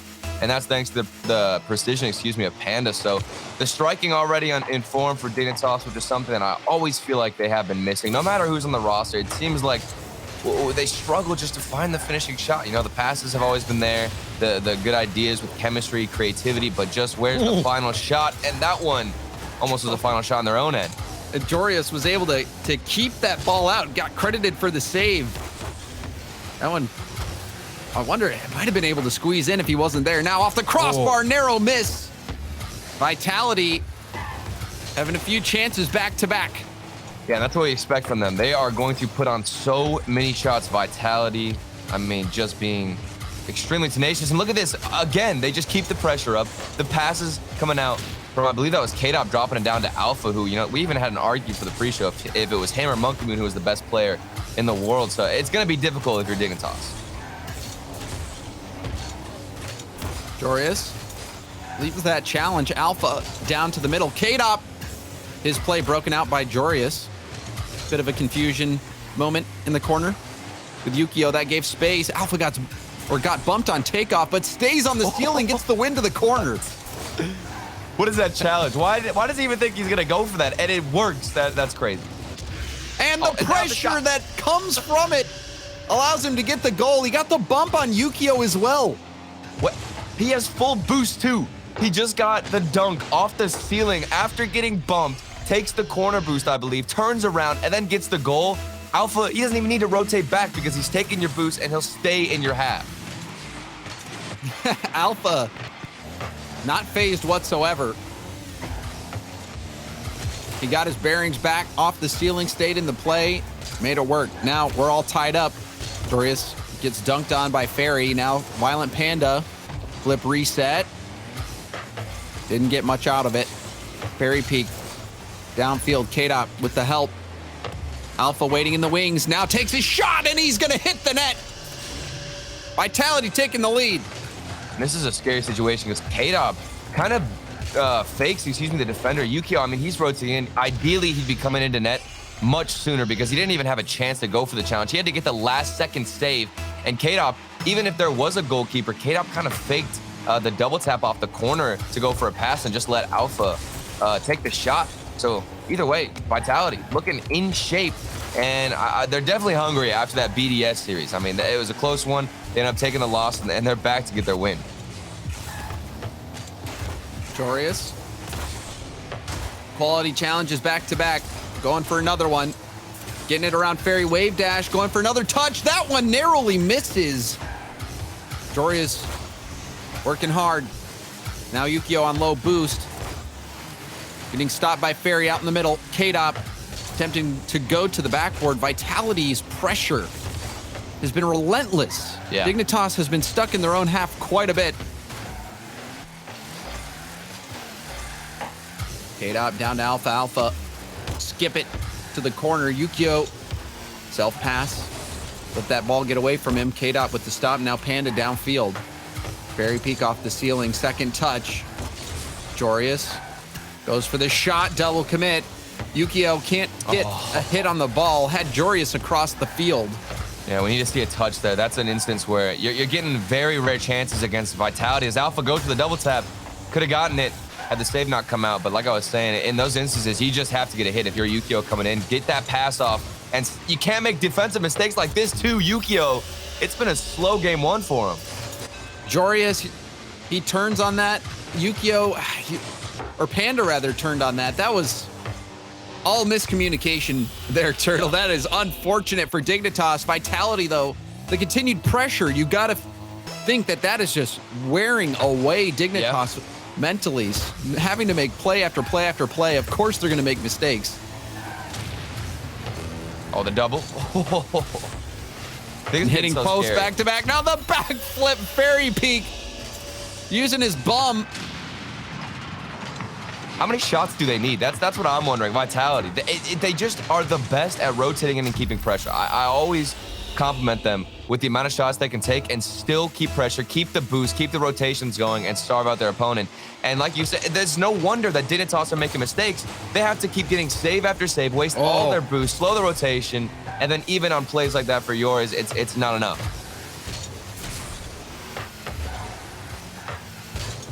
Now the shot off the post, bouncing on the goal line. Alpha, or Fairy Peak rather, will score this one. I assumed it was Alpha, you know, he's so good. Exactly. But Fairy Peak will be the one to get the hat trick. I think he was coming close with it. Yeah, he was trying to crash the net. It looks like he hit it. But I guess Fairy Peak gets credit. He was going for the steal, okay? Cookster did that to Speed yesterday with his flip reset, but, you know, we don't see it again. And that's just insult to injury. I mean, 5-1 in game one. I mean, this is tough. You know, you talk about coming out against Vitality strong, and for Dignitas, they've made a couple mistakes on defense, and Vitality, every single time they've been presented with any space. Okay, this is it though. Dignitas, this is what I'm talking about with the passes, back and forth. Continue this into game two. And I think Jorius has been playing quite well.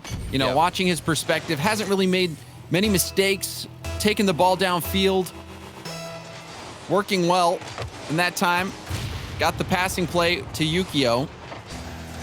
Dignitas will be looking to that play for inspiration going into game two, because game one has been all Vitality. Yeah. Especially looking at Yukio and the communication between Violet and Panda. I mean, we even saw the instance where they both kind of double committed on the same ball, and it was just a free net given to Vitality. Things like that need to be cleaned up. I mean, maybe against a lower level team, it would be okay. You'd be able to get away with it, but against Vitality, they are putting every single shot away right now. And in game two, fix up that defense, look for more passes. Game one, heavily in favor of Vitality, looking very good. They control all game long. Dignitas, it looked like 5 minutes of defense. Yeah. With sporadic moments of offense here and there. But Turtle, you know, this is going to be a tough one. You can tell Dignitas has been on the back foot, and Vitality has been playing really well today. They've been struggling. Dignitas, and not only recently, but also in game one here. And we're looking at the pressure from Vitality. And I still keep thinking about this play from Alpha where he was able to clean up after getting that dunk off the ceiling. You remember talking about it, James, where he shouldn't have gotten the dunk. He got bumped to the ceiling, came off, and still got a piece of the ball. And then he was able to get the full boost pad in Dignitas's corner, turn around, and then get another shot on. It's pressure like that when you're going up against Vitality. How do you even deal with that? You have to either be in control of your own boost or somehow have the speed to meet Alpha in the air. Well, we'll see if Dignitas can get a bit more possession this game. Vitality having a majority of it last time and hitting their shots, making the most of the opportunities. Saw a few mistakes from Dignitas as well. Now, Jorius tried to pass that down off the arc. Panda, low boost, will have to bail. Alpha to the sidewall. Jorius misses his read, but Yukio's there to help out the shot. saved by Fairy Peak. Corner bounce, missed by K-Dop. Corner pass to himself. Violent Panda's shot broken up. Jorius forces a double commit in net. Good pressure from Dignitas early on.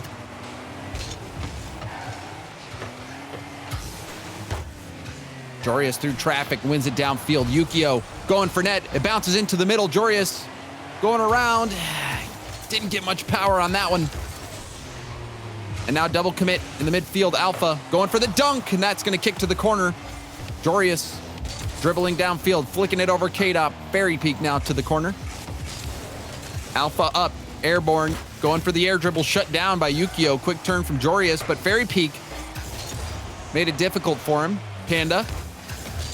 He's got some space, going for net. Alpha will clear it to the corner. Panda now off the ceiling, going for a second effort. K-Dot down to Jorius. It's been back and forth, but Dignitas looking to be staying with Vitality step for step.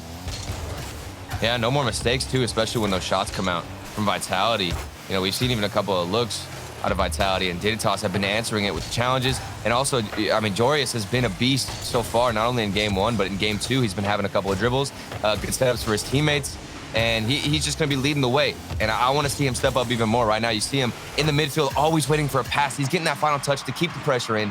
Dignitas, that's the step 1, but where's the step 2 with that pass in the midfield, looking for that finishing shot? They can do it, but you still have to hold off Vitality. Oh, and there it is. There it was. That was the play. That looked really good from Dignitas, but an even better save. Alpha going to be tough to get around. Barry, back pass. Alpha lets it roll. Barry's going to pop it up off the ceiling. Jorius down to the corner. Buying time for his teammates to move upfield. Panda will turn for it. He'll pop it. Double commit from Vitality. Alpha staying in the air. And a quality hit downfield. Alpha rock solid on the defensive end. Now lob shot. Oh, what a shot. And no one can get back. Alpha from long range will get the lead for Vitality. Oh, and I'm looking at Yukio. He's still rotating it, and he turned forward. It was a bit awkward for him. Violet Panda's also rushing back. One early shot all the way from the midfield line. It had enough power. The speed was there. Oh, and just a break in rotation for Dignitas. That is a heartbreaker because they've been keeping pressure. They've had a couple good looks themselves, completely different from game 1, and they're still getting scored on. K-Dop now with the air dribble was almost enough, and that could have been bad, but they managed to escape, still trailing by 1. Jorius looking for this pass. Fairy Peak will break it up. Yukio last back, pops it up to the side. But a quick pass down to Fairy Peak. He'll test net. Panda now chipping it upfield. Alpha getting dunked on by Jorius. K-Dop off the back wall.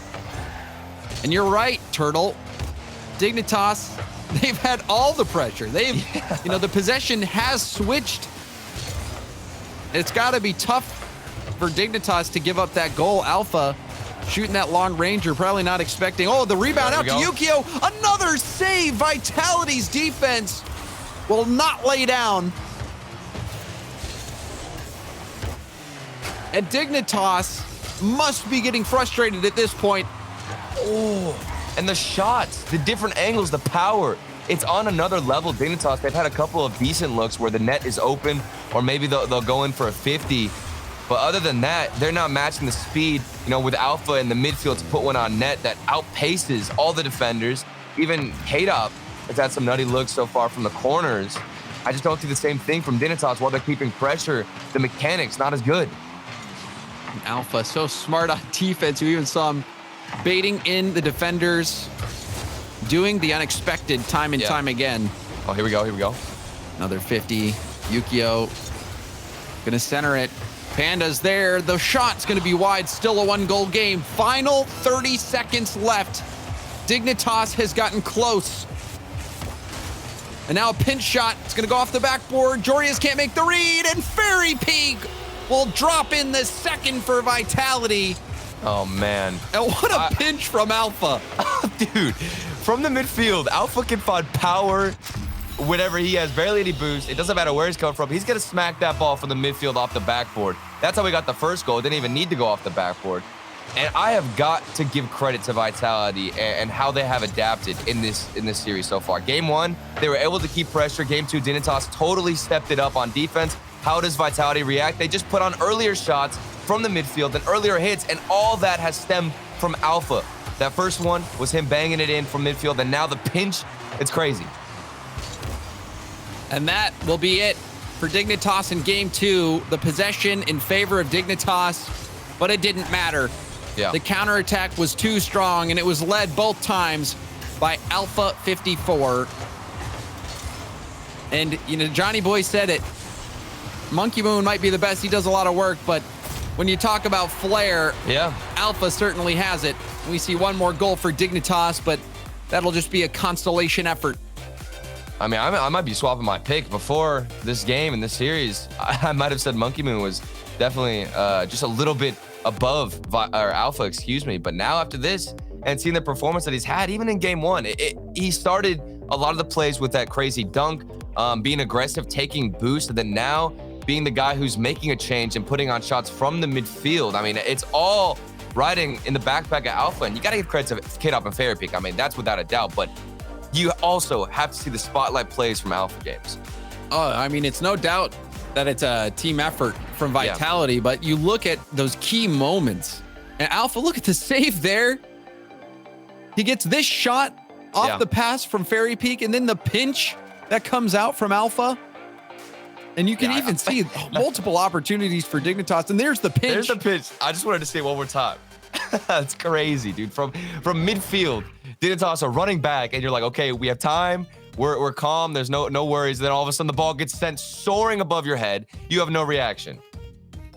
And Alpha, he's just continuing to impress us series after series, season after season. Breaking onto the scene back with Bluey and Devo on Team Savage. And he has kept rising since then. Rebound out to Violent Panda. Alpha will save it past. And now K-Dop on the counterattack. Yukio last back 3v1. K-Dop shot past Yukio. You can't blame him for this situation. Look at the save, the touch from Alpha to hit it to K-Dop, who goes upfield and is a beast with his control. That is the definition of a good counterattack. Literally one save, one tiny little touch. You're not panicking and trying to clear it right away. You hit it to your teammate who has space to dribble it up because you control the ball. And then you've got a booming shot on net. Vitality, that is just so clean, man. I love what I'm seeing from them. Clean is a good way to put it. Vitality not making any mistakes, and now that one dropping past. What? Faking. Wait, was this actually a fake? There's no way. There's no way. Who was the defender? You've got to be respecting him so much. Oh. If you think Alpha's gonna get that shot, you know you respect him a little bit too much. You just got to spam the quick chat no matter what. That's what it's there for. Especially with the new faking one. I mean, there's so many possibilities now. Just spam it. Jorius. His shot opportunity ended by Fairy Peak. A shot coming in. Chaos in front of net. Drop down pass. And K-Dop will get in front of that one. Yukio comes away empty-handed. Alpha can't push it past Panda. Now backboard pass opportunity. Well played by Jorius. Yukio downfield. K-Dop. High pop, but it's blocked by Yukio. Back to Alpha. Double commit again, Jorius and Panda. But Jorius does so much work. Will there be an angle? Yukio, no, there won't be. Maybe something could have happened from that play, but there was a double commit from Jorius and Panda. Yeah, and that's so crucial with the double commit because the player who's supposed to follow it up and play a little bit of the shadow offense, rather, you know, you're waiting for that first hit to come out, then you can follow it up fast, but instead Yukio had to rotate in. And he was obviously coming from a farther distance to go to the ball, which slowed down their play completely and just killed all the momentum they had to make an opportunity for themselves. Now, if the rotations are on point, you could have made that extra pass out to the middle. Didn't have to have a shot right away. And now a shot coming through from K-Dop, 3-0. Vitality, it's looking like a sweep right now. Oh, yeah. You talked about the rotations coming through and if they were on point, and this is exactly what's happening for Vitality. we've rarely seen a break in rotation, and when there is, they're so easy to adjust to it. And Dignitas don't have an answer. They haven't even panicked one time.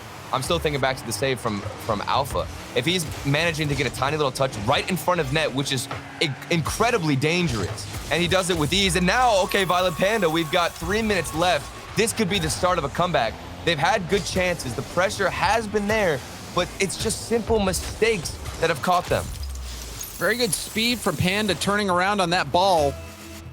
And it's not over just yet. Plenty of time left on the clock. You figured if Vitality got that 4th goal, you might count them out, but now it's a different story. See if Dignitas can keep crawling their way back. Demo from K-Dot. Panda dodging that bump attempt from K-Dot. Now pinches off to the side. Alpha, light tap. Second effort blocked by Jorius. Yukio for the 50, gets by him. Right back to Panda. Now it'll skip across the field. Alpha narrowly missed his chance there. It was just ahead of him. Yukio got the full boost in the corner. Dribbling around defenders, hard backward pass. Jorius, not much boost. Hits off the post, and Fairy Peak will still save it. Now up in front of net, Jorius 50s it through. Second touch. Panda's bounce shot, it's in! And Dignitas, inch within 1.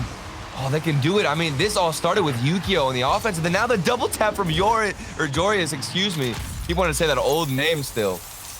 And that is an insane double tap where he beat, I believe it was 1 or 2 defenders, got the double, set up his teammates, and now Dignitas, this is what we're talking about. I mean, I never really doubted whether or not they could get a couple goals. It just, with simple mistakes in rotation, I didn't think they had what it took to beat the defense of Vitality, but now they haven't been making those mistakes. They're not really all over each other's feet and stepping on each other's toes. This is where you start a comeback. I believe in the reverse sweep, James.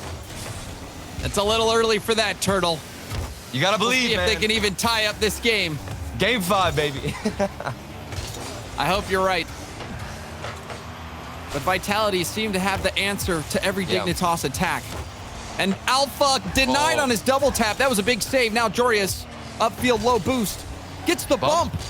Another bump. Back pass. Panda will get there in time, but he's blocked by K-Dot bouncing down. Jorius still on 0 boost. Yukio, savvy touch up the sidewall. Panda gonna have to play this well. He misses the ball. Yukio back pass, but he doesn't find Jorius. Fairy Peak will take over in the corner. Under a minute left. Dignitas still down by 1. This is a good bounce for Panda. Looks for Yukio downfield. Double commit from Vitality. Jorius. Bounce pass to the middle. Fairy Peak. Still floating.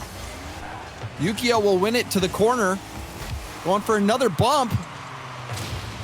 Now a demo. This is space for Jorius to work with. He's slow playing it, but Alpha respawn on the same side. Yukio, shot opportunity. Down towards net. Alpha the save. Rebound to Panda. But Alpha will poke it around him. The pre-flip goal from Alpha. That's going to end all hope.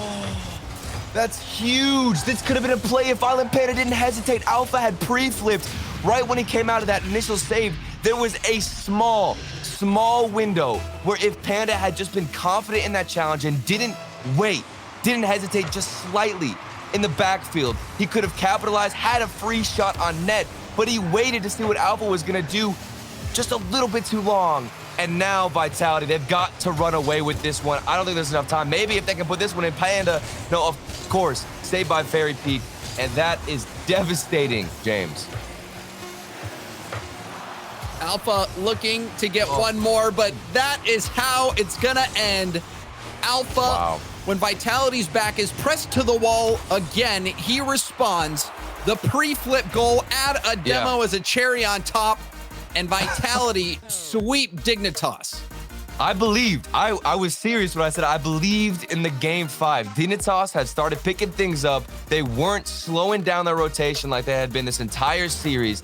And I want to see that final play again. I'm not going to lie, because if you saw that, there was a small moment where if Panda had just challenged it off the first touch right away from Alpha, he could have gotten a shot on net. That is devastating, like I said. They could have tied it up, but either way, Vitality, man, even if Dignitas had won this game, who's to say how Vitality would have adapted like they did in game 2 with the midfield shots?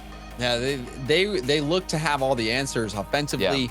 In that first game, they were going crazy, then defensively making plays. And in this game, again, Dignitas had a lot of quality pressure. It was just a few moments where Dignitas wasn't able to come out on top. Turtle, you're right. That moment where Violent Panda, you're the third man. So it's small, very yeah. risky to go in for challenges in that situation, but it was a must-score situation. You can understand Panda not wanting to dive in, especially against Alpha, who has been driving circles around players left and right. But Vitality, they've been very consistent. They remain consistent. Get the win here. They're moving on to the next stage. And we're going to go to a quick break. But when we come back, more RLCS X.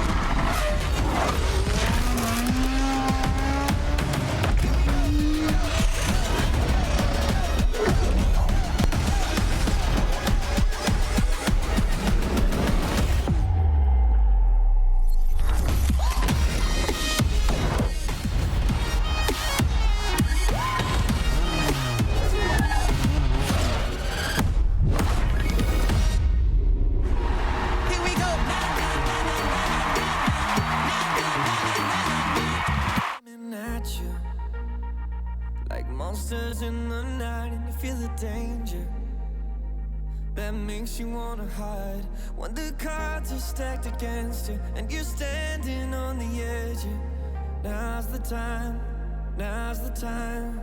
Think about all the dreams you keep inside. Think about all the ones you love. I know this beating heart will be my guide. I know that we can overcome.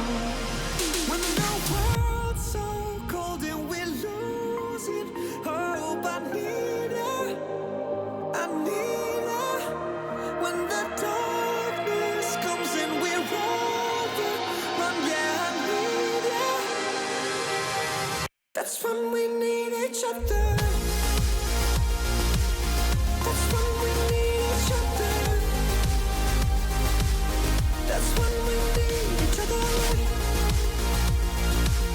That's when we need each other. That's when we need each other. When you're falling faster and don't know where you are, you feel the danger closer than your heart. When the weight is getting heavy and the future is unsteady, close your eyes. Close your eyes. Think about all the dreams you keep inside. Think about all the ones you love. I know this beating heart will be my guide. I know that we can overcome. When the world's so cold and we're losing hope, I need her, I need her. When the darkness comes and we're overrun, yeah, I need you. That's when we need each other. That's when we need each other. That's when we need each other. That's when we need each other. That's when we need each other.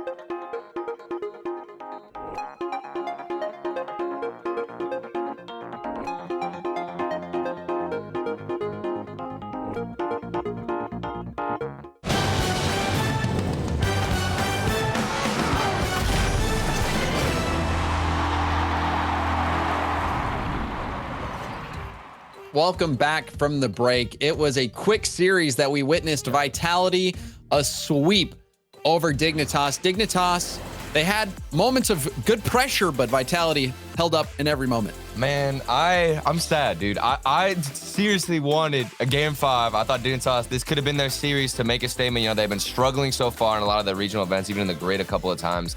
This could have been it. But unfortunately, Vitality were too strong. They adapted too well in the midfield, those booming clears. The final moment, even with Panda, dude, I'm still sad about it too, because Panda could have gotten a touch. There was a little window of time, and it just didn't happen. The hesitation was there, and they had been really fighting the intimidation factor of Alpha the entire series, James. Well, you could see the reasons why Dignitas is at this point in the tournament. They were not outclassed by Vitality. Yeah.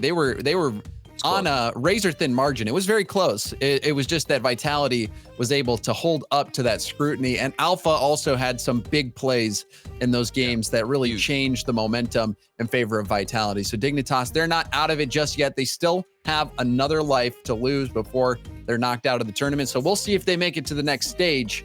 Vitality, they're making it through to the playoffs. Now, let's focus our attention on the next matchup we've got for us. We've got Barca against Guild. And these are two teams that I think have quite a bit of fanfare around them. And let's talk about them. Turtle, who is your eye on right now? Oh, man, it's tough. It's always tough. I loved the way that we were seeing Barca earlier today. A couple of good shots and passes from Devo, who's been stepping up. Because normally, I agree with Shogun. I heard him talk about it, I believe in the pre-show it was, where he mentioned the idea that they relied a lot on Ronicky shooting Barca. And I think Devo has been stepping up now. Itachi, earlier we did see an overtime goal where Devo just tossed it over to Itachi, and Ronicky is just sitting in the backfield doing nothing. And I love seeing that. So that's why, at least in this matchup, I think Barca has the edge. Their passes have been more on point. They're not using Ronicky and relying as much on him as they have in the past. And Guild, there's been a couple of communication errors, a couple of rumors back and forth. So it's been a tough past couple of events for them. And that's why I'm going to have to go for Barca here. Yeah, there's been a bit of up and down. And Barca, they've been looking really good. Itachi's been a great addition, continues to prove that tournament after tournament. He really has settled into a very comfortable position. And so Barca, Devo, we've seen him be able to step up. Like you said, Turtle, it's not all falling on Ronicky as of late. So Guild is going to have a tall task ahead of them. We'll see if all of the challenges up in the mental game has cleared out for Guild, or if they'll continue to struggle for that. I think that really, from the outsider's perspective, has been what's holding them back, because we know all of these players incredibly talented. Exactly. I mean, just the individual skill from all of them. Tho, I always talk about his clutch shooting. He's still coming up here, even off the kickoff. I'm happy I mentioned his name. You know, I didn't know who to talk about at first, and then I mentioned Tho, and of course, he's got the kickoff goal. And Itachi, he cheated up very close. Ronicky last back. That is a hopeless situation. Perfect flick by Tho. That's tough. Nolly on the kickoff, right back to Tho. Itachi attempting upfield. Nolly will shoot it straight backwards. Scrub will have to pinch it to the corner. Now off his own backboard. It's still bouncing in the middle. Tho didn't have the boost to deal with it. It's still bouncing there. That is a long time. That ball did not go hit. That was the domino effect where it just everybody was missing. It was fake after fake. See, this is what happened. We had the fake last year's with Alpha, and now we can use the quick chat again. Just spam faking. That's all you got to do, James. I still don't have that one bound. What? Are you serious? Fix that. Yeah, you got to get that one bound and bumping. Those are the two. Those are my go-tos right now. You're not wrong. Scrub, double tap, hit to the corner, second effort, wasn't able to connect. Now Ronicky will pop it. Nolly is there, shot towards net. Itachi will get the save. Itachi has made a lot of big saves for Barca. Not even just in this game or the series, but as of late, proving to be an excellent defender. Yeah, and I always love Itachi's reads on the defensive end, especially. You know, he finds himself in really useful positions where he's intercepting a lot of balls. And speaking of interception, here comes Nolly. It's a good cutoff, and they're keeping pressure. Guild looking strong right off of game one. Barca still looking for their first shot as we approach 2 minutes melting off the clock. Though, pass to the middle blocked by Ronicky. Itachi up to himself, gets Double bumped tap. in the air, recovers. Backward pass, Ronicky shot saved by Scrub. And Devo wasn't in position to get that follow-up shot. Scoring opportunity there for Barca. You see the placement too for Ronicky. It could have been anywhere else in the net. Scrub was just right in the center, and Ronicky almost passed it right to him off the double tap attempt from Itachi. That was the setup that we expect more from Ronicky. Maybe he'll get a little bit more warmed up, and that could have tied it up. Still trailing after Guild's first goal. Even there, he didn't want to take the shot, opted to go back to Itachi on the pass. Ronicky maybe losing a bit of confidence in his striking ability. Yeah. Itachi over to Ronicky. Ronicky shot high again. Rebound out to Devo. That shot going to be blocked. Itachi's bounce shot saved by Scrub. Now to Tho. Towards net. Blocked down. Itachi. It's going to be easy save for Nolly. Devo to the side. Scrub. Hard hit to the corner. Ronicky. Beat to the ball by Tho. Itachi. Bounce pass over to Ronicky, and that one is wide as well. And this happens so much for Barca. I always talk about you want to warm up Ronicky. I think in game 1 and 2 for Barca, consistently, Ronicky has had a difficulty with striking the ball well and finding accuracy. It seems like he doesn't want to start off a series, as a monster on offense that we usually see. And he'll develop a little bit more as the series goes on. That always happens because he just gets shot after shot. The question is, when is he going to start popping off? When will he get warmed up? And do Devo and Itachi, do they have what it takes right now that we talked about earlier to not rely on that shooting from Ronicky? Smart delay from Tho, but Ronicky saw it coming the whole way, gets a big save. Pressure from Guild, building, and Tho will get his second. Look at this 50, Devo in the corner. He takes it down, and that wasn't the best choice because it got away from him. If he could have just dropped that ball down and instantly popped it off of his hood to keep the ball grounded instead of letting it bounce out. Frustrating play in the corner, and now Barca, it's their defense that has been struggling when they've also gotten a couple of good looks on offense. And speaking of shooting, Guild, they have been on point every time they get an option to. Scrub kill, that's their first miss, really. Could have been it, 3-0, and now they're still just in the lead by 2. If Barcelona somehow comes back to tie this up, Scrub will be kicking himself for missing that one. Yeah. Itachi down to Ronicky, back out to Devo, who pops it. Tho in the corner around Itachi. Now this 50 is going to skip to the other side of the field. Itachi leaves it. Now Scrub into the corner. Gets a demo. Tho passing it. Nolly didn't want to commit. Now we'll get the rebound. Passes infield to Tho. Tho's going to let it roll. Happy to use up this time. Under 30 seconds left. Barca held scoreless. Itachi underneath Nolly. Tho challenges, but Devo will win the 50. I need something. Infield pass. Dunked on. Rebound out to Ronicky. Weak shot. And that'll do it. Barca started to get more chances near the end, but Guild, led by Tho, able to get this nice little shutout in game 1. Just the shooting. That's all you got to pick it up, really.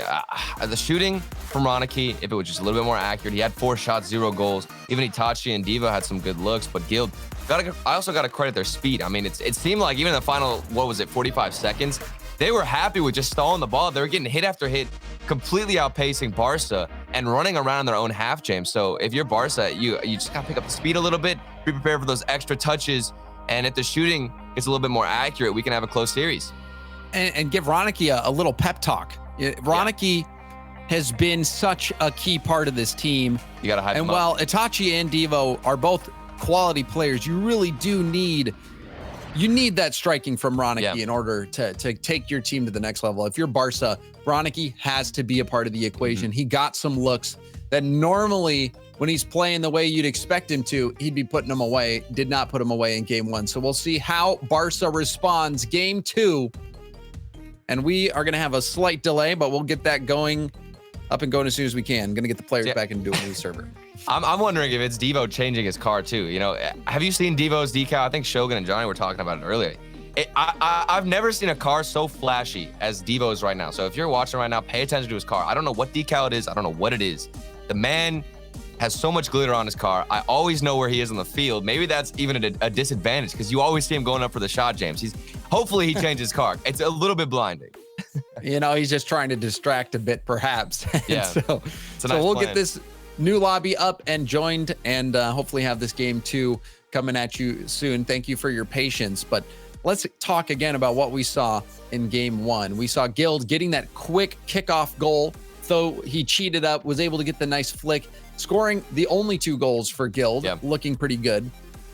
And Turtle, after watching game 1, do you think that we'll see Ronicky bounce back? What are you thinking? Yes, this happens all the time, actually, for Ronicky. It's game 1 and game 2, usually, where Ronicky has a struggle with shooting. He doesn't have the confidence. And like you said, sometimes he'll miss a couple of shots, so he'll opt out from shooting all in all, which is the last thing we want to see. Ronicky, once he gets warmed up, he's going to start nailing these shots in the back of the net. Even the fact that he got 4 shots in game 1, I think I'm pretty happy with, because Barca now, they have the chance to come back. That's enough for Ronicky to start popping off. It's usually once Ronicky hits 1 or 2 shots, the confidence starting to surge with him. And he's a little bit of an emotional player too, so that will aid with his performance here. And even before the series started, we talked about how, Barcelona weren't relying as much on Ronicky shooting, and Devo and Itachi were starting to pop off. And that doesn't mean that Ronicky can just do nothing on the field. The dude has got to keep the striking up. So now we can just mix it a little bit. He's going to start shooting on net, and we'll have a better series.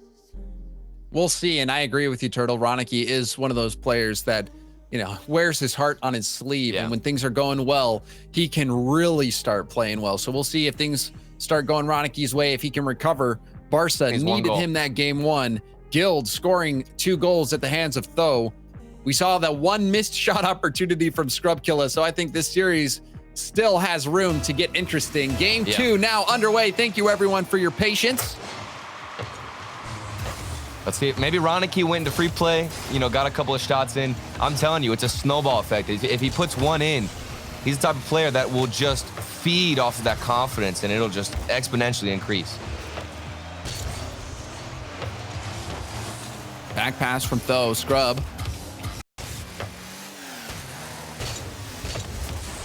Ronicky bouncing down. Devo misses contact. Tho bounces to Nolly. Nolly in the air. Flip reset opportunity. He'll take it to the corner. Gets another touch. Devo was there. Like the little pinch idea from Nolly. Creativity on the side of Guild, as they're looking so mechanical as this series is going to progress. Scrubkilla, there was just 1 miss in the last game, and now it's Nolly, who we know he has a lot of skill in terms of those double taps. Tho has the quality striking. Keep on trying to force those setups, and Guild will look even stronger. Devo slowing down the approaching Guild offense. Scrub down the middle of the field. Itachi to the side. He'll stay with it, but Tho is there. But it's right to Devo. Now Ronicky at the midfield. Going for it again. Nolly breaking it up. Down to Itachi, but Tho has great speed. If that was on target, no one would have been back for Barca. Yeah, not even a 50 for somebody on the side of Barca can match Tho's speed. That's what I'm talking about with clears from Guild, where they have the speed, they have the mechanics. Barcelona can't step up to the plate where it matters. Tho bumped on takeoff. The ball now back to the Guild corner. Itachi going to be going up against Scrub. It's a good backboard bounce. Ronicky airborne. Drops it down, giving up possession. And Nolly going to dribble it upfield. Now second effort. He's doing well to get by multiple defenders. Pass to Tho, and Tho! A little tap into the net, and Guild take the lead. We were waiting for it. We were waiting for the mechanics from Nolly to take it into the corner, beat it past a couple of players, and then Tho has the clutch striking. He's in position. He's so calm about it. The little tap above the defender who would have gotten the save. So having recognition of where that goalkeeper's sweeping across and knowing if he just pops it up a little bit, he's going to go flying past, and you're going to be sitting there looking like a genius. Scrub with an opportunity. Double tap pass. Out to Tho. Tho shot. Forced to double commit. Up in the air. Devo to it. Now over to Itachi. He's blocked by Nolly. Ronicky. It's a demo, but Scrubkilla clears it downfield. Backboard pass. Tho denied. Itachi did well to get in front of that play. Now counterattack. Itachi. Backboard bounce. Nolly, a huge read off the Wow. backboard, and Nolly has been playing very well Yeah. in these first 2 games for Guild Turtle. He has been looking on point. Yeah, and that's the main thing that's keeping this Guild defense alive. Their speed to get up to those challenges. Barcelona, they don't even throw somebody at the ball, even in that instance, because they can't match that pace. They can't match the speed from Nolly. And also in particular, Tho, popping off on defense, winning the 50s. And then they go on to offense and get this crazy duo passing play. These guys looking unbeatable. See what Barca can do. Double tap from Roniki, staying on the play, but missed the follow-up. Itachi helping out. Backboard is denied by Scrub. Devo lurking in the middle, has to leave it. Now it's pinched back. Itachi gonna put it downfield. Barca, it seems like they're struggling to get things going, but now, Nolly! There was no third player back. Nolly had to get a touch there. I don't know how he played that so well. I thought we were gonna get an own goal. I didn't know how he didn't find the back of the net of his own side with that touch, because it was a tight angle. He had barely anywhere to hit the ball besides into his own net, and he barely clutched it out. Guild still staying alive with crazy plays. Yeah, he was between a rock and a hard place, Yeah. but still squirmed free. Well, the passing. Passing is looking good. Roniki over to Devo. Devo, crossbar out and out. Are you serious? Barca, they've got to be wondering what on earth they've got to do to score. I don't know how that stayed out. That's the thing I'm wondering. If they get a passing play like that, it just barely misses the back of the net, and still trailing for Guild. Their defense doesn't want to break no matter how good the passing looks. Devastating result for Barca on that attack, but a dunk. This could be a chance. Scrub misses his follow-up. The shot saved off the post. This has to be some sort of conspiracy, Turtle. I'm convinced. There's some And motive. finally, 8 seconds left. Devo will punch this one in, Oh my goodness. and There's it was nobody. well-deserved. There's nobody now to come in for the final clutch moment, though. You know, after Scrub Killer missed on the defensive hit, I thought that there's no way he could have gotten the save, and somehow he used the flip to get it. Though there made me believe that somehow he was going to teleport back, get the save, because that's all that's been happening with every shot from Barca. And another mistake from Guild, but this time they can't hold on. We've got a tie game. Or do we? Ball still in the air. Now it does touch. Overtime. Guild. It seemed like they had 9 lives. Finally lost it at the end. The goal came in for Barca. We'll see how overtime plays out. Bump on Nolly. Itachi centers it to Roniki. A beautiful center. This one will hit off Nolly's face. Go to the side. Tho to the corner. Devo going to turn. Clearing it to the wall. Chasing it down. Nolly breaking it up. Is there anyone back? No, buddy. Home. Nolly. Oh! Itachi! I'm shocked he made it back to get that save. Dude, now that's the Guild defense we were talking about, where somebody has to come in for that final touch. It's Itachi this time. They hang on. It's overtime. Still shots flying left and right for Guild. Seems like Barca have been struggling to find those passes that work so well to get them that initial goal. The pressure isn't there. Are Barca, are we going to see a breakdown from their defense? And this is where that mental fortitude of Guild will be tested as well. Catching some big breaks. Now find themselves in overtime when they thought they might get away with a win. Devo to the backboard. Nolly off the ceiling and down. Though beat to the ball. Speed. Scrub will clear it off to the side. Nolly doesn't have much boost to go for it, though. Will turn. Though on the respawn, it's going to muck up the rotations a bit.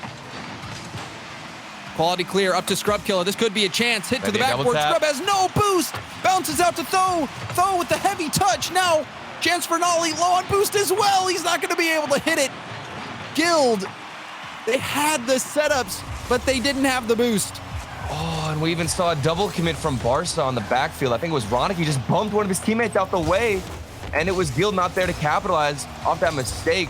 Still trailing. They're taking the corner boost, though, starving out Barca.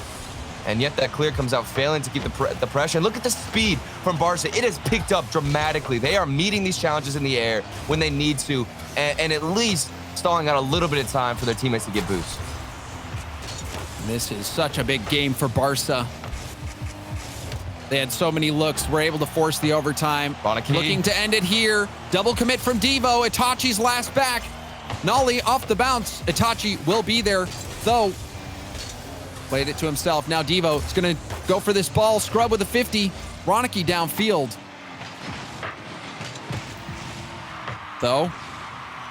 Deep to the corner. Devo's low.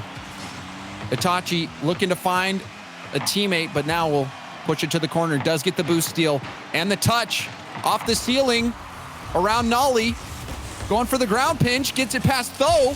Itachi wanted to get the bump.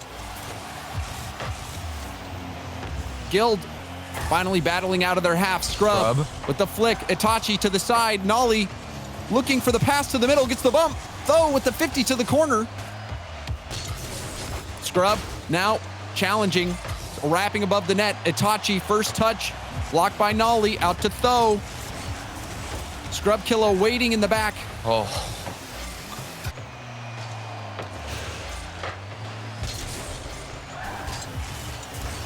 Now a chance for Barca. Roniki corner pass. Nolly will Nice pop touch. it up. Tho got the boost at the midfield. Double tap ball is broken up by Devo on the backboard. Taking it to the corner. Hard hit downfield. Nolly will pop it straight up. Roniki's there. The bounce shot. Save from Tho, but it's a double commit. Guild a bit out of position, but now recovering quickly. Nolly blocked. Roniki, the backboard pass. Devo's coming in. Will be able to hit that downfield to the opposite corner. I'm getting scared. Devo could have came in there, crashed the net. They're playing passive. Nobody on Barca really wants to overextend. It's the same for Guild. We're seeing a couple of good looks, but Barca a little bit too passive. I like to see them be aggressive in this overtime. Push through because Guild, they've had much better opportunities, a little bit better looks. What is this? This slots in off of, I think it was a Barca defender. This was unfortunate. Roniki was mid-flip and Nolly hit it into him. No. This was not Barca's game. I think we can say that, dude, with a certain degree of yeah. I just feel bad. I mean, we were talking about Roniki. I was like, we need to see Roniki get some confidence. You know, he'll be a better striker if he gets 1 or 2 goals here and there. And then it's on the other side. This isn't what we were talking about. This is not what I meant. That's not what I meant. That was tough to see for Barca to go through. You know, they had multiple chances. Yeah. They get the goal finally. Yeah, Itachi with that save. Seemed like this was Barca's game to win. Scrub, an insane save there. Oh my goodness. How did he even get that? And then this one, 8 seconds left. It was tied up. And then Roniki hit mid-flip for it to go in. This was a tough one to witness. And I'm sure it was an even tougher one to play, especially Roniki being the one to put that in. You talked about Roniki being that emotional player for Barca. Yeah. And it wasn't really his fault at all. You don't expect somebody to hit the ball off of you as you're mid-flip getting back to net. Well, I'm not really sure who was passing it from Guild because the pass was a little bit behind the teammate he was going for.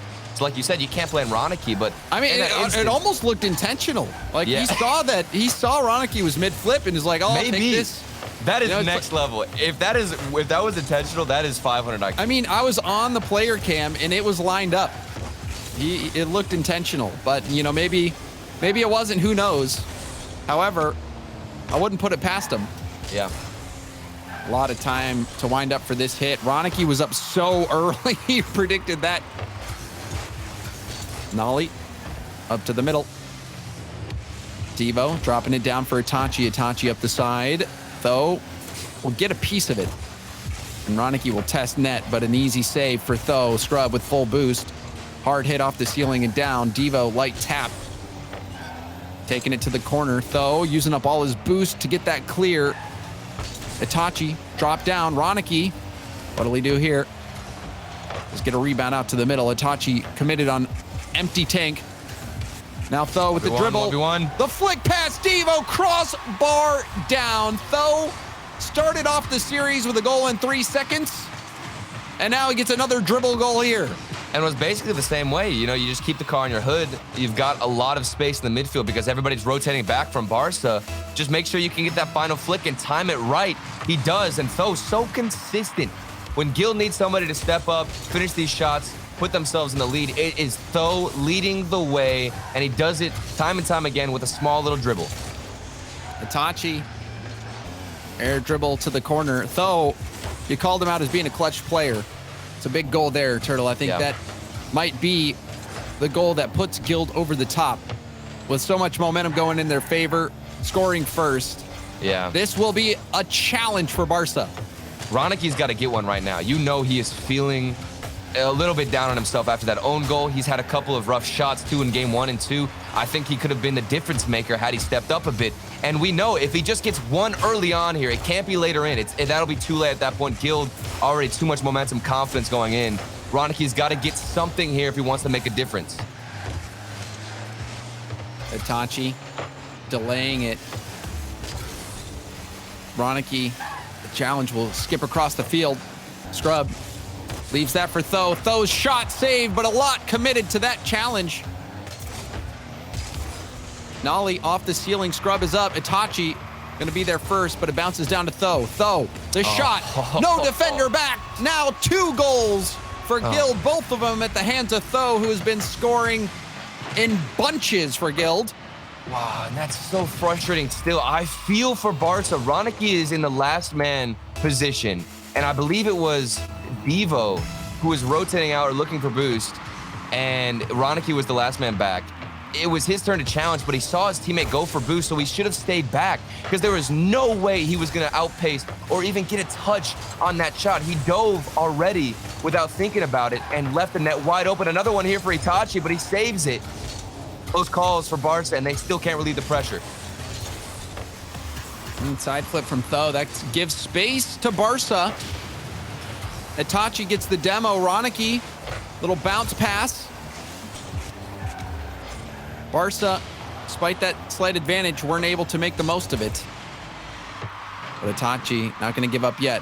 Roniki. Floating pass to Roniki. Roniki! There it is! That's got to be the shot to restore confidence if you're Roniki. Yeah, this could change so many things right now in the series. It's a little bit late, 2 minutes in, or 2 minutes left, excuse me, a little bit under 2. It's still enough, though. Roniki, I'm telling you, if he starts getting that confidence, we could see a difference. Guild, now you need to focus on defense. Make sure you keep the speed up and watch out for Roniki shooting. Signs of life. Could be the spark that ignites Barca. We'll see. A bump on Scrub. Roniki is there and gets the equalizer. That's what I'm talking about. We were waiting for some kind of a difference to make this a closer series. Good pass and bumps from Itachi as the last man back has no chance at getting the ball because he was just knocked out of the way. Barca, it's the team commitment, really. All 3 players thrown forward, and now they're tied up. It was, what, 15, 20 seconds after getting that first goal. Roniki is back. Roniki, another shot. This one's going to bounce off the backboard. Follow-up didn't come through. But you can see him visibly playing better, looking good. Devo, challenging. Scrub, he wanted to put Scrub in a tough spot. He certainly did. Scrub, however, able to make that stop. Now the backboard denied by Itachi. Second touch. It's going to bounce straight up and down. Roniki coming in from the back. Didn't get much of a hit on it. Now Tho. Counterattack stop by Devo. Devo. Center ball. Scrub was there. Hits it downfield. Roniki to the side. Devo off the ceiling. Itachi going to go for the slow play. Setting up Roniki, who flew by it. Now Devo going to have to keep this in play, and he does. Itachi's got some time up for Roniki. Hit that a bit too hard for Roniki to deal with. Devo. Ooh, this is a rebound. Throws backwards. Back pass to Roniki. What's he got? What's he got? Flip reset. Roniki! The flip reset to give Barca hope in the series. He's a giant snowball right now coming down the hill. This is what we were talking about. He got the first 2 goals in this game. He's confident. He goes for the flip reset, and now he's the one making the difference. 15 seconds left. Guild have not been able to stop the man, and also the whole team of Barca with their demo plays and the increase of speed. Unbelievable shot. but it's still up in the air. Though the center ball, the demo on Nolly, that'll end it. And Barca with a comeback win, all thanks to Ronicky, a hat trick and an insane flip reset to take the lead in those final seconds. Yeah, and it wasn't just him the whole time through. The second goal Ronicky got was actually off that bump from Itachi. So seeing them be more aggressive and confident, because this is the last game. They either had two options: just stay passive, hope Guild are going to make mistakes by themselves, which is not going to happen, or, you know, just take the risk, push up. That's what they did. It ended up working out. Tho had early goals, 2 of them to his name, as he was just outpacing and really catching everybody on Barca off guard. But then the response from Ronicky and the whole team of Barca with Devo and Itachi following up. And what a shot from Ronicky in such a high-pressure situation. We were waiting for it. We were waiting the whole season. Oh, man. You thought it might be the start of the turnaround for Ronicky after he hit that first shot. Brilliant air control. Hard shot to the top corner. And the confidence was restored. This has got to be scary now for Guild, knowing that Ronicky is now a factor. Yeah, he's fired up. He's ready to go. We had, what was it, 2, 3, maybe 2.5 games to warm him up. He's gotten some shots on net and a couple of goals. Let's see if he can continue this up. It's going to be difficult, though. You got to get the reverse sweep. I mean, one striker who's popping off, that's definitely a huge factor, but you really need to keep that whole team pushing up and being aggressive. And Nolly, we saw him in the first 2 games playing very well. Great speed to the ball, quality touches, though scoring goal after goal. Guild. What a great pass from Nolly. Oh, the double tap save from Devo. That play was so pretty from Guild. But Devo says, not today. We even had the pre-jump. I believe it was from Scrub who went into the backboard double tap. We're getting so many better shots right now, James. I'm so happy with how the series is turning out. I mean, you can't complain with what we're seeing on the field. Oh, Scrub, he missed that midfield boost, and Devo makes him look silly. Flick pass to the middle. No one will be there. Though, immediately going for a shot. Ronicky to the middle. Itachi hard upfield. Ronicky gets the read off the corner bounce, but wasn't able to do much with it. It was a tough situation. Flip reset from Scrub. We'll launch it up. Though, double tap ball, maybe the triple tap, but had a defender on the wall to deal with. Nolly, infield pass to Scrub. Scrub shot blocked by Itachi. Itachi around Scrub. Nolly will pop it. Going for a flick. Devo will stop it, stay airborne. And now going for the 50. Itachi, a hard hit off the backboard. Nolly will read it, however.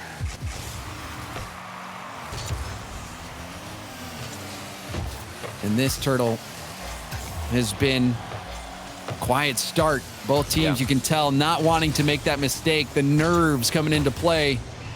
Oh, this could be a good look, though. Devo, it's just like both teams chipping away at each other's defense with booming clears, and you're waiting for somebody on the other side to do something with it. Because, like I said, not all 3 players from either team wants to push up, which is rightfully so. I mean, this is a very intense and important game right now for Barca, just to keep it alive and keep their hopes here. But though, we're waiting for a crazy moment. There it is, the miss off the backboard. What happened on the defense, and who should have gotten a touch? This was a tough situation for Devo. Had to make the backboard read. It was all coming down to Devo. Though, set up his double tap. He put up the challenge, and Devo couldn't rise to it. It's Tho again, still making the clutch striking. I mean, he had those solo dribbles now off the backboard. Guild, when they need somebody to step up, Tho, without a doubt, is there. Clutch striking. Oh, Ronicky getting a piece of it. Rebound out to Devo. The slow play. The challenge from Nolly. And another block. Nolly defensively answering the call for Guild. Itachi wanted to get the flip reset play. Devo couldn't get the hit. Barca commits heavily, but it's working so far. Good speed. Read out to Itachi, the bounce pass. The dunk from Ronicky. Scrub Killer had no hope on this one. Ronicky was coming in with some pace. Oh, man, Nolly was going for that hit. He had to get a 50 in the midfield, or when it was pushing the midfield, and that bounce just went straight up out of his control. Tho also missed off the backboard, and that was, what was it, 3 or 4 awkward plays just consecutively in a row where when nobody from Guild had an answer and the ball was just stuck on the ground. Nolly had that shot opportunity.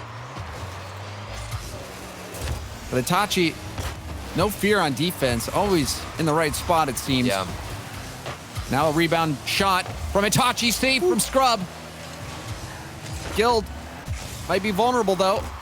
Itachi over to Ronicky. Ronicky to the corner, though. Oh, this is a dangerous ball. Nolly does get to it first, however. And he gets the follow-up touch to the corner. That'll buy some time. Itachi with this touch and the demo from Devo. Scrub turns. Now Scrub demoed. Devo will drive around. Nolly has Itachi in support. Itachi will help out off the corner. Leaves it for Ronicky. Ronicky over Scrub Killa. And Barca take the lead in the final minute. Barca are just driving circles around it. Devo had gotten the fake earlier to keep possession. Then he lets Itachi take it, bang it off the corner. Itachi goes for another fake himself. Guild don't know who's going to touch the ball. Barca, it's so well executed. That communication has got to be perfect. And the kickoff for Itachi. Are we getting game 5? Everything going right. It seems like game it, Turtle. It seems like it. Game 5 has to be coming our way. And you, if you're a Guild fan, you're biting your fingernails now, getting worried, saying not like this. I'm still amazed at that play from Barca. I mean, there were like 2 different plays where it looked as though Barca were taking the ball away from each other, but it was planned. Maybe Guild can get back into it. Ronicky is airborne. Ronicky! He gets his shot denied. That would have been his hat trick, but still kept Guild at bay. Guild not giving up just yet. We'll need one right here, right now. Scrub gets denied, though. What's he got? To the corner. That's not going to work, and Guild fall back-to-back games. Barca, with Ronicky's shooting prowess, have now equalized the series and are 1 game away from a reverse sweep to secure a spot in the playoffs. Everything in this series had changed after we got into Aquadome and Ronicky had gotten 3 goals to his name, a hat trick. That's what exploded this Barca offense. And now look at them. I mentioned it even at the beginning. I didn't want to see just Ronicky stepping up because that wasn't going to be enough. That's the reason why they won on Aquadome, because it was a full team effort alongside Ronicky. Devo and Itachi had definitely carried their own weight this entire game. Crazy passing plays. Devo, especially a smart defender as that 3rd man back. He was making some very, very wise choices to go for a slower approach to give his team more time to get boosts and then also push forward with a better attack. And I love that play. Itachi off the corner. He leaves it for Ronicky, and Ronicky blasted that in. That was the point where you knew that Barca was here to play. And now we've got game 5 on Champions Field. Guild, they got that 2-0 lead in the series, now lost it. Barca, this reverse sweep would be something for them. Ronicky, the slow start, but he has come to a boil.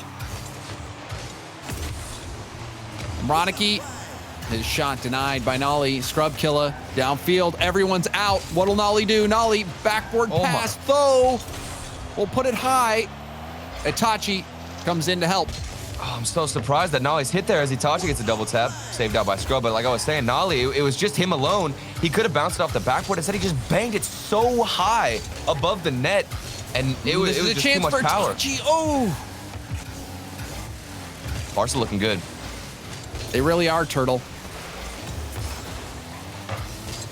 See if Guild, though, can dig deep for a team that has had some issues in the past publicly with mentality. Yeah. This is when that's tested. Nolly, good beat here. It's going to bounce up high. Tho didn't have the boost to go for it. Now Ronicky, a lot of time. Goes for the pass. Itachi beat to the ball by Tho. But he does get the corner boost steal. Scrub Ronnicky's can't get back in time, and Ronicky is there. Barca take the early lead. And this maybe is when you start to press the panic button if you're Guild. Oh my goodness, that's so frustrating too. Scrub Killer was going for the corner boost, trying to rotate in. He thought he had time. Somebody on Guild just needed to find a touch on that ball, get a 50, waste any time to let Scrub come back. Had he not gone for the boost, it might have been a different story, different outcome. And yet Barca still with the finishing of Ronicky, the great passing from Devo, stepping up, and they have all the momentum in Game 5. Ronicky wants to keep this momentum going. Pass to Devo, the backboard denied by Scrub. Itachi has this float over net. Though waiting. That bounce over Nolly's head, but he still manages to get a good hit on it, and Scrub will clear it to the middle. Itachi up for Ronicky. Ronicky back down for Itachi. Broken up by Tho. Ball out to Devo. Devo at midfield lets it get away from him a bit, but Itachi back, setting up Ronicky. Ronicky will sail it downfield. This is just scary for Guild. They have been clearing it nonstop to nobody, really. They're just struggling to get boost. Finally, a demo. This could relieve some pressure, open up some space. That's what they need. The one shot we've seen from them in so long, and they try to keep the pressure. Let's see what Barca have to respond with. And Barca double commits, but the hit was good enough to work. Out to the middle. Ronicky couldn't connect on the shot. Scrub Killer maybe wanted to bump Itachi. Double commit comes through anyway. Tho around the corner has Nolly. Nolly, zero boost. Will go for the pass. Scrub gets a piece of it, keeping it in the Barca corner. Demo. Tho gets dunked on by Ronicky, and now on the other end, Ronicky, backboard pass. Scrub does get the hit, and it's up to Tho. Flip reset opportunity, but Tho will just poke it towards net. Double commit from Nolly and Tho. Devo centers to Ronicky. It's blocked by Scrub. Ball to Itachi. Itachi going for Ronicky. Ronicky back to Itachi. Now it's in the corner. Devo centers it. Nolly booms it downfield. Still a 1-goal game. Guild. Oh, the side flip from Tho, and Itachi will put it crossbar down. The mechanical mistake. And that's going to cost Guild. And he had the full boost pad too. That is devastating for Guild. Their defense struggling, just getting chipped away, broken down. I mean, I'm looking at their clears, seeing how they're going to transition out, and it's almost like every time they hit it, it's to nobody. Meanwhile, Barca, look at the difference in attacks. Ronicky now going for a fake. The creativity is there. The mechanics so much better than Guild right now, and they have upped the pace of their movements. It seemed like Barca was going to be down and out after those first 2 games, but that has not been the case. Itachi off the ceiling, got his jump back, gets the 50 to the corner. Guild must find a goal soon. Final minute. Still down by 2. Guild held scoreless. Scrub in the middle of the field, shut down by Ronicky. Drop pass will be right to Devo, and Devo!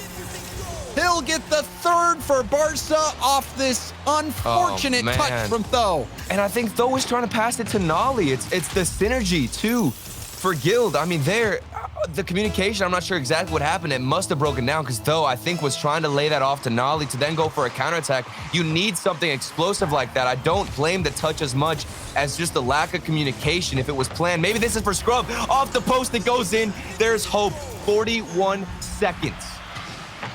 It's going to have to be a miracle for Guild to work their way back, but that is step 1.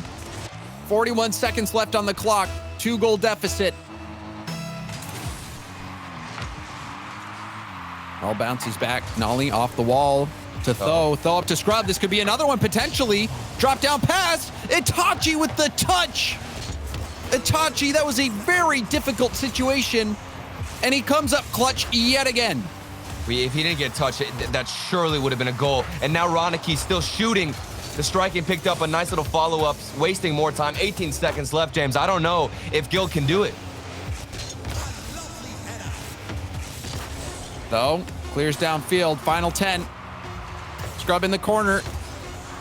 Backboard is going to be denied. That will do it. Barca complete the reverse sweep. Ronicky was something else. He went ablaze and really helped Barca get this win. What a series. I'm so happy we got game 5. Both teams played fantastic. It was Guild in the beginning half, playing so strong. The passing was there. Communication so much better, and it got broken down. They failed to adapt. That's what happened yesterday too when I was casting Guild. It seemed like they didn't have a response whenever their tactics weren't working as well against the team they were beating, and they ended up getting reverse swept here. And it's because Barca, we were just waiting for Ronicky to show up. He decided, you know what, I'm gonna start shooting here on Aquadome, start picking everything up, and that was the difference maker. Then come into game 5, Itachi, you mentioned it, James, that save, that final touch. He didn't get that, maybe Guild had a chance. Watch out for Barca. Ronicky really, you know, he was starting a bit slow, but then the switch flipped. And that flip reset, you think back, that flip reset goal with 15 seconds left to keep the series in play, that was amazing from Barca, amazing from Ronicky, who was my MVP, but Itachi also so many clutch plays. He was such a great player in that series, never really making any mistakes. Devo playing well also, but hats off to Ronicky and Barca. They are through to the playoffs. We're going to go to a quick break, but when we come back, more RLCS action. Stay with us.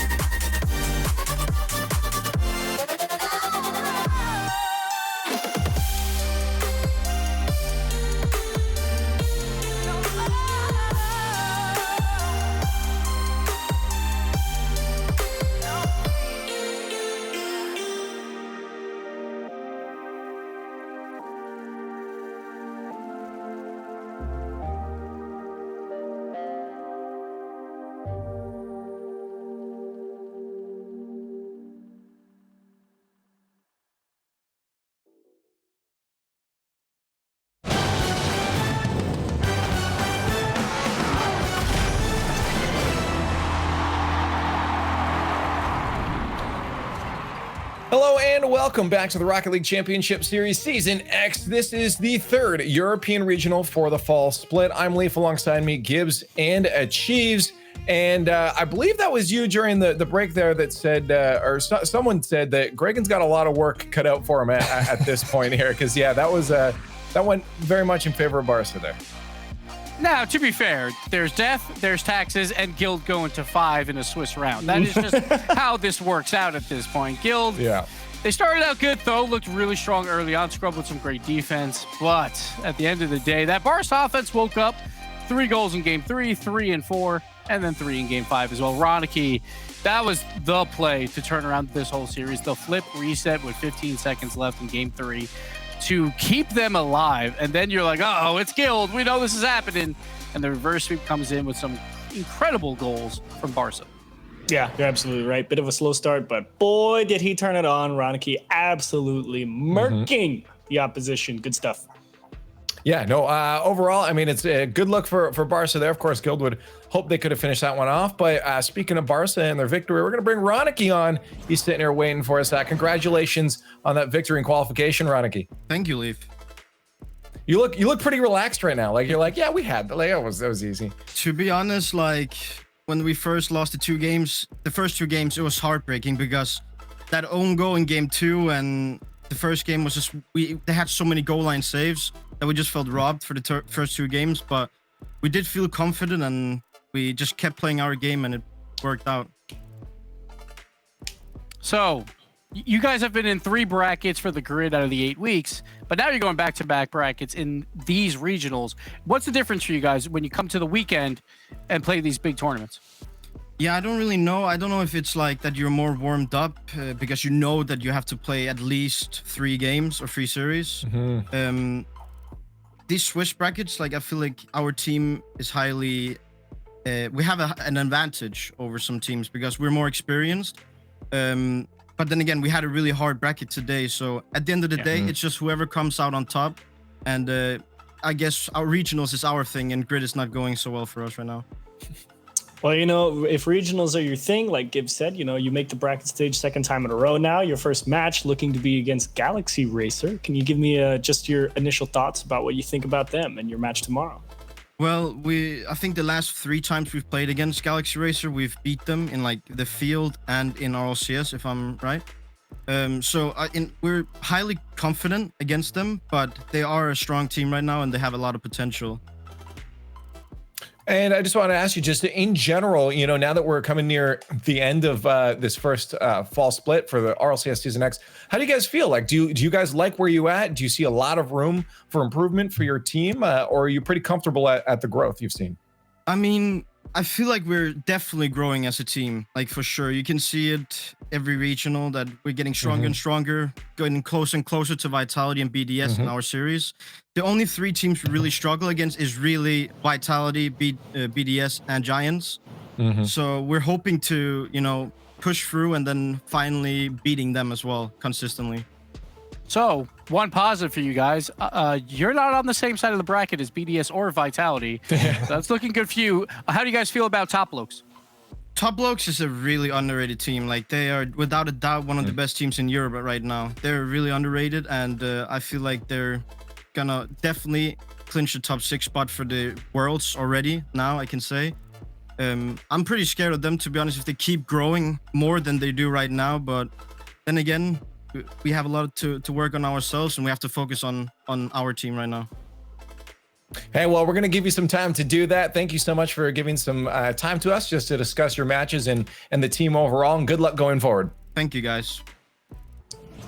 Ronicky from Barca again, looking pretty, honestly, pretty like relaxed for the fact that they just had to bring that series back against Guild there at Chiefs. You know, he looks fairly confident and happy with the team right now. And, you know, not only that, gotta say, dig the setup, clean white walls, soundproof foam in the back. It looked good. Gotta say. You're close. We just need some soundproof room, and you got a pro gamer room there at Chiefs. I know. I mean, yeah, give me the whole wall, just all of it. Make sure that your bed is not messy at Chiefs. Yeah. Very angry about keep those lines real clean. Yeah, exactly. Hit them where it hurts. It. Let's take a look right now at the standings. Since we're down at that round, we have just one more round to go, and this is what the lay of the land for the Swiss looks like right now, Gibbs. Yes, I'm going to sit back and relax a little bit at this point because there were some very important 1 and 2 games that just took place. The two teams trying to chase into that top 16, Team Liquid and Nameseekers, both are out at this point. So now we know every single major team. I don't have to worry about it anymore. There's no magic numbers. Top 16 are set. So that includes Oxygen, Triple Trouble, Libertas, Barrage, Endpoint, Dignitas, Fadeaway, and so on and so forth up the list. So that is great news for those teams. But now we get down to business. It is round 5. These 2 and 2 games mean you go to a bracket and you play for that lion's share of $100,000. Yeah, I mean, Chiefs, that's a bit of a surprise again. Just hearing those results that, there's some teams that we would have expected for sure to head to a major that aren't there. Yeah, and that's the unfortunate reality of if you're a team that's expected to make it and you're not performing as well, because then it gets a lot harder and there's no guarantees you make the major if you're not performing in the grid outside as well. So tough break for some teams, but that's exactly why we have 2 splits. It's not the end of the road. Like we said at the start of all of this, like what feels like forever ago now, this is 10 months long. You've got time. Well, let's take a look at our next matchups. One more round for this Swiss group before we head into stage 3 for tomorrow.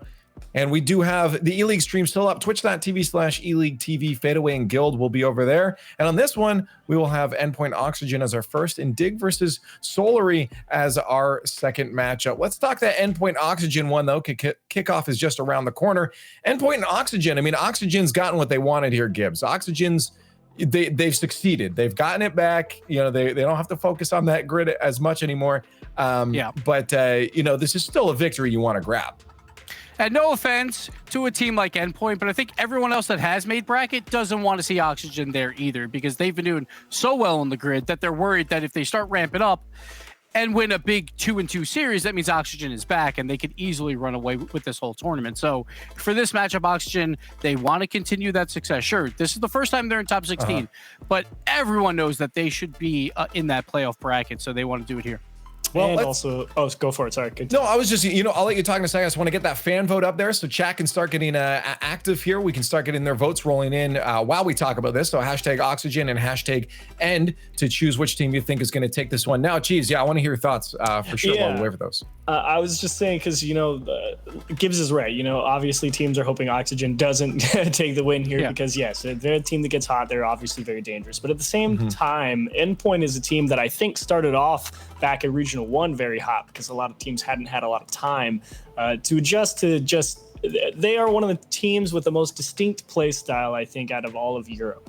And I think as time has gone on, more people have started to figure them out, and they're kind of stalling out here at the end. So, Oxygen, I think, still needs to be on point to beat a team like Endpoint, because, Endpoint already took down Liquid 3-1. So it's tough to say what's going to happen. Okay, well, I just want to get some predictions here. We're heading our last round. Let's just throw them up there real quick here. I'll start with Gibbs. Endpoint Oxygen.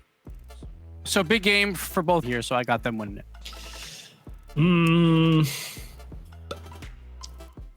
I don't know. Can I flip a coin? I'll just pick Oxygen, because I liked how Shawset and Astro were both able to rally back in their match against Liquid. I'm sad that I won't get to pick Endpoint, because I like watching them play, but I will also go Oxygen. So sorry, just to make my decision here, Gibbs, who did you pick again? Oxygen all the way. Okay, you know what? Then I'm going Endpoint. I just want to go against. Thank you. Here's the thing. Thank you. You know what? At the end of the day, I'm glad Oxygen made it through. I'm glad they succeeded. This is a team. You went into them before, but it's because we love them. It's a team we want to see succeed. So I got to give some energy to Endpoint. I've loved their play style since the beginning. I think it's true. A lot of the scene has figured out how they're playing, but I still love to see that play style. And the rest of the scene also thinks that Oxygen is going to take this one pretty handily. But we're going to find out now, but not before you get on Twitter at RL Esports, hashtag RLCS X. But round 5 is about ready to ramp up. So let's head to Endpoint and Oxygen over in the skybox. Well, Oxygen certainly have been on a hot streak, and you can understand why the desk feels the way it does, Corelli. They've won 5 out of their last 7 matches for a team that is, usually accoladed as one of the teams that are the scariest when they're hot. Endpoint probably don't want to be here either, but they have to play, and, I don't know what to expect out of this, but Oxygen, the hot hand is hitting heavy right now, Corelli. Oh, absolutely. These guys matched up a couple weeks ago in the grid. Oxygen getting the better of Endpoint. Oxygen tend to do better in the grid than they have fared in some of these regionals. But like the desk has been saying, like you've been saying, I think it's a very obvious point here for Oxygen. If they get going, if they get hot, they're playing well. They are a team that is one of the best in Europe, and Endpoint have to look out. And I'd look towards that disruptive play style that Endpoint always brings to try and kind of change things up for Oxygen, not let them play to the pace they want to. Astral especially seems to have found that gear that helped him drive Dignitas's offense, or at least be one of the drivers for it. And since coming to Oxygen, it had been, very scarce. You didn't see the Astral of Dignitas that often. Every now and then he'd pop out the typical mechanical moves you expect, but today it's been another level from him, and his teammates have both benefited from it. I mean, Farah especially has really kicked up his game as well. Yeah, I think the interesting thing about Oxygen is when they brought on Astral, as he gets a goal here, I thought this was surely going to be saved, but so many people were in front of the net.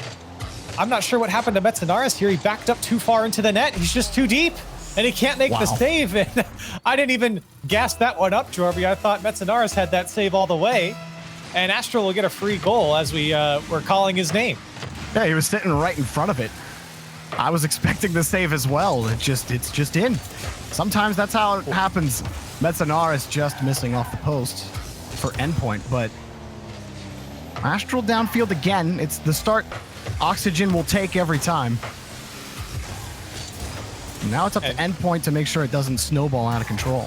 Absolutely. That was exactly what I was about to say, was for Endpoint, you really don't want to let Oxygen have this quick early lead and then start pulling away from you. And this is good from Endpoint to at least respond back with some pressure after that goal and put Oxygen on the back foot. You don't want to let them establish any midfield control or let Astral on the ball. As we were talking about him earlier, I think anyone going up against Astral, no matter what team he's on, you don't want him on the ball. But this Oxygen team have slowly started to figure out his place here in this rotation when you have another weapon like Chaussette, and it's been proven to be very lethal when it works. Oh, Endpoint couldn't grab the ball. Metzenaris fell away from it. Virtuoso was forced into another save. Oxygen grabbed the ball back after Endpoint had a brief stint in the orange half, but other than that, they aren't really able to hang on to the ball too much. They're forced to react to Oxygen on offense. Yeah, they might have a good push. Virtuoso looking for relating wave, but they're gonna have to play off of Chaussette's ball, and that proves difficult. You saw Astral cutting right in front off that initial 50. So Endpoint, some early game struggles in getting some consistent opportunities or just hanging on to the ball in general. Unfortunate there for Oxygen. Chaussette had no boost, and a great pass here from Virtuoso. Didn't hit it hard enough, though. He had the right idea. Relating wave still there. Endpoint trying to get that passing game going, and weren't able to connect perfectly there. Oh, Virtuoso barely sneaks away with that save. He had missed a bit earlier in midfield, tried to keep the push up, but Oxygen almost found another goal. Chaussette denied by Metzenaris. Quick counterattack, and the shot was good from relating wave. Endpoint tied up. Look at Metzenaris with no boost to stretch out back post to get the save, and a great pass from Virtuoso. We had just mentioned it earlier. A couple little passes in the midfield were starting to pop up for Endpoint, and that's a great one over to relating wave. He had open space on the right side and a free net to shoot on. Metzenaris will start for Endpoint here in the corner. A nice little carry from Metz and the dunk as well. Maybe this gets Endpoint set up here. Good pass from Metz to Virtuoso, but Chaussette was in the way. Those are the kind of plays you like to see develop out of Endpoint. They get a few more of those kicking. Oxygen might be looking twice before they make a decision. Yeah, the only thing missing was just the boost for both teams right now. That man who needs to make the crucial pass or crucial shot just doesn't have any boost to work with. And this one popped up towards Astral as he's forced to jump up and knock it away. The 3-point passing play for Endpoint is easily fended off by Farah. Just a lot of high, slow approaches by Endpoint. 2 are close in midfield. Virtuoso cutting in against Astral, but this is not the retreat that is the most comfortable for Endpoint. Metzenaris on the back wall will eventually get back to the ball, but that certainly could have turned for the worse for Endpoint had Metzenaris not immediately left. And Astral takes the ball right back. He got the catch. Almost had the pop. I thought he was going to have the flick there against Relating Wave. And those types of plays, you can really see, even in a lobby like this full of pro players, how much respect Astral gets. Everyone saw him get that flip reset. Didn't have to use it. That just bottom space as he landed. And he was able to pick the ball back up into a flick. And when you're a player like Astral, you kind of get that space because you're Astral. And you can do stuff like that. Yeah, when he has too many options, and he's like, well, he could do like 4 different things here. Like, you know, what choice do you make as a defender? It can be so difficult to try to find the right premonition, if you will. But Endpoint have done well enough, especially on defense. Neither team has gotten, I would say, consistent shots on net, more so an opportunity or two. Endpoint's counterattack is pretty scary. Consistently, they've usually had 2 players break out Corelli and have forced Oxygen to retreat pretty quickly every time. But this is off the kickoff, and Chaussette sneaks it right through the center. Oxygen will quickly end this overtime in game 1. Great touch by Astral. That speed just past that first man. You could see how much space Chaussette had coming onto that ball. No one was up to challenge him. That's such a scary sight to see with Chaussette behind the ball in that shot. And Oxygen are better for it with a 1-0 series lead. No, I didn't think this was anything too crazy from Oxygen either.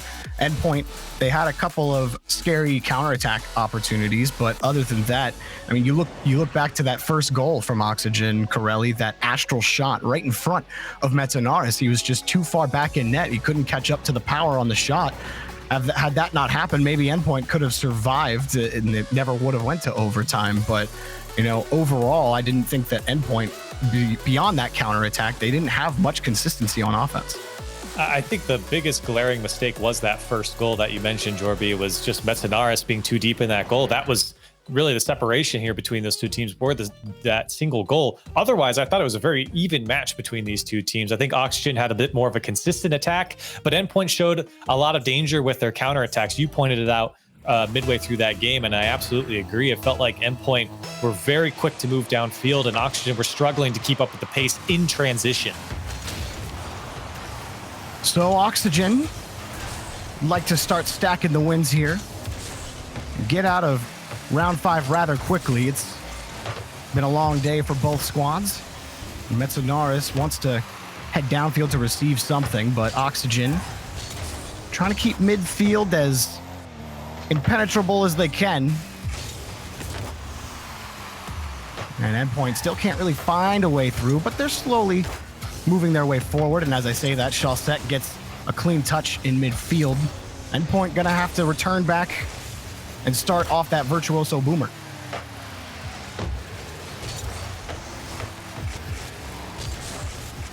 Ooh, nice pass from Relating Wave, but Virtuoso landed right on his hood, so didn't get the bounce he wanted. There was a bounce. Astral, I don't know how.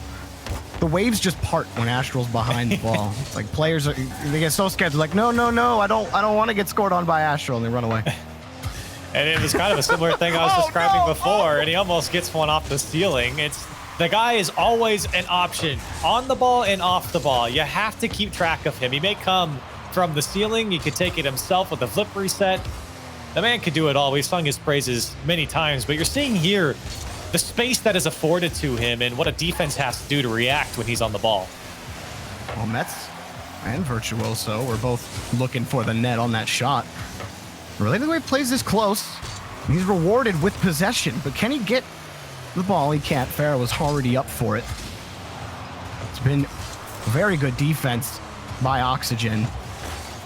You know, even if they don't get that rebound, the next man has always been ready for the follow-up right when the shot happens, or even before. Astral sneaks in off the crossbar, but it bounced out, and no dive from Chaussette was going to put that ball in the net.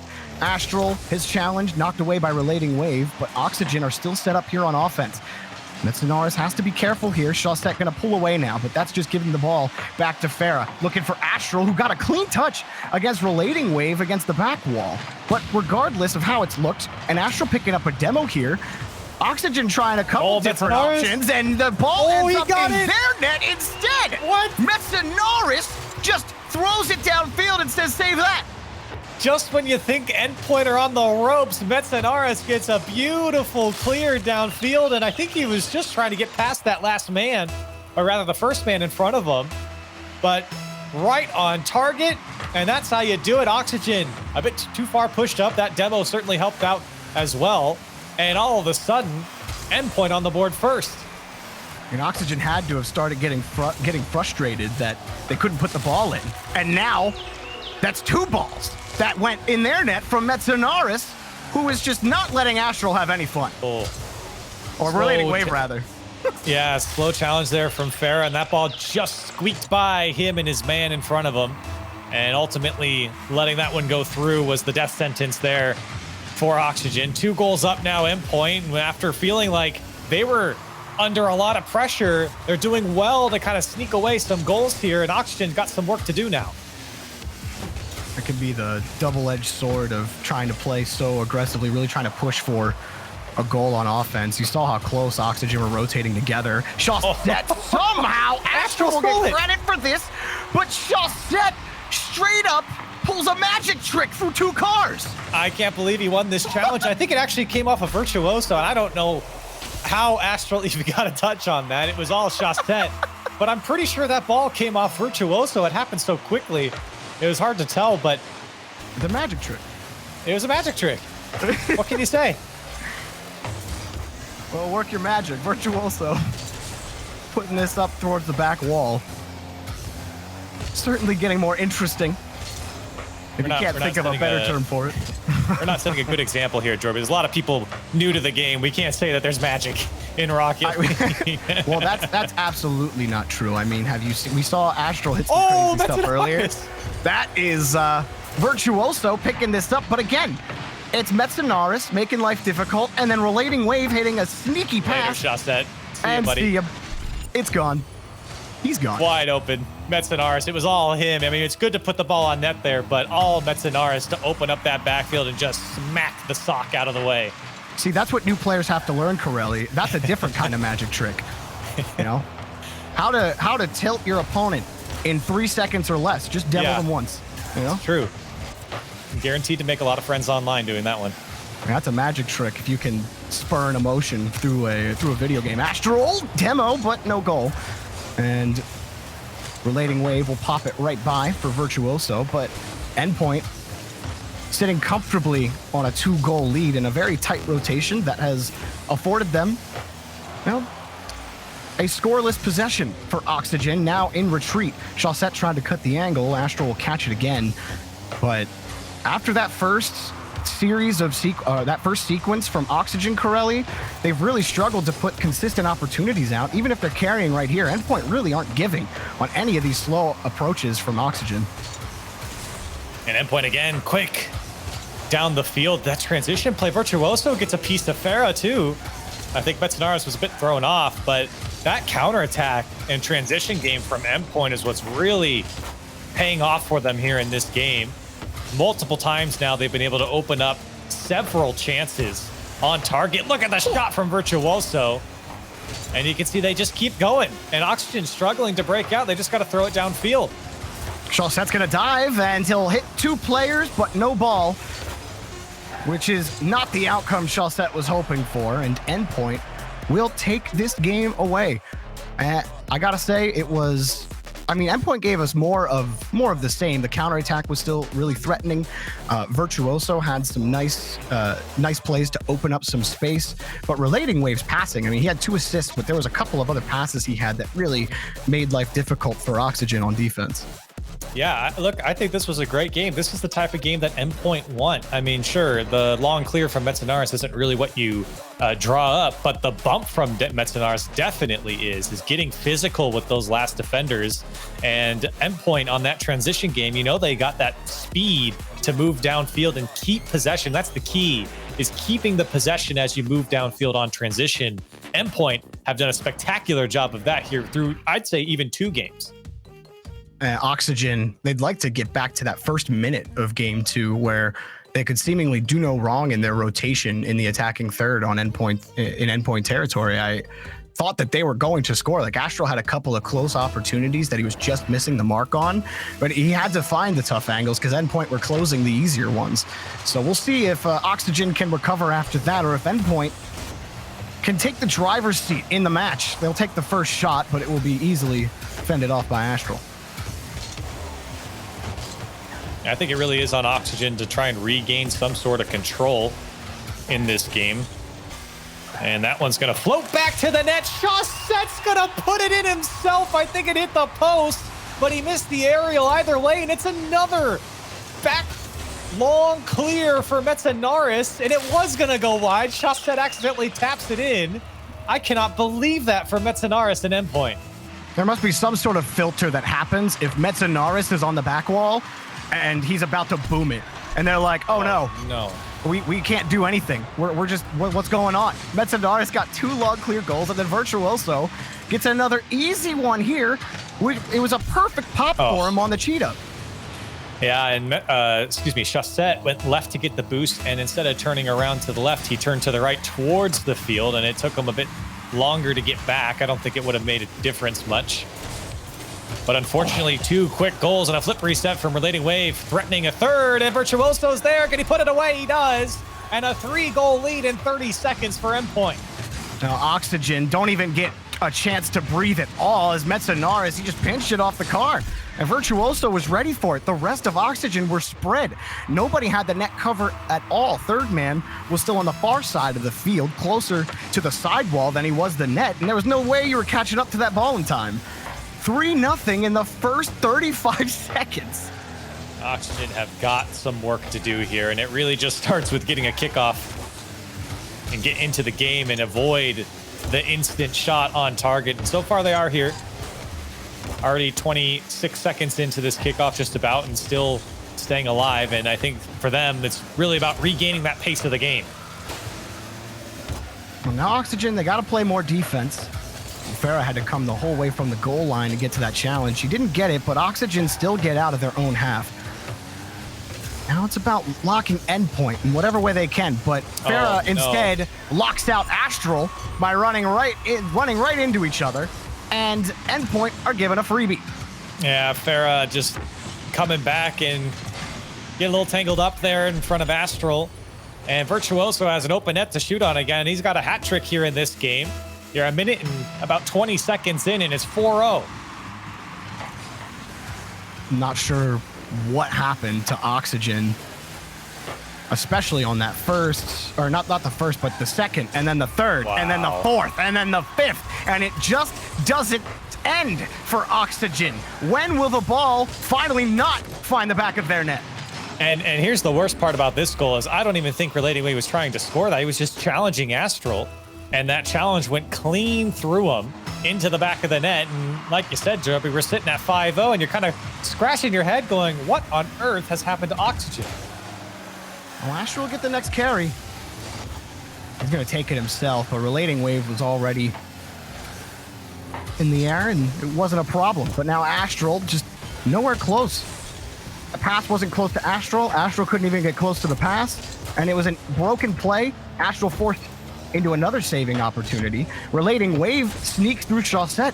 The follow-ups are just so slow from Oxygen.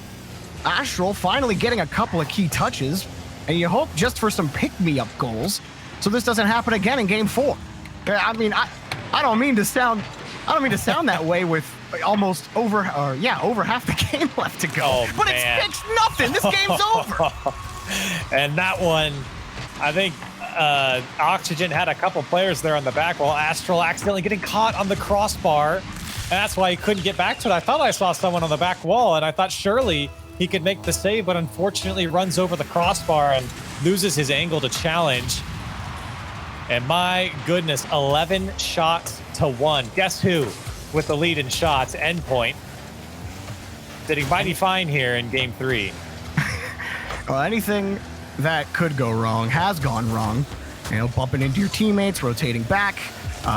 can't find the right positioning on the backboard and end up losing all control of your car, not being in the right position, and the ball is just boomed into your net for, well, I'm sure Oxygen are just as upset about it right now. They would certainly love the reset at this point. When I think maybe there's a positive if you lose this hard, 6-0. You're really just playing for scraps until the next game. So this next 2 or so minutes might be a good time for the mental reset for Oxygen, because they can't go into game 4 tilted and still feeling this onslaught that Endpoint have given them. Otherwise, the same thing just might happen again. They are really disjointed right now.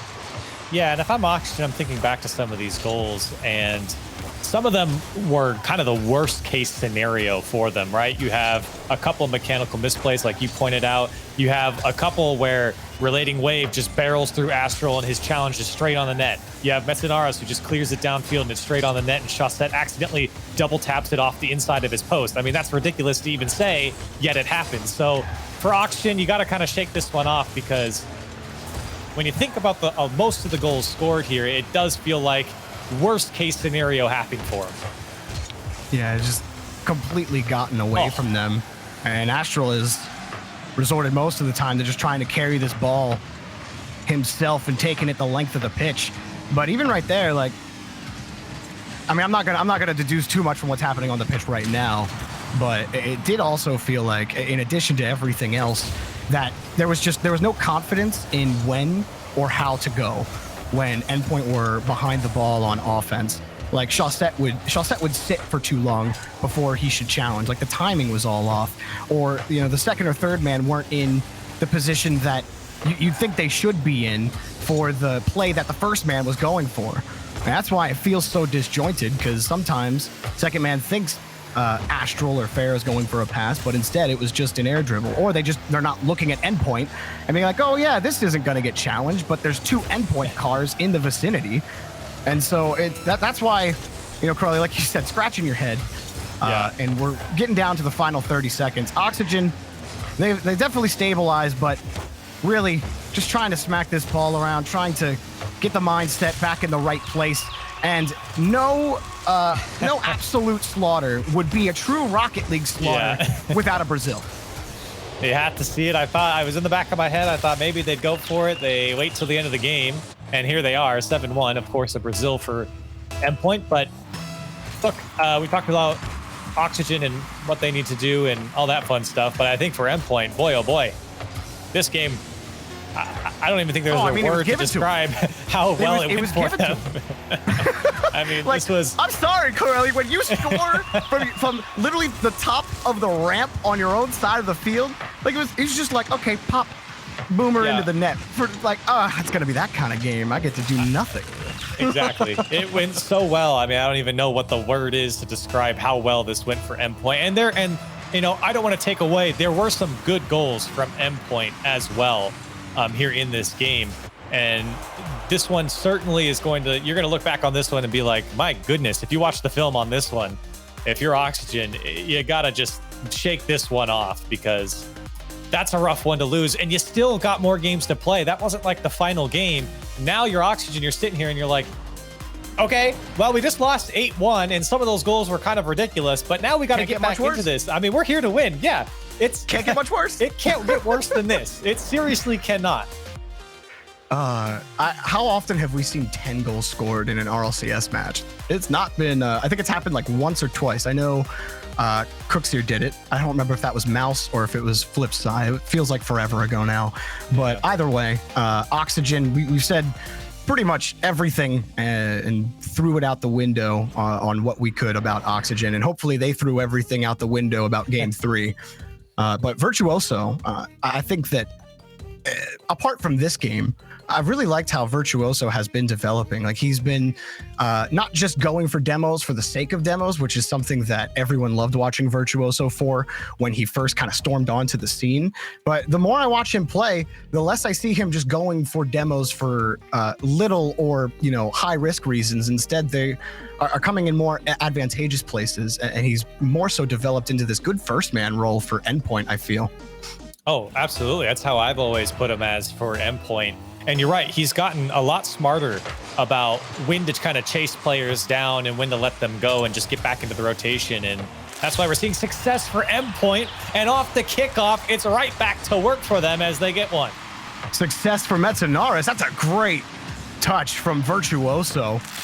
Speedily up on the kickoff. He beat him by what was probably a quarter second and just got it right off the ceiling. So, well, Endpoint kick off where they left off for all they care, and they might get a second. No. Farah completely misses this read, and just the defense is so divey from Oxygen. Nobody is ready for anything that Endpoint throw at him. Yeah, and Oxygen really need to get into the game and get out of the kickoff phase, and they are here. Find some sort of pace here, because right now, Endpoint just looks so much faster and so much better, and it's the worst case scenario start for them. They instantly give up a goal, and they find themselves down in the first 5 seconds. Oh no, this was just... Okay, well, Chaussette got it, but somehow Virtuoso beat all 3 Oxygen players, and now Oxygen beat themselves by leaving the net open. Or Endpoint, excuse me, beat themselves leaving the net open, not Oxygen. Been used to the other way around. Relating Wave, just missing the touch there. He had to fight Astral. But Metzenar still comes away with it. Virtuoso downfield, blocked by Chaussette. Oh, Oxygen, they can use that to boost the energy. And here comes one more from Farah. Bouncer, but diving save from Virtuoso. Chaussette, long ball to Farah. Shot is not good. Relating Wave gets in front of it, and Endpoint keep the lead. And this is great offense, though, from Oxygen. They're getting players to go, and Farah off the crossbar. Follow-up. Astral couldn't get there. I think Virtuoso might have gotten a piece of him. And this one cleared out for Endpoint, but just for the moment. He got it. What? Oh, man. I really thought that was it for Oxygen. They got to try again. They got some space. Astral, you need to kick it high over to Farah. Farah shot, blocked again. Relating Wave put it into Metzenaris' car. Otherwise, that was going to be an own goal. Yeah, I'm wow. I'm not sure Relating Wave's touch was good enough there. It came off of Metzenaris, and he got the save. And Oxygen putting on that offense that we know they can there. And that's a great look for Oxygen, even though they come away scoreless here. That's the type of offense and intensity, that urgency downfield is what we want to see more of out of Oxygen. We know it's there, and they're showing it here, a glimpse of it in Game 4. Yeah, that last opportunity, if you're Oxygen, you could definitely chalk it up to some Endpoint luck. And it is already way better than Game 3 ever was for Oxygen. Halfway through, have only allowed 1 goal, and in fact, they've been putting together more of the offense. Chaussette tried to catch it, but Virtuoso knew it. Metzenaris quickly turns, and it butts back into Relating Wave, but he recovers and grabbed the ball again. Oxygen were a little bit far back on the midfield line, but this is still going to be their ball. Astral, he wants Farah. Metzenaris is starting to sniff that out. They've gone for that passing play more than a couple of times in a row now. Finally, Metzenaris, Virtuoso as well, cut it off in midfield. Endpoint have survived again. And those lateral passes, the 90-degree ones, are always the most dangerous. You usually want a bit of an angle on it to prevent that from happening. What Metzenaris did, getting a piece of the ball and the player there. But Oxygen looking better on offense. I mean, we sit here and we say they're doing better, but they've got to convert now. They're still down by a goal, let's not forget. But they are showing a lot more poise. Leaving it out. Yeah. I mean, they've definitely gotten lucky on one of them at least. Only one, though. But hey, when you've been playing so well, I'm definitely very fond of the saying that you create your own luck. And you put yourself in the best spot for success, and sometimes fortune goes your way. Oxygen would love some fortune of their own. Virtuoso and Relating Wave will force them to look again, but Virtuoso has been such a nuisance to win 50s against. Here's a counterattack. Astral put it high. No good for Oxygen, and now it's about pressure. Oh, Virtuoso lets it drop, but Metzenaris comes in to close the gap again. They're getting closer and closer on these plays. Setting up Astral was good there on that shot, just a bit too high. Not spending so much time on defense either, but you never know when Endpoint could sneak one by, and you would love to get this goal here. You got 45 seconds left. Endpoint, 2 on the back wall. Virtuoso probably got a little far away from Farah. Maybe expecting Virtuoso to play that ball into him. Didn't matter. Oxygen got the ball back. They got to grab this in midfield. Chaussette grabs it there. Farah takes a player out. So Endpoint, they might be a little staggered. Astral looks for the hole, but Virtuoso, ever so patient. Grab the ball at the last second. Metzenaris trying to roll it out. Pharaoh looking for a bump on the back, but Relating Wave. Now he stayed strong on the goal line, and now time is ticking to its end for Oxygen. Chaussette, one more chance back over to Astral. Well, they can work with something here. They've got a little bit of space, but that is not the passing play. Relating Wave was sitting on it all day long, and Endpoint have defeated Oxygen here in Game 4. They're out. Wow. I think it was, 12? Yeah, 12 shots from Oxygen here in this game alone. So many chances for them to put one away. They look so much better. In fact, they looked like the Oxygen that we expected from them coming into this series. This was a great game from Oxygen, I feel like. Yeah, they gave up that kickoff goal in the first 5 seconds, but outside of that, I felt like they controlled the pace of the game. They had a lot of opportunity. Endpoint got some lucky saves, I think, on the goal line there, especially with the one coming off a Relating Wave to Metzenaris. So for Oxygen, though, I think everything went right for them here in this game. They just couldn't convert 12 shots. You can't find one in the back of the net. That's the issue. Yeah, and they even did get creative after those passing plays, those long lateral passing plays weren't working. It caught Endpoint off guard a couple of times, but Relating Wave on the defensive end, and then Metzenaris, who had 5 saves in that game. I mean, there were some tough shots that they had to save, and I absolutely give credit to the Endpoint defense for, in large part, to at least save. I mean, they had, 8 saves, so 8 out of the 12 shots. And then I think a few of the ones they weren't able to touch, it was just off the post or off the crossbar. But either way, Corelli, they missed the only shots they could have taken. And that is it for Oxygen. We got more Rocket League coming up after the small break. Don't go anywhere. We'll be right back.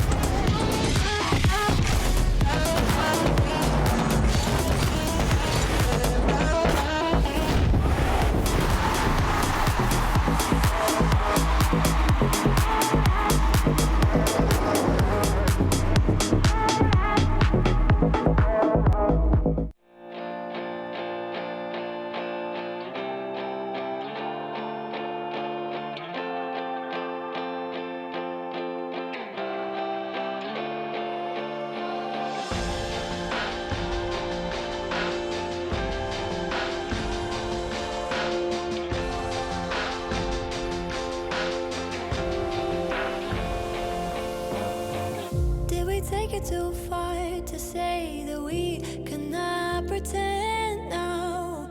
Was it never enough to have just everything you want? In your shadow I found a place to hide me from my own thoughts. And if I ever got lost, you'll find a way to bring me home. And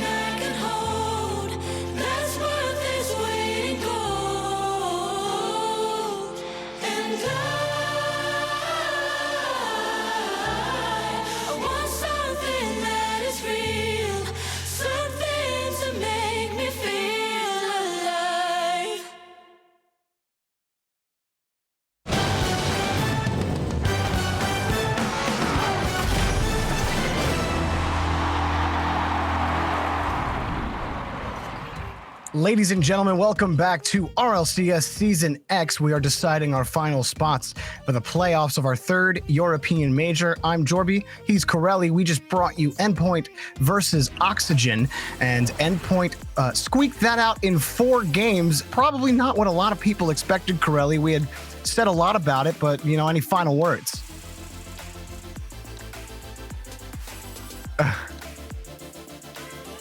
You muted, Corelli. It's okay. We saw the lips moving. I wouldn't call it a squeak. Yeah, okay. I wouldn't call it a squeak at all. It was a pretty strong showing, I think, from Endpoint. That's a team that I expect to do pretty well. I've always expected Endpoint to do well. Sometimes they're off the mark, but today they're a strong team. Very, very good day for Endpoint today. Yeah, in their last 9 matches, they're 5-4. They're just getting that last win there, and we'll see how they perform in the playoffs. But we're moving on, and we are going to be featuring Dignitas versus Solary.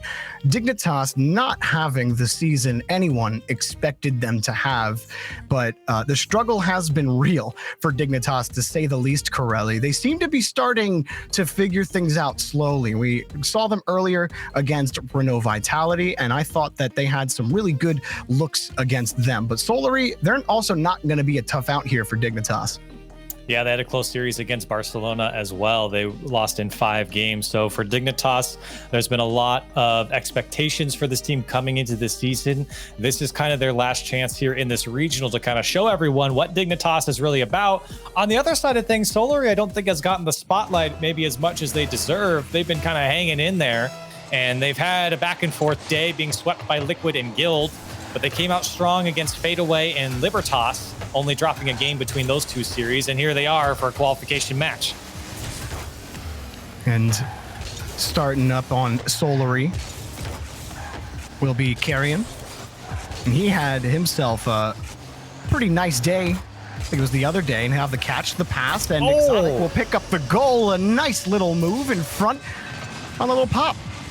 Yeah, I like the dribble in the midfield. Look at all the space this man has to work with, and then just drops it over to Exotic, and that's so tough as the last man. Yukio, you can only do so much. You don't know if he's going to take the shot or if he's going to dish it off, and then when he does, it's tough to block that shot off the pass. And Yukio thrown for a loop there.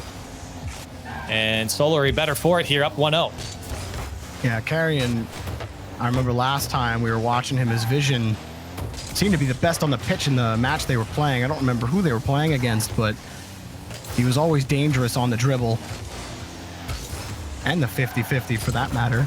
Exotic, typically finding himself the goal scorer lately for Solary. And on the other side for Dignitas, trying to get things set up here in midfield. Yukio slowing it down to win 150 against Exotic. Tried to pull that away from Carrion, who just got that ball taken away by Joreus. Still Solary spending a good time here in the final third, and Yukio doesn't make contact, and I don't think Solary knew he was going to miss. Exotic, he's up for this one. Violent Panda's got to make the save, and you're seeing a lot of pressure coming out from Solary early. And Exotic's hitting real close. Back over to Yukis. Causes some pressure for Dignitas. Exotic taking a slow pass from his teammate, grabbing it over to Yukis. Now Solary getting real creative in front of the box. Wasn't able to find the net, but you like how things look for them. They've already given Dignitas a couple of different looks. Carrion almost snuck it in, but right into Violent Panda. Exotic, another chance. Yukis, that's a high ball that will turn into a dead play, at least for the second. And it will for now for Solary. Dignitas trying to find their footing through the midfield right now. Solary are easily soaking up these balls thrown downfield. As Exotic, well, he didn't deal with that one perfectly. And now they find themselves a bit on defense. Dignitas starting to heat up. Violent Panda not wanting anyone to take that ball away from him across the pitch. They get Dignitas set up here now. Joreus, he tried to find the air dribble back, but that first touch was just a little too powerful, and Exotic grabs the ball again, right behind it, dunked it right off of VP, and 2 commit for Dignitas, but it's good enough for a clear. Actually gives Joreus a shot at the net. He'll take out the defender. Yukio lets it drop for Panda, but it's too light. Exotic will lightly tap it back down to Yukis. Dignitas Trying to find some sort of an attack here. Yukio has an opportunity to put off the back wall. Great clear from Exotic. And that's going to force Violent Panda up. And now he's on low boost. He's going to have to depend on some teammates here to make a save, or at least a clear. And he does so. A good clear downfield, finding that back wall. And Dignitas very quick to move downfield with the first man. Well, Violent Panda getting a couple of 50 wins. He's been the winner on the last couple of 50s that have gone his way. For Dignitas, they'll need him to win a couple more of those if he's successful consistently on that. That one more on Yukio to follow it up quickly. He did, but still, Jorius off the backboard for free, and Yukio dove for it. Couldn't find it. It tipped off the Solary defender. And Violent Panda backed off on that shot. He was barreling down and then realized that last defender had it. And he's got Jorius here. He can get the touchdown. He can't get there. It's a great setup. Violent Panda saw him all the way, and he just couldn't get the touch. Now Yukio got the catch. He's got one to beat and Carrion. Carrion bought, and that is a goal for Jorius. He puts it in off of a great Yukio carry. Oh yeah, great shot here from Jorius, but look at the carry from Yukio, taking a couple extra touches to bait that defender to jump, and as soon as he did, he puts it up and over his head and finds his teammate on the back post. Great play from Yukio with using that space in front of him to then create space for his teammate. Well done. Well, Yukio following Jorius closely, and Jorius is ready for the follow-up, and he puts it in again. A quick swing of the lead puts Dignitas in front. Yeah, they came out a little bit slow here in this game, but all of a sudden a good challenge from Yukio ends up in the hands of Jorius, who puts it back post. Great shot. The defense wasn't set yet. That's why he had some space to work with, and all of a sudden Dignitas take the lead. Well, this first half definitely belonged to Solary, and they might take something back here for Carrion, but no, it's another long clear, and the demo opened the hole that allowed Violent Panda to score. May put it out of reach with 42 seconds left. Whoops. Oh. That one went right over him. But the third man got demoed. He was just respawning on the back end, or the other way happened. Honestly, Corelli, I didn't look at the demo notification because I was watching the other side of the pitch when it happened, and I just guessed. I guess that's why it went in. I mean, I thought he was dead. I was too. I was flicking through the players there. That's why I was confused on how this happens. And here we are sitting 2 up. Dignitas. Just that hacker keyboard meme, just slapping the numbers. Like, which player? Which player? Can't figure him out. And unfortunately for Solary here, it was a great start. They had a lot of pressure early, but it feels like it really started to calm down once Dignitas got the read on Solary here. And all of a sudden, Dignitas showed a lot more poise downfield than maybe Solary did early on. And even though getting that early goal helped them out, Dignitas definitely showed a lot more creativity down the stretch of game 1. Yeah, Solary, I mean, that was what they were doing in the first half of that game. But then Dignitas were just booming that ball away. And I thought it really started to turn was when Violent Panda, he kept winning those 50s. And then the second man kept playing a little bit tighter to Violent Panda. Usually it was Yukio, who I thought did great in the, what do you want to call it? The playmaking category, I guess. On the assists. He didn't get an assist for one of the 50s he made for Violent Panda, I think, but Yukio overall has really slotted in that first game well to help keep Solary out. And I think for Solary, I don't know. You know, when I think back on this game, I think of the immediate pressure that they had early on, but then it felt like Dignitas, they were to bring that ball down and be a lot more grounded, and all of a sudden Solary just couldn't really figure out what to do with the challenges once they had gone into it. Dignitas did a much better job of being a little bit more opportunistic when that ball would pop out, and it felt like they were able to keep extended pressure because of it. So for Solary, I think you will go back to the beginning of the game where they had that pressure and find that pace that they had early on. Especially Exotic and Carrion, who seemed to be at the forefront of that attack. And Carrion, who usually can sneak his way through on dribbles or challenges or otherwise, is finding it really difficult to break through this Dignitas roster. As Violent Panda will keep the ball locked in midfield for only a second. Exotic diving forward, but no chances. Jorius was able to pick it up on the rebound. Ooh, tough challenge there for Carrion. He was the last man back, and if that had gone the other way, that would have been a goal for Dignitas as they have to just throw it downfield. Solary, again, finding some early pressure here. Yukio doing a good job to keep that ball close. And Solary trying to keep this one in the final third. That was hustle by Carrion. Went, just locked it up, calculated the distance he needed to go, and got to that challenge in time, and look what it's done. It's forced Dignitas to start really thinking about how they can get the ball cleared out. In fact, they're losing a lot of these challenges now. Carrion can't sneak the ball over to Yukis, but Yukis gets over here anyway. Gets behind the ball, and he got one more touch. It may have given Exotic the space he needed for a shot, but instead Dignitas hold firm on defense, and they head right back over to Solary territory. Yeah, great bit of defense from Dignitas, honestly. You know, we talked about the attacks from Solary and them having a lot more pressure, but Dignitas have done a good job of being a nuisance every step of the way. Solary have had to earn the space every time a man's on the ball, and Dignitas have stayed disciplined on defense to make sure there's someone always there to challenge. Exotic opted to keep it on the ground, but Yukio could easily get there. And Solary really wanted to carry this. Carrion had the most interesting landing on that ball. It was like very, very fluid. I'd like to see that again. That was very satisfying to watch. Somehow he got out in front of it and then landed behind it.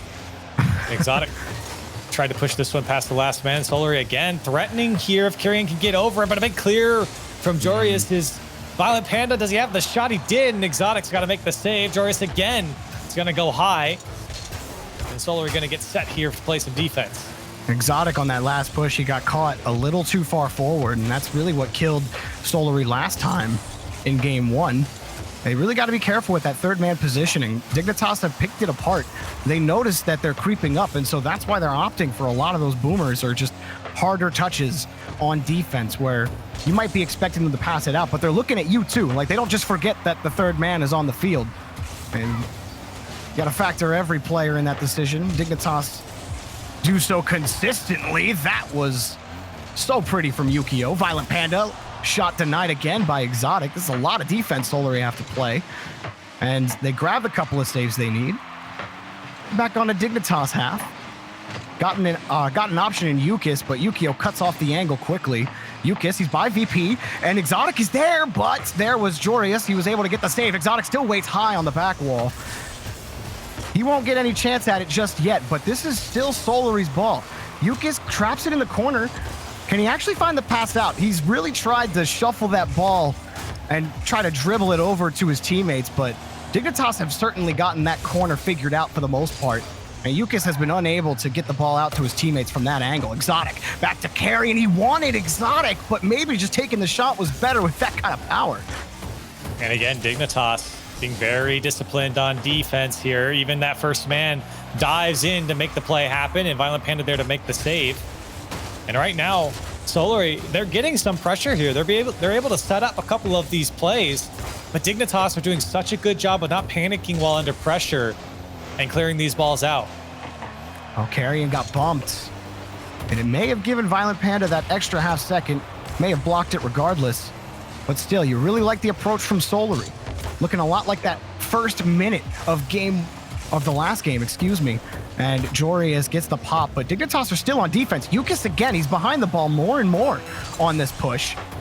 But still, they can't find the back of the net. They can hardly find the net at all.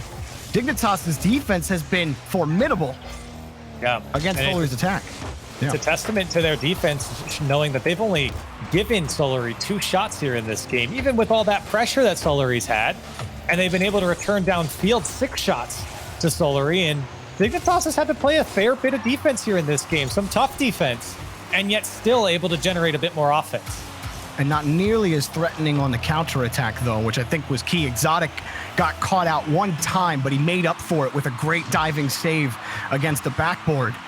And so now overtime begins. Solary would love to continue the good play that they had going into it. Exotic starts off with a pass to Yukis. Yukis pushes it by Yukio. Carrion's in the air. The shot blocked by Violent Panda, who was harassed by Yukis. Last man is Exotic. Yukio carries it and splits it right in. Goal for Dignitas. They take the victory. Yukio, what a pop from him and just shove it to the right side. Exotic just barely late coming off the demolition spawn. And what a play from Yukio to keep Dignitas here. My goodness, that was a game well earned from Dignitas. The amount of defense that these guys had to play, and quality defense at that. Solary, they made them earn it here, and they kept them honest, but Dignitas, the discipline, did not panic and then strike when that opportunity arises. It took him into overtime to finally find that chance that they were going to score. And that's the discipline coming out from an experienced team, even with a player like Jorius, who you know is the newest player to this squad. But I think Dignitas, they played, even though it's just a 1-0 game, this was a fantastic game for them. I mean, when you watch the play on the field, you might be surprised that Solary only had 3 shots on net for how often they were in the orange half. And that just helps, drive the point home of how good Dignitas were on defense. And not for lack of trying from Solary. They employed every tactic that they had in their toolkit to try to make things work against Dignitas. They tried for the bumps, but Dignitas avoided them. They tried to force the ball through challenges or dribbles, but Dignitas were always ready for it. They tried infield passes, but Dignitas were there to block it. So where does that leave you if you're Solary? Well, you can only work with the tools you got. You just got to try again. You weren't successful in the physical game, so maybe that can work if you make that call in the right place at the right time. But for right now, Dignitas are the owners of that victory, and they are going to try to keep this ball in the blue half a little bit longer. Obviously, Dignitas would, but so would a lot of the fans wanting Dignitas to make it to this next stage, the playoffs here in the 3rd regional. As again, we talked about Dignitas struggling a little bit here in the beginning of this season. A 3-0 against Solary moving on would be a great way to carry yourself into the playoffs. But again, Solary, they've kept them honest here. This has been a tough 2 games for Dignitas, and they're getting the better of Solary right now. Violent Panda's up for it. Can he drop it down? Great block by Yukis, and that'll slow things down. Oh, Exotic ended up backflipping right after the challenge happened, because on his cam, that ball kind of judders in place for a moment, and you're thinking, oh, that challenge is coming straight towards me. So it slowed down his ability to get up to the follow-up fast enough. But Dignitas, they just kept Solary in this half for so long. Carrying desperate boomer. The Violent Panda sends it forth for Yukio. But regardless of Dignitas keeping it locked, they're not really suffocating Solary, if you will, on the boost game. So they've been able to get to a lot of these high aerials that Dignitas have forced them on. Even that one right there, no one's going to pressure them, so Exotic can let it drop. Ooh, nice little move. Nice little double move. And now Carrion will pick up the ball. He beats Yukio to this, but can't get behind it fast enough, and now Exotic turning tail, running. Yukis can't buy him any time. He makes the save, but he's gonna need a follow-up because here comes another shot, and it's too hard to save. Jorius collects the first for Dignitas. Great recognition from Jorius, and that flick past the first man puts that ball in a real awkward spot, forces Exotic, who's rotating back, to make the save, and then Jorius understands and sees that defense couldn't get back to the ball fast enough. He's able to put a shot on target, and again, the patience from Dignitas is very interesting to watch here. Never forcing the issue, never forcing any chances on the Solary side, and you don't see a lot of overcommits either. They've been very disciplined here today. No, Dignitas pulled off. They're like, look, they can't really get by us if we don't overcommit. Like, we don't have to play aggressive against Solary right now because they can't put any shots on net. Literally 0 shots on net halfway through the game, and it's worked out. So Solary, they gotta pull another trick out of the bag. They gotta give Dignitas something that they haven't seen, because they're just rolling up to the 3rd and grabbing the ball, and Carrion can't get back to it. Jorius took that away, but here might be the breakaway that Solary were looking for. It comes for Exotic, and it's off the crossbar. That's the best look Solary have had, and that was still tough to sneak into the top. Yeah, it was their best look, and that one you feel like they maybe should have scored. And good cut here from Carrion is see if Exotic can do something with it and set up Solary for some success. It's a great flick by Violent Panda to shut things down from the Solary offense. Exotic hopping all over this ball. Carrion speedy as well. Yukis' shot denied by Yukio. There's a Dignitas Dignitas car in the right place at the right time. Every time, Violent Panda, the next on the list to do so. Hard pass and no goal. Not even close to target for Carrion. That was a laser pass. Now in trouble are Solary. Everybody still turning around when that rebound came, but Exotic has a shot and Violent Panda has a save. Still the rebound is Carrion. Pass. Yukis, and he finds paint. Finally, Solary, get on the board. Well, you asked for something different, Jorby, and boy, did they pick up the pace. And a great pass from Carrion, and the shot just to the left of Violent Panda actually went off the top of his hood. But the pace from Solary in the final third has been stepped up just a bit here, and it's spreading out that Dignitas defense. I watched them for a while, flicking through the players. They didn't have a lot of boost. They were just making goal line saves, and Dignitas trying to respond back. It was a close one from Jorius. But Solary, as great as that first one was, now you have to do it again. Goals have been a myth to Solary for the most part. Jorius wants that to Yukio, who's in the middle of a flip when that pass came out. Couldn't get to it fast enough. Exotic, another carry. Oh, but Yukio had his flip ready to take it out. Solary pushed back hard again. Yukis wants a hard clear back to Exotic. This can be a good start, but it's all about that touch right there. Now the pressure is felt for Dignitas, but can they keep the midfield? Shot on net, hot shots from Solary. They'll throw anything at the wall, see what sticks. That one might, but it's just wide. And Yukio gets to the ball, he just hops right over Carrion. Exotic delaying what might be the inevitable as Dignitas march down the field. Jorius denied by Yukis, but Violent Panda lies in wait in midfield. Time running out, Yukis. He stops it for now. Exotic, crucial follow-up. Midfield might be lost or gained again by Jorius. Here he is. He got the flip reset. I don't think so. He ran out of boost anyway. Yukio is trying to bump those last two guys in the net of Solary, and here we are, overtime. Dignitas 1 goal away from moving on. Solary trying to hang on. Exotic, he stepped up massive for Solary in the past. He is what I would call their flashiest player. They might need a flash in the pan in this overtime. It'll start with Carrion. Violent Panda will cut the attack off in midfield. This has been the difficulty for Solary, winning those 50s in midfield and trying to get by really anyone on Dignitas. Jorius gonna lose this to Carrion. Carrion just misses the next touch. He didn't have any boost to commit any further. Exotic picks this up. The rest of Dignitas. Violent Panda just sat still in net the whole time. He's like, I know that you haven't gotten anywhere close to me. Good luck. That's the patience. That's the sweat that Dignitas don't feel right now, even in this overtime. But they might want to start sweating a little bit because Solary are putting more and more on net. Here's another, but Yukio hops right onto it. Jorius follows it up. Solary are still hunting. And Dignitas are so boost starved right now, and that's why you're seeing Solary have so many chances.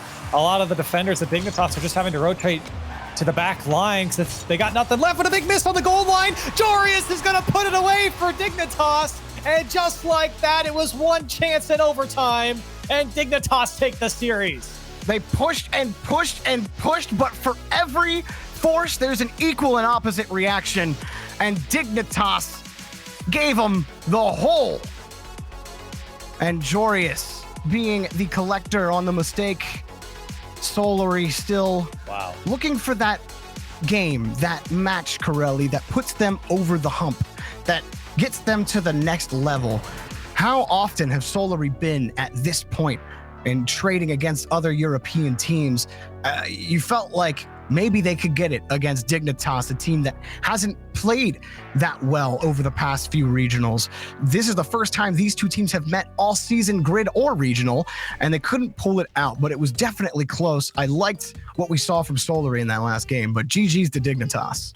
Yeah, I mean, honestly, watching that last game, it felt like Solary had the better of Dignitas. Even with Dignitas staying so disciplined on defense, it was Solary who were really starting to pick up the pace and spread the field. It was tough for Dignitas to keep boost, to make the saves that they were making. But at the end of the day, Dignitas' defense is, I think, really kept them in the game. And Solary just couldn't come up with the creative enough play to break them down.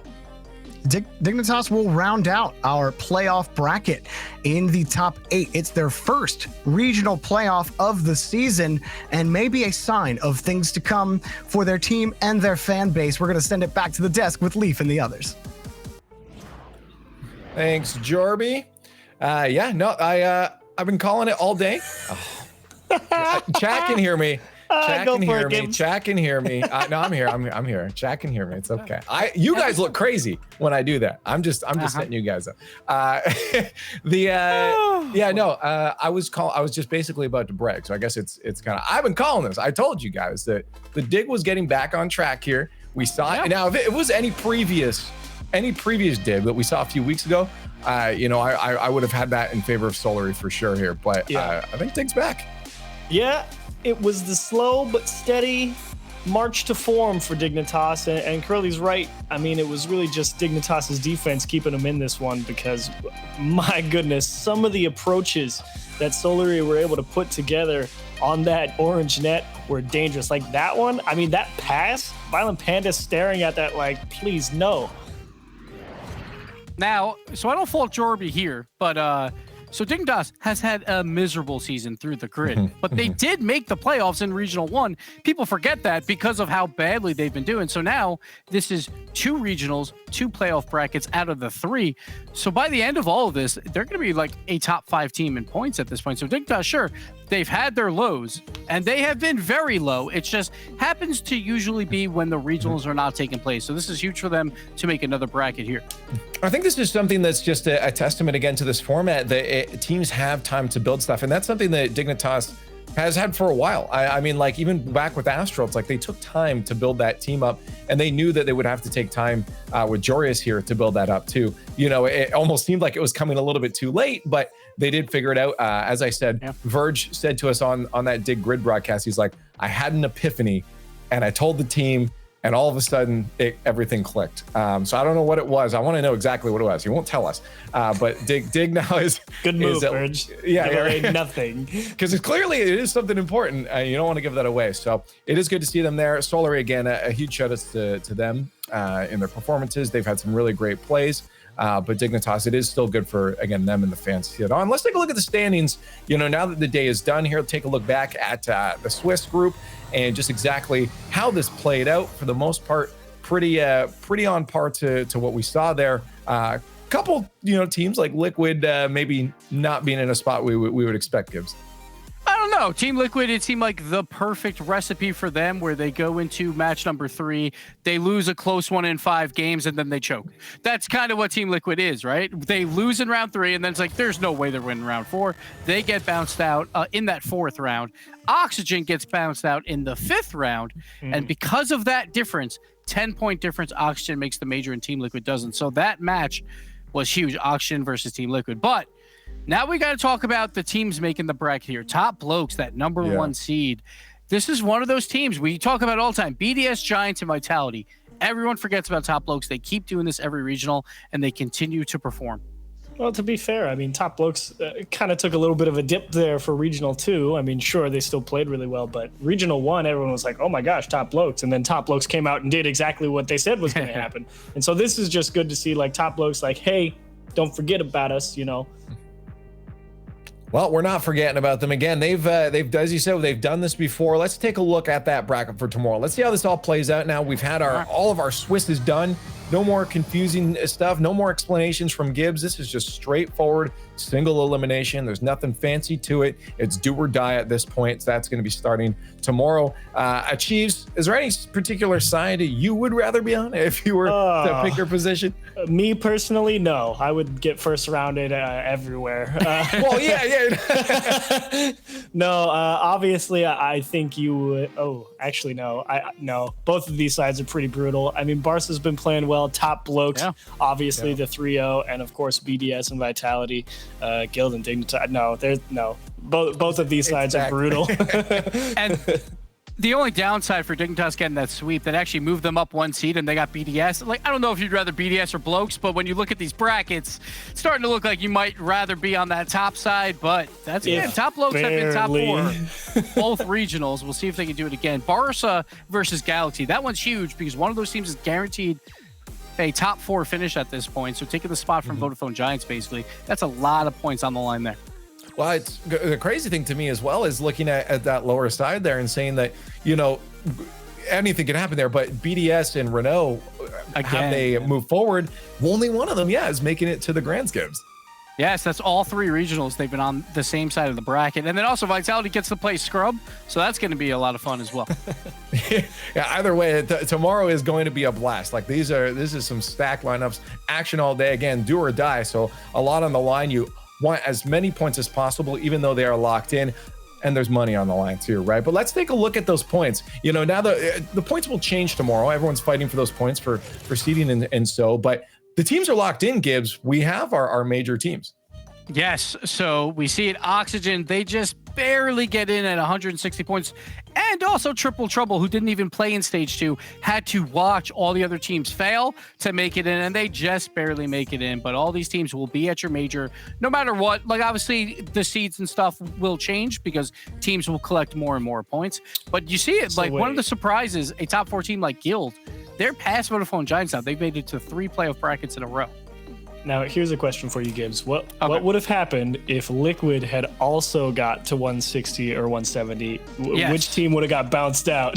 So if Liquid would have won, there would be a tie for 16, Triple Trouble and Oxygen. It would have came down to if Oxygen won the grid, they're in. If not, there would have been one best of 5 between those teams to decide who gets in. But Team Liquid didn't get that far, so they so finished. You get to dodge that.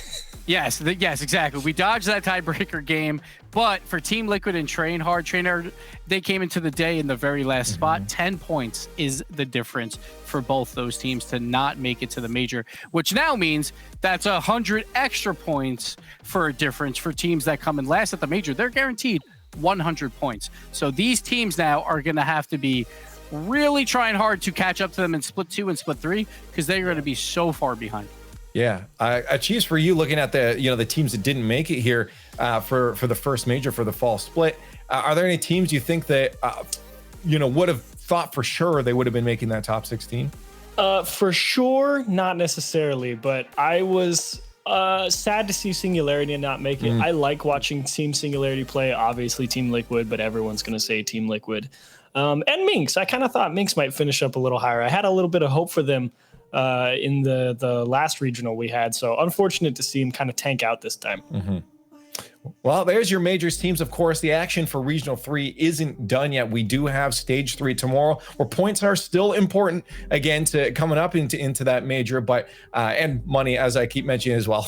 a lot on the line there tomorrow, but we do have it locked in, which is a relief likely for some of these teams. But since we are done stage number 2 and only have stage 3, we got to take some rest. So I'm going to give you guys some final words before we head out and have our action and finish off our 4-day weekend. So Achieves, any final thoughts for today? Good luck, everybody. Dignitas, I'm glad you're back. It's good to see you. Please keep it up. And Gibbs? And for me, we got an all-European pre-show tomorrow. Me and Leaf get a little bit of a break, and we won't have to worry about any phone calls because they can just talk to each other directly, so that'll be nice. Oh, yeah. Is Shogun taking my spot again tomorrow? We get to sleep in?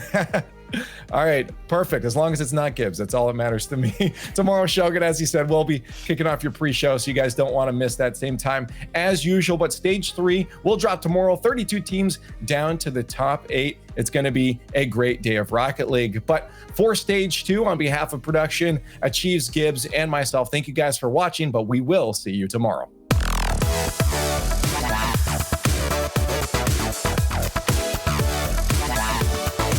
Bye.